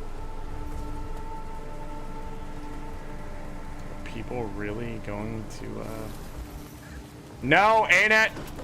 No, I don't care about that! God! Why would you put two things in the same spot? Is that it? Nope. I want this other mythical locked one. I can't remember which region it is in. I don't think it's up to the northwest, but maybe I'm wrong.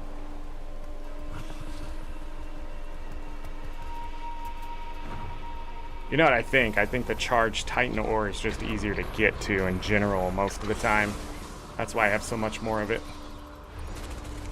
Because the rotted stuff I usually have to fight.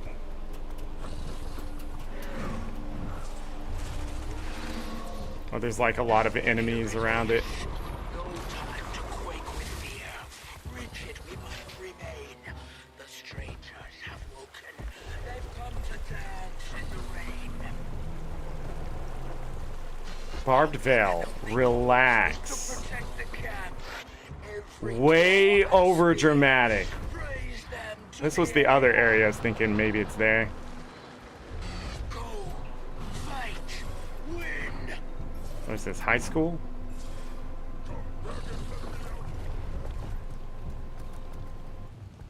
Oh well.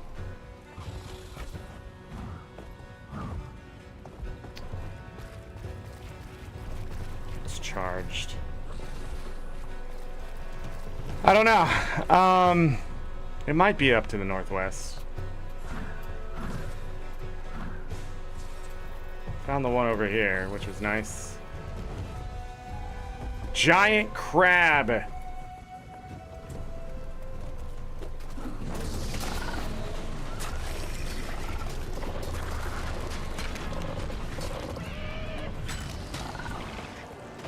Oh, no, really? You had to put that right on top of you?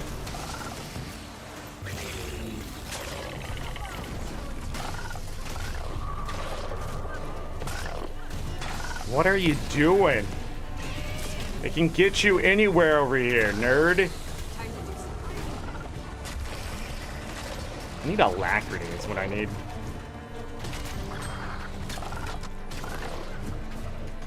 Time to die, little hermit crabs. Kill its family!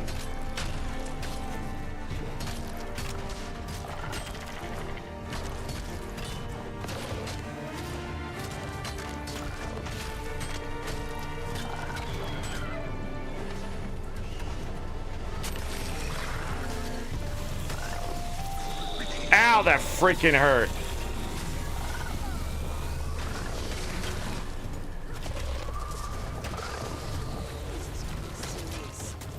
I'm gonna go down because this guy's playing like a coward. Where are your boons off of that bot? What the fuck is going on? This is the worst freaking engineer I've ever played with. Where are my boons? Where are my boons? What are you playing? What build do you have? You don't even have a build. No wonder you hide up on the rock. Jesus Christ! I should have all sorts of shit on me right now. What are you? Oh, his name's Crappy. No, I'm working too hard at this. I mean, it's right there, written on the label, Zorric. I think I'm just gonna go down and get my health back.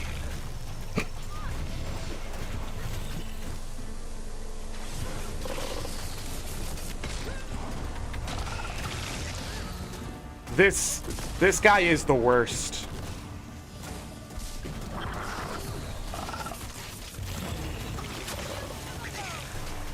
Like his bot keeps taking the aggro, which is fine when I'm standing and doing all sorts of other things.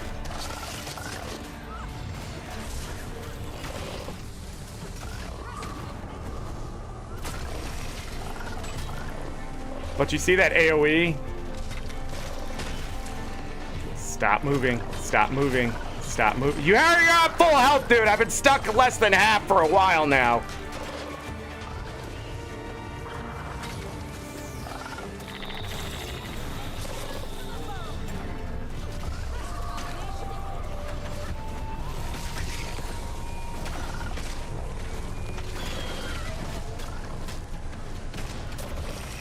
Yes. Thank you, ArenaNet, for slow. For the existence of that fucking miserable condition. Yeah, I'd rather just go down because this guy doesn't know how to play.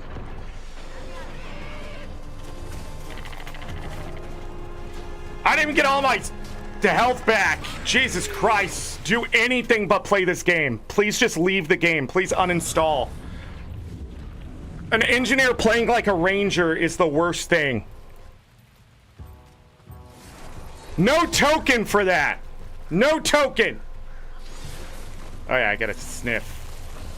Or something. There's no treasure here. All a lie.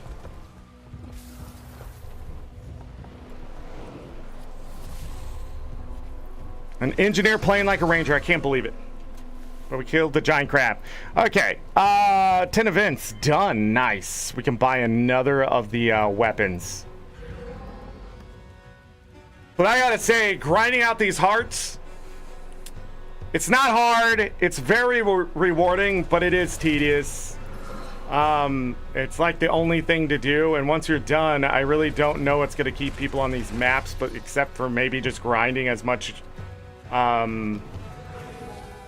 currency as possible, you know, like just in case. Getting a bunch of tokens on these maps might be worth it for the achievements, but I see no reason to hold on to tokens after that. Just turn it into a heart and get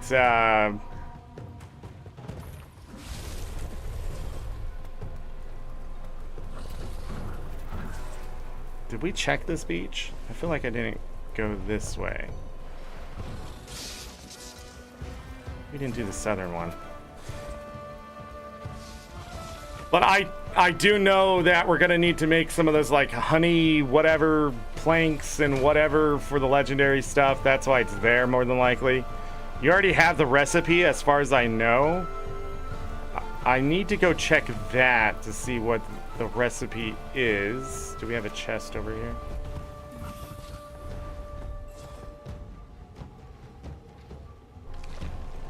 Lesser Coden. That's it. It's more charged. That's right. They're over there doing the meta, and I'm one of those people not helping.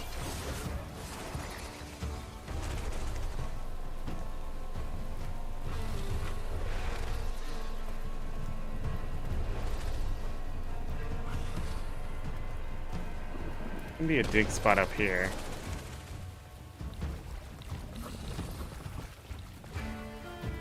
over there on the west side.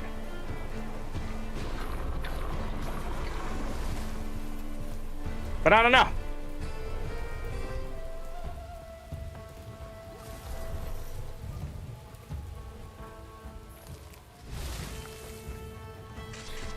But I am done.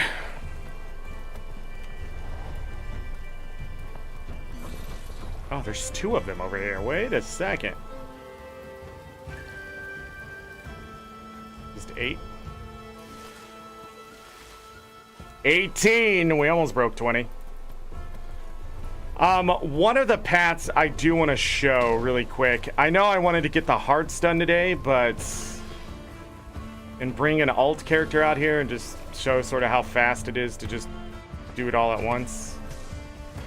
Let me grab that. Hey, this map's gonna win.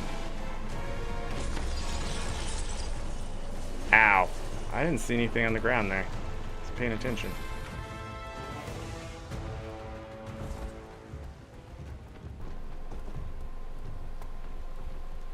Yeah. Let me go back to the other map. I want to show something really quick. Oh, I need to check right here. I thought I checked. Maybe I didn't. I just want to double check. Sniff.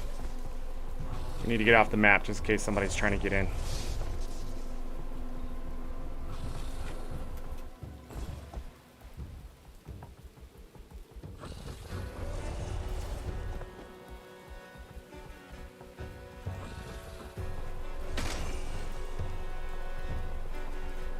Looks like there's just nothing. Fair. All right, back down here from the Moon Camp waypoint. From here, there's a pretty easy route of grabbing some of these dig spots too. And I just want to show that really quick because when I'm doing hearts, sometimes this is exactly what I do, but it's not going to be a very good showcase. And I didn't grab those freaking keys. Never mind. Hold on. I gotta grab those keys. I have to. I have to use them all eventually, but... Did I get back on the same map?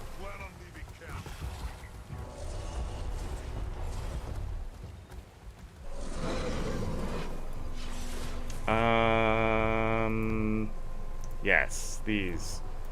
And they do cost karma, but we've spent enough of that today that I don't care. So 25 more keys. Bring that to 546. Probably buy some more. Bring me back up to 95. Cool. I gotta check up here because I didn't. Yep, there's one right here. Alright, back to the other map. There usually is, there can be a locked chest there, just one of the surface ones, and then one of those spots to dig. Cammy's very sleepy, hello. I'm sorry you're so sleepy. But so far what I have found from Janthir, just in general as an expansion, is that there is money from selling like... you know, the map currency and stuff still is worth some money. It's calmed down a little bit, but you can still earn stuff, a good amount of money. It's like 32 gold per hour right now. Runestones have settled where other runestones have. This has gone down lower than this. They were at 58 silver or something not too long ago. So far 12 gold.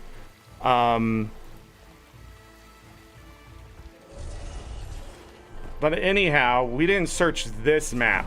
So up here on this little island, if you have the jump, you can easily make it over here. You usually can see that you need it. If not, if you fall straight down, it's usually right there. Just sitting here down in this ditch. I don't think both of those can be there.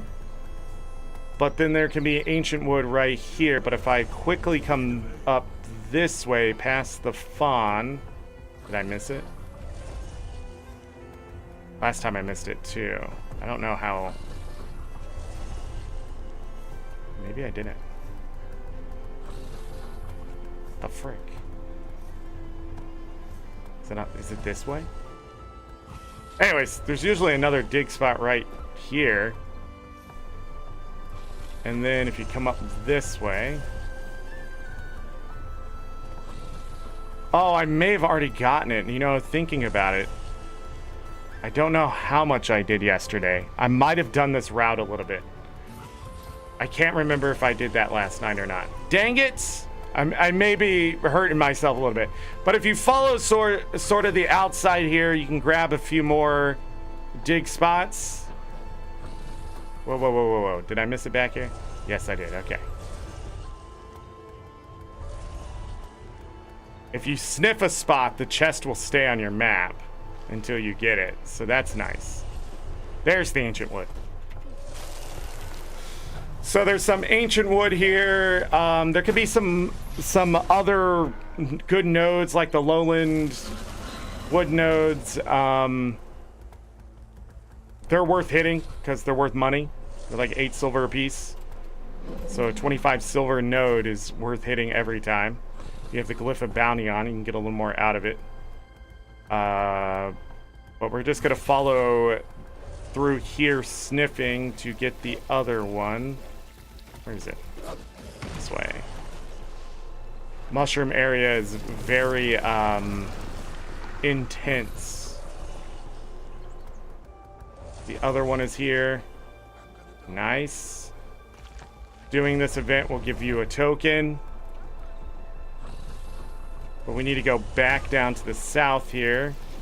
So there's this lowland pine that sits down here. There's actually 2 of them.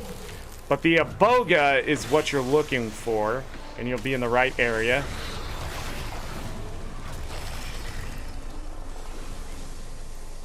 Oh, there's 2.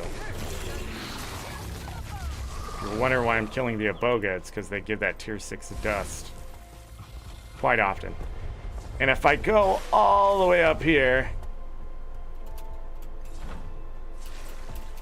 I didn't make it. I've never not made that jump, but whatever. And then we come over here and we jump. There can be either a lock chest or a dig spot. I can't remember. But this is the higher side of the cliff if you don't want to go back up. I've sort of stopped checking over here unless it's a quick flyby because with the sky scale for a lock chest because it just hasn't been. But one day there were 2 spots over there and I was like, oh, so it is worth it. No, I guess not. You sort of have to cut your route down to be faster and more efficient. If you're just not finding good spots or good nodes, there's no reason to go through that area. Let me get some more ancient wood. And then we'll see if this chest is over here. It is. I need to get off my Warclaw. We need to fly up. I've only made this jump like twice. And then we need to go down. Then we need to go over this way. Past the bee trees and do a quick sniff right here. Looks like we're good. I'm gonna go over this way. We're gonna take a sniff right here by the cave. Nothing's in there. Cool. Yeah, I'm pretty sure I came by here last night. Really fast. Before I went down to that heart. Ah, the other one is over here. Nice. I don't know if we're on the same IP as I was earlier, but we could do another check down by the southwest if it's a different IP. The lock chests just have a lot of rewards.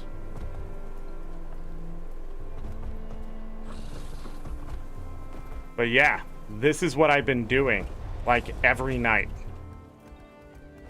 Slowly getting the hearts done, grabbing rewards, grabbing map currency. Not really doing events. Oh, it's up there. Okay. I should have went ahead and just climbed this, but we have to go all the way up here. Am I gonna make it? ArenaNet, please. There can be one up here.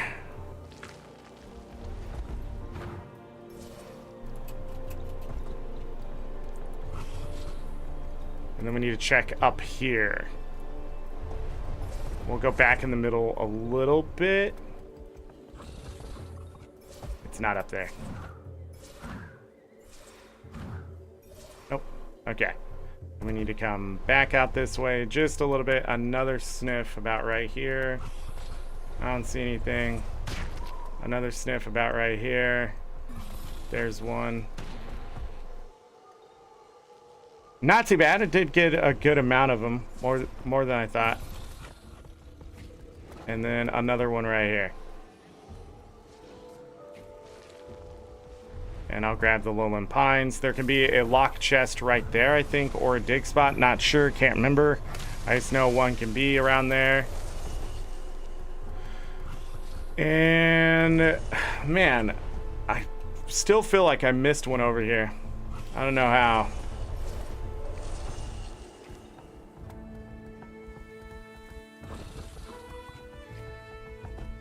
We didn't do the one under the waterfall. But yeah, it doesn't take that long. It's good money. You might want the rune stones if you're going to make the legendaries, or if you care later, you're probably going to want it. Let's open all those. I'm up to 21. More unusual coins. Lots of gear. Oh yeah, you're going to get a ton of medallions. In fact, I'm almost up to a stack of each of these now. And those medallions drop very evenly. Oh, maybe it's over here. Yes, okay. I forget this spot exists. So, like, this bridge that goes across here, there's a spot right down these stairs. It wasn't by the, like, there's, like, places up here, but if it's not, it's down here. Reminds me of when I was figuring out the muscle nodes, and it's like, well, if it's not there, it's got to be over here.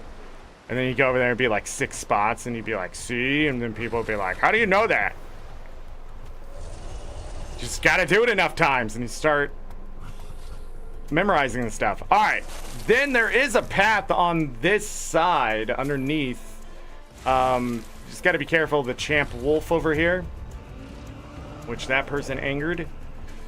There's some nodes to grab. They're from death, of course they are. But there can be a spot right about here.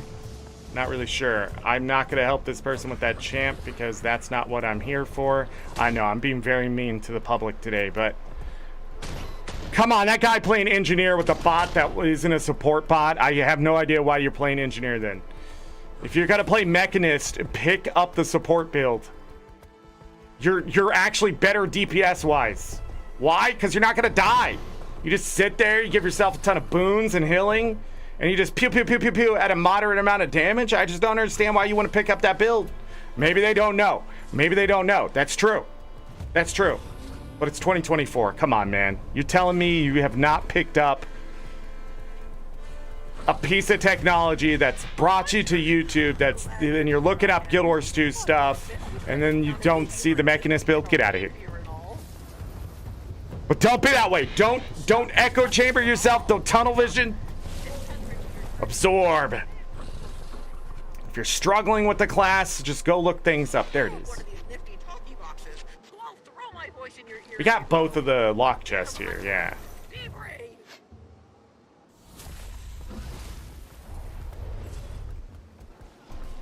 I'm sorry we spent so much time on the wardrobe unlocks, but let's just be honest. I got like 6,000, maybe more gold in stuff today, so whatever. Well, probably more than that now that I think about it, depending on gym prices. I don't know. Thousands of gold worth of unlocks today. Whatever.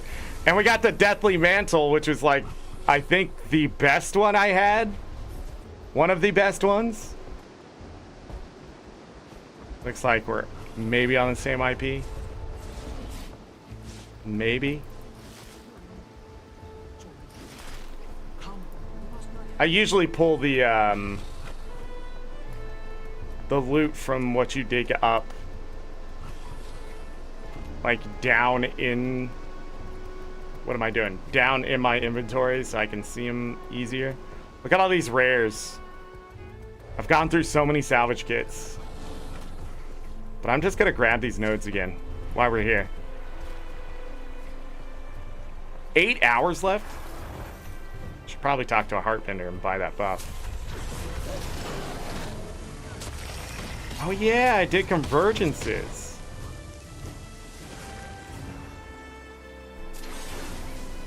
That was like a weekly. My throat is sore. Talking and yelling and being salty and just in general existing. Oh, there it is. There it is. There it is. There it is. How did I miss? Did I go up there? No, no, I didn't. I wanted to get the heartstone.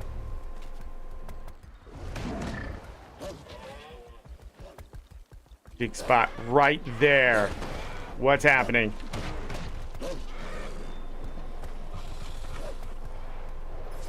I didn't go up to this one. That's what it was. I went the other way.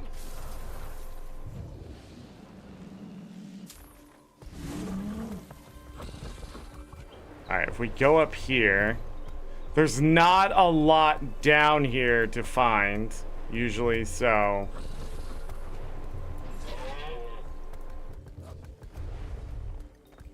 Sometimes you can get lucky, but I've stopped coming down here for the most part. Checking this mountain.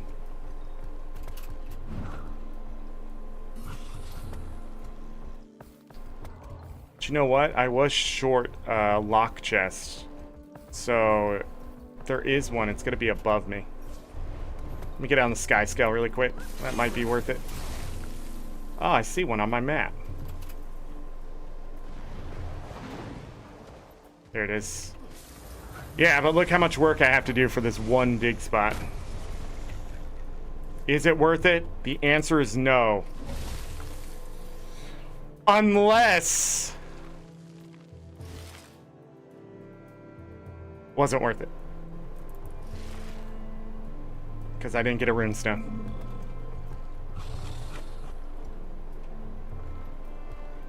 But yeah. Oh, we got the second one. Look at that. Was that really your best? I'll get a runestone now. I'm due a runestone. And I don't know if there's any more spots down here.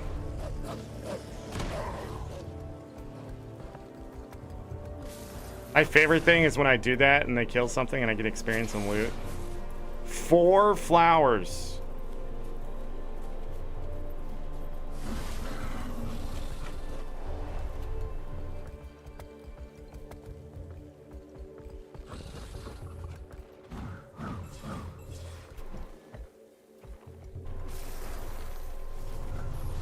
I feel like I missed the ancient wood both times through here.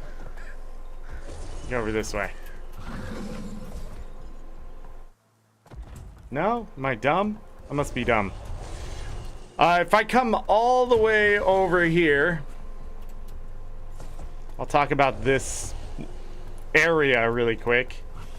So this is where they do the whatever thing. What's it called? Derby. They call it a derby. Up top here, there's gonna be a dig spot like right here by these stands. I don't remember if it can be anywhere else like by these stands, but there can be one up here. I'm gonna get on the sky scale, come all the way back this way. We're gonna go up into this area.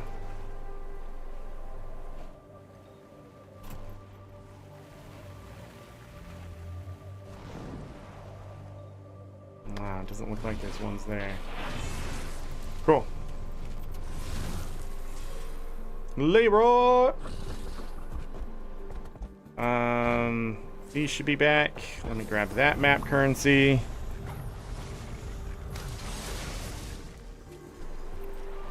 That one.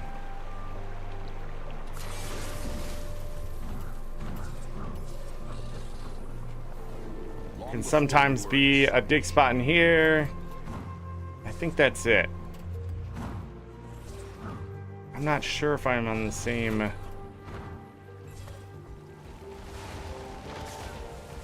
I don't know how I didn't get hit by that.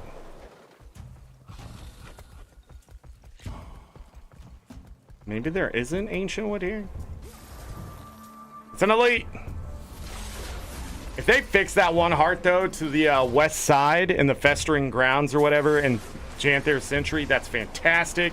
A lot of changes today. I'm trying to think. So the PvP beta event's going on. I would highly suggest being a part of that if you would like to make a new PvP mode and give feedback and that kind of thing. Highly suggest being part of that process. And then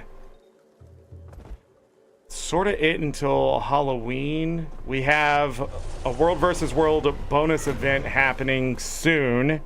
We have the Fractal bonus event happening right now.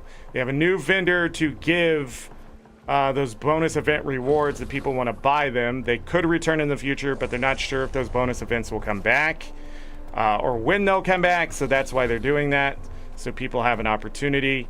Trying to think. I'll just try to keep you informed. ArenaNet trying to give us content and that kind of stuff that isn't just expansion related. Halloween is October 15th is when it starts.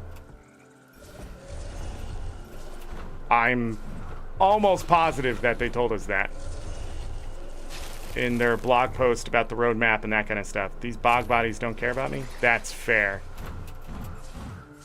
They probably think, oh, Zorric, you have a bog body too? Dang!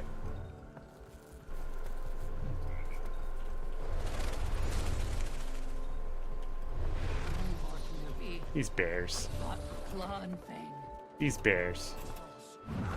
Poor NPC in Divinity's Reach, and we get stuck with these bears. That is the best I've ever gone up those stairs. I don't know what just happened. I'm pretty sure I should have got rewarded for what I just did.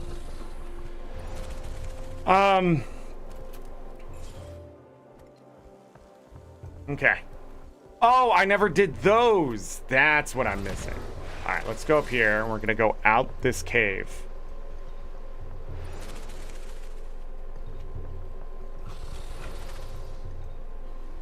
That's the ones I'm missing. Boop. Boop. Boop. Boop. Okay. ArenaNet, I'm gonna call bullshit on that, first of all. Second of all, I don't want to mount with your nonsense. It's up the stairs. Got it. There's another dig spot over here. If it's not here, it's down by the tree.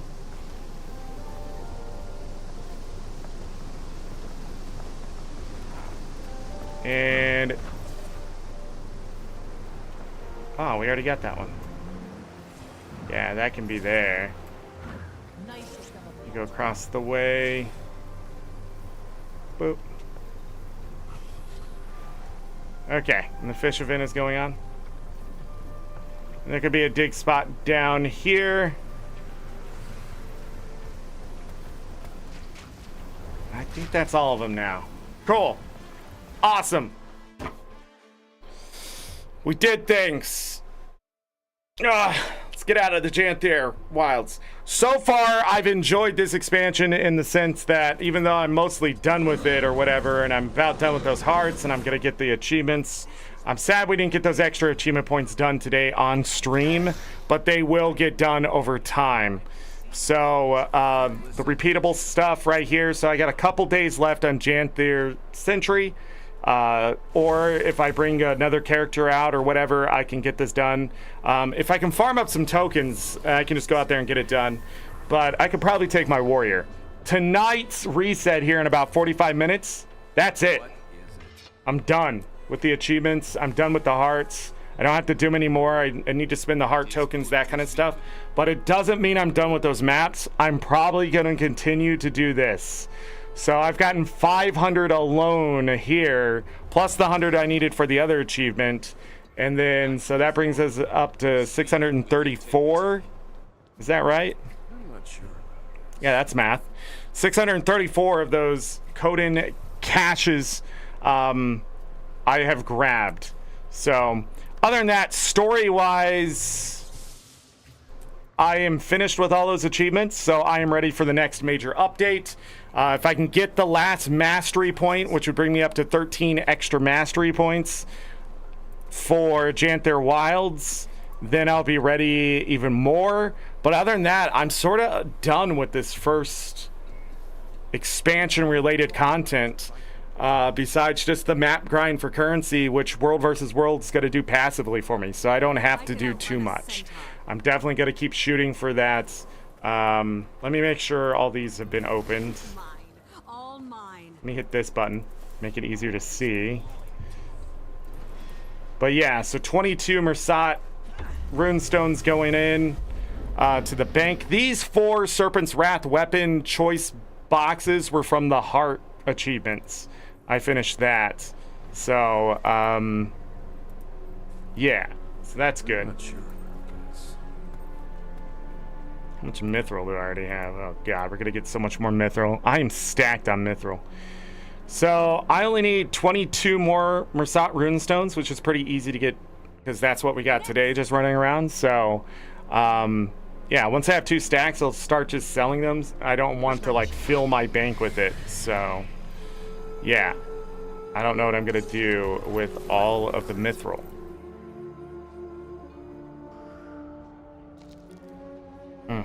Good idea.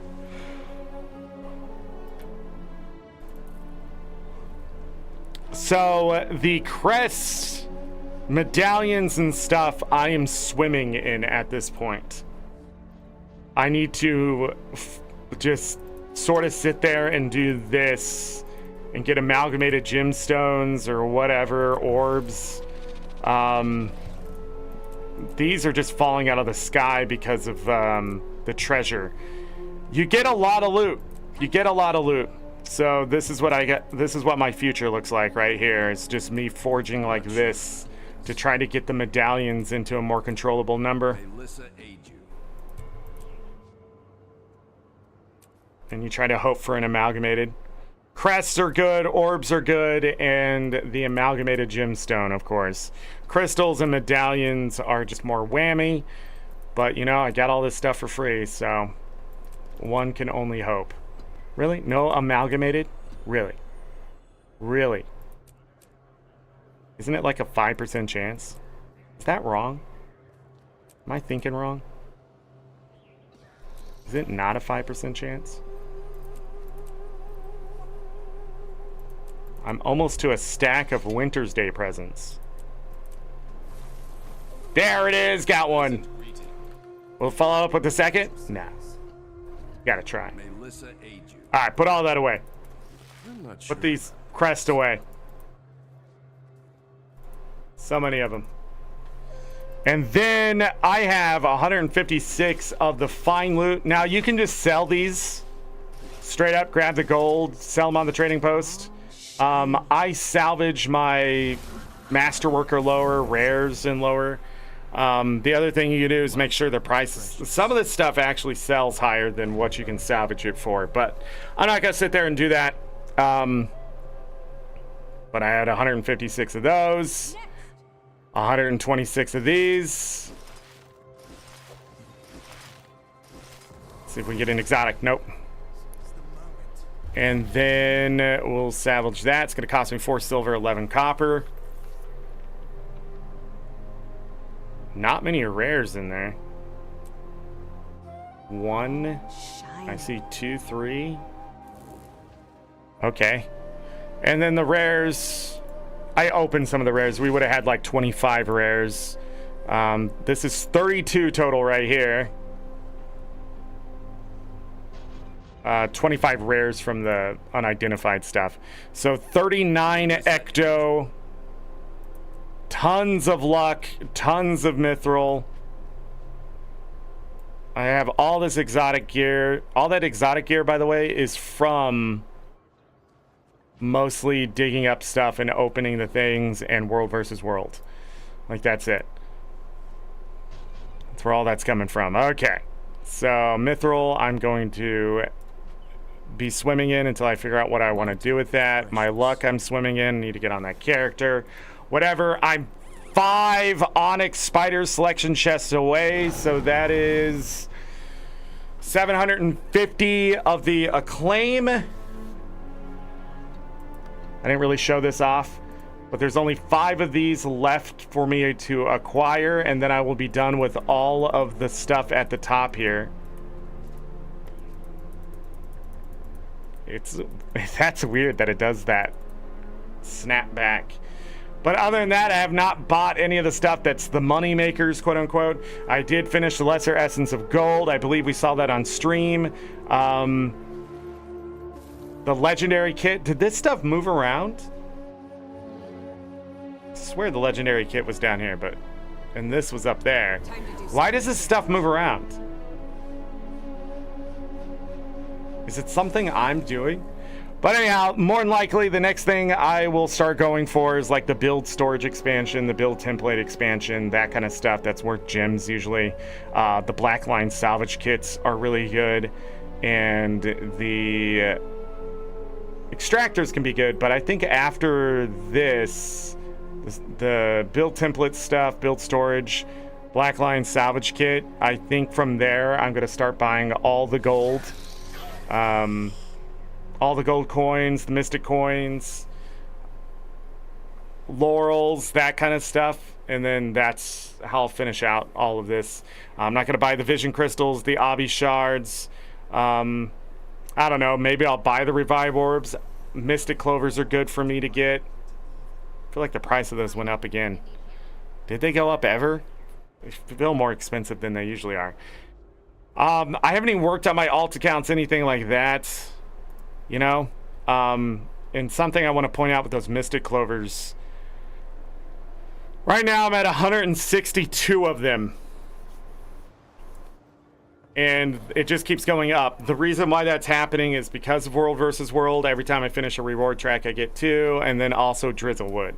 So I'm not actively trying to get mystic clovers. It's just happening passively. Again, all this stuff is passive. So tons of ecto, that kind of stuff. I just don't know what to spend that stuff on except start making legendaries and either sell them or give them away. Because at this point, I'm starting to drown in loot, but I just need to see what the legendary stuff is going to cost. So the spear is going to be up first for the next update, so I'm going to save everything for the next update.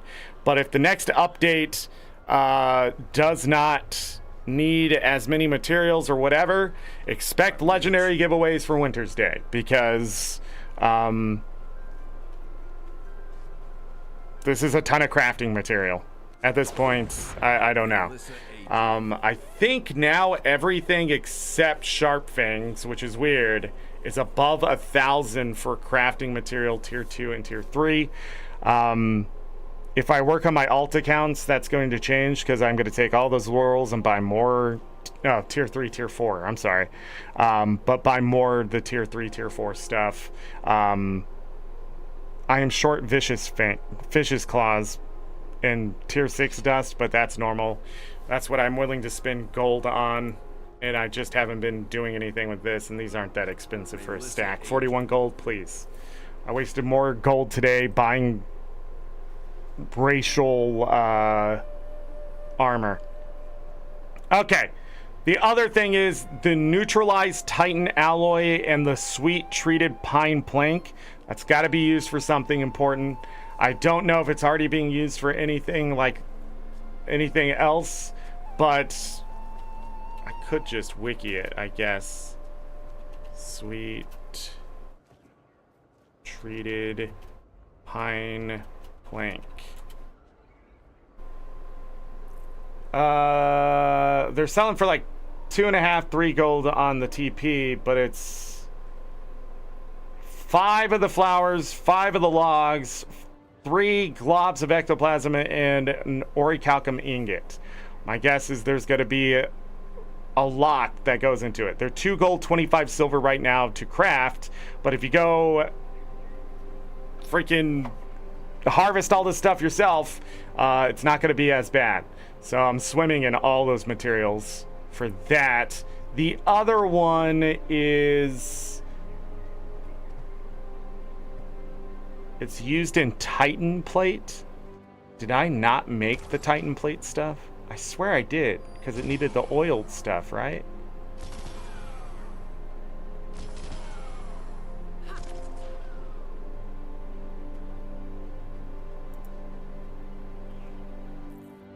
I'm not really sure. Titan plate armor. Apply. Yep, I already have it. So I did make that already? I'm confused.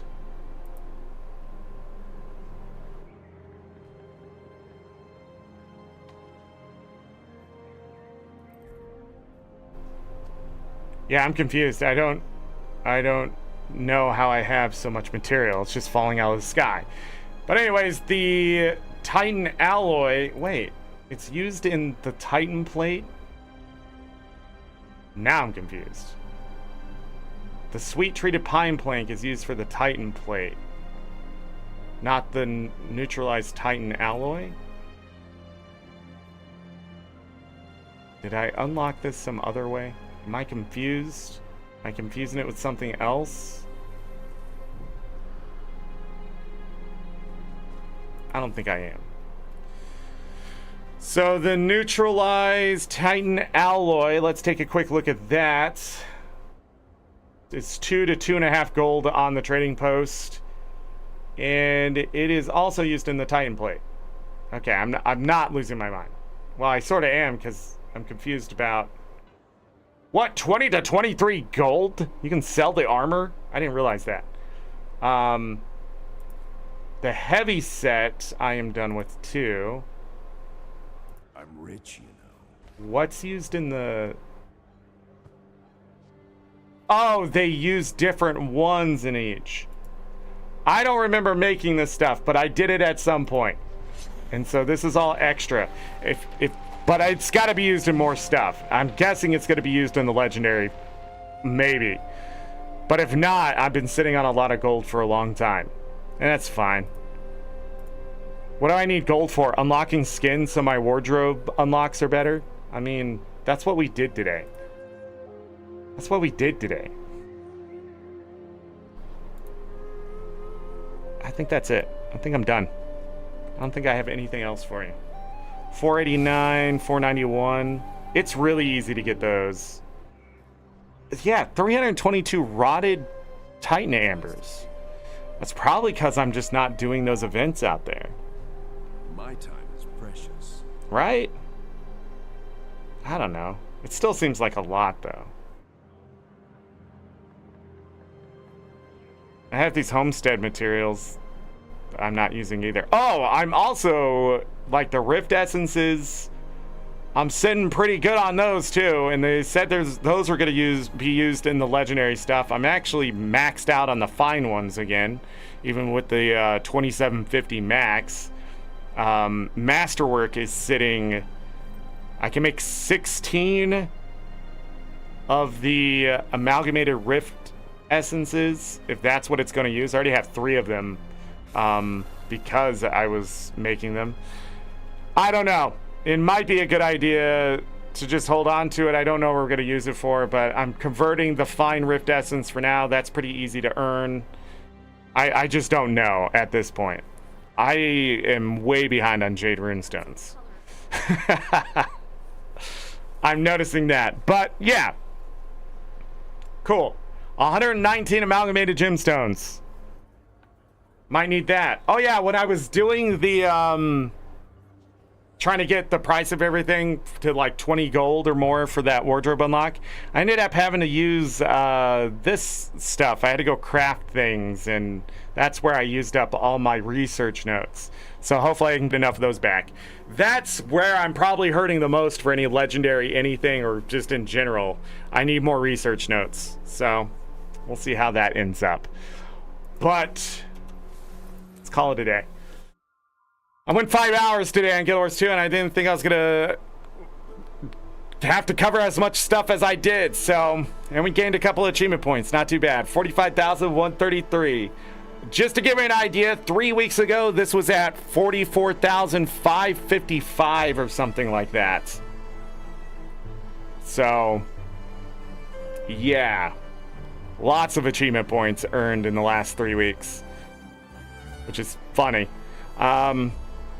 So there's 30 achievement points in those hearts. There's 100 from the festivals at least, so that's 130. So 45,263 is projected as of right now. And anything else I can get, you know, could we get to 45,500? Could we get to 45? Can we get to 46K? I don't know. We'll see. If we get really close to 46K, then we'll go for it. When I say me, I'll go for it. I'll do it. But I think that's it. If you have any questions about Janthir Wild and stuff still, don't be afraid to comment and that kind of stuff. Ask on the Discord. That kind of stuff. Oppressive achievement point level. Yeah, it's pretty good. It's pretty good. People hitting 50,000 or more right now are like, those people are insane. That's some effort. That's a lot of achievements. So... Of course, I'm also getting World versus World achievements done that should have been done a long time ago this year, so that really boosted things too. So I don't know. But thank you everybody for being here. Dee, thank you for being my mod today. ArenaNet, thank you for the expansion. I really have enjoyed this expansion. Don't let my salt confuse you or anything like that.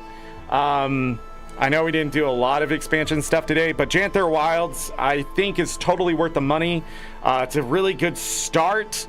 It's starting off, you know, a little slow in the sense of everything, but that's okay as long as the next few updates matter in the sense of bringing content, keeping us informed, entertained, and moving with the story and that kind of stuff, or wherever the game is going story-wise. I'm really looking forward to it. So yeah, the festivals, Halloween and Winter's Day that's coming up, not a big deal. We've done that so many times. I'm gonna try to speed run Halloween this year. Just get all the annual achievement done as fast as I can. I'm gonna try to do it in 2 hours. That's my plan for Halloween this year. And then I don't know. I've been thinking. I've been enjoying the game so much, I end up just like doing achievements and things like that. So, but it's all thanks to like the expansion and World versus World, and it's not just those things either. It's the other quality of life updates and all that. But yeah, it's been fun. It's been a fun year of Guild Wars 2, and I don't think it's gonna slow down too much before the end of the year. Yeah, thanks for being here. I appreciate it. Like, subscribe. Tomorrow we'll be back in Core Keeper if people were missing that, and we'll see how the algorithm treats me. The algorithm? I don't know. I can't talk. I talked about English today. Among Us. That's capitalized.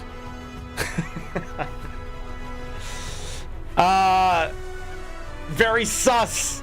But anyhow, do I have anything else? No, I think we covered everything I need to cover. Make sure you do those bonus events if you haven't done them. They're well worth the loot. World versus World is going to be a bit tight NA. I just want people to know that, because we only have 4 tiers.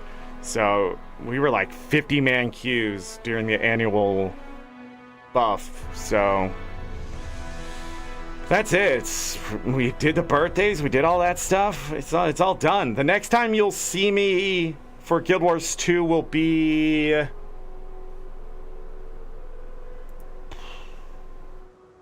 1st of October, I think, before Halloween. The 1st of October, is that right?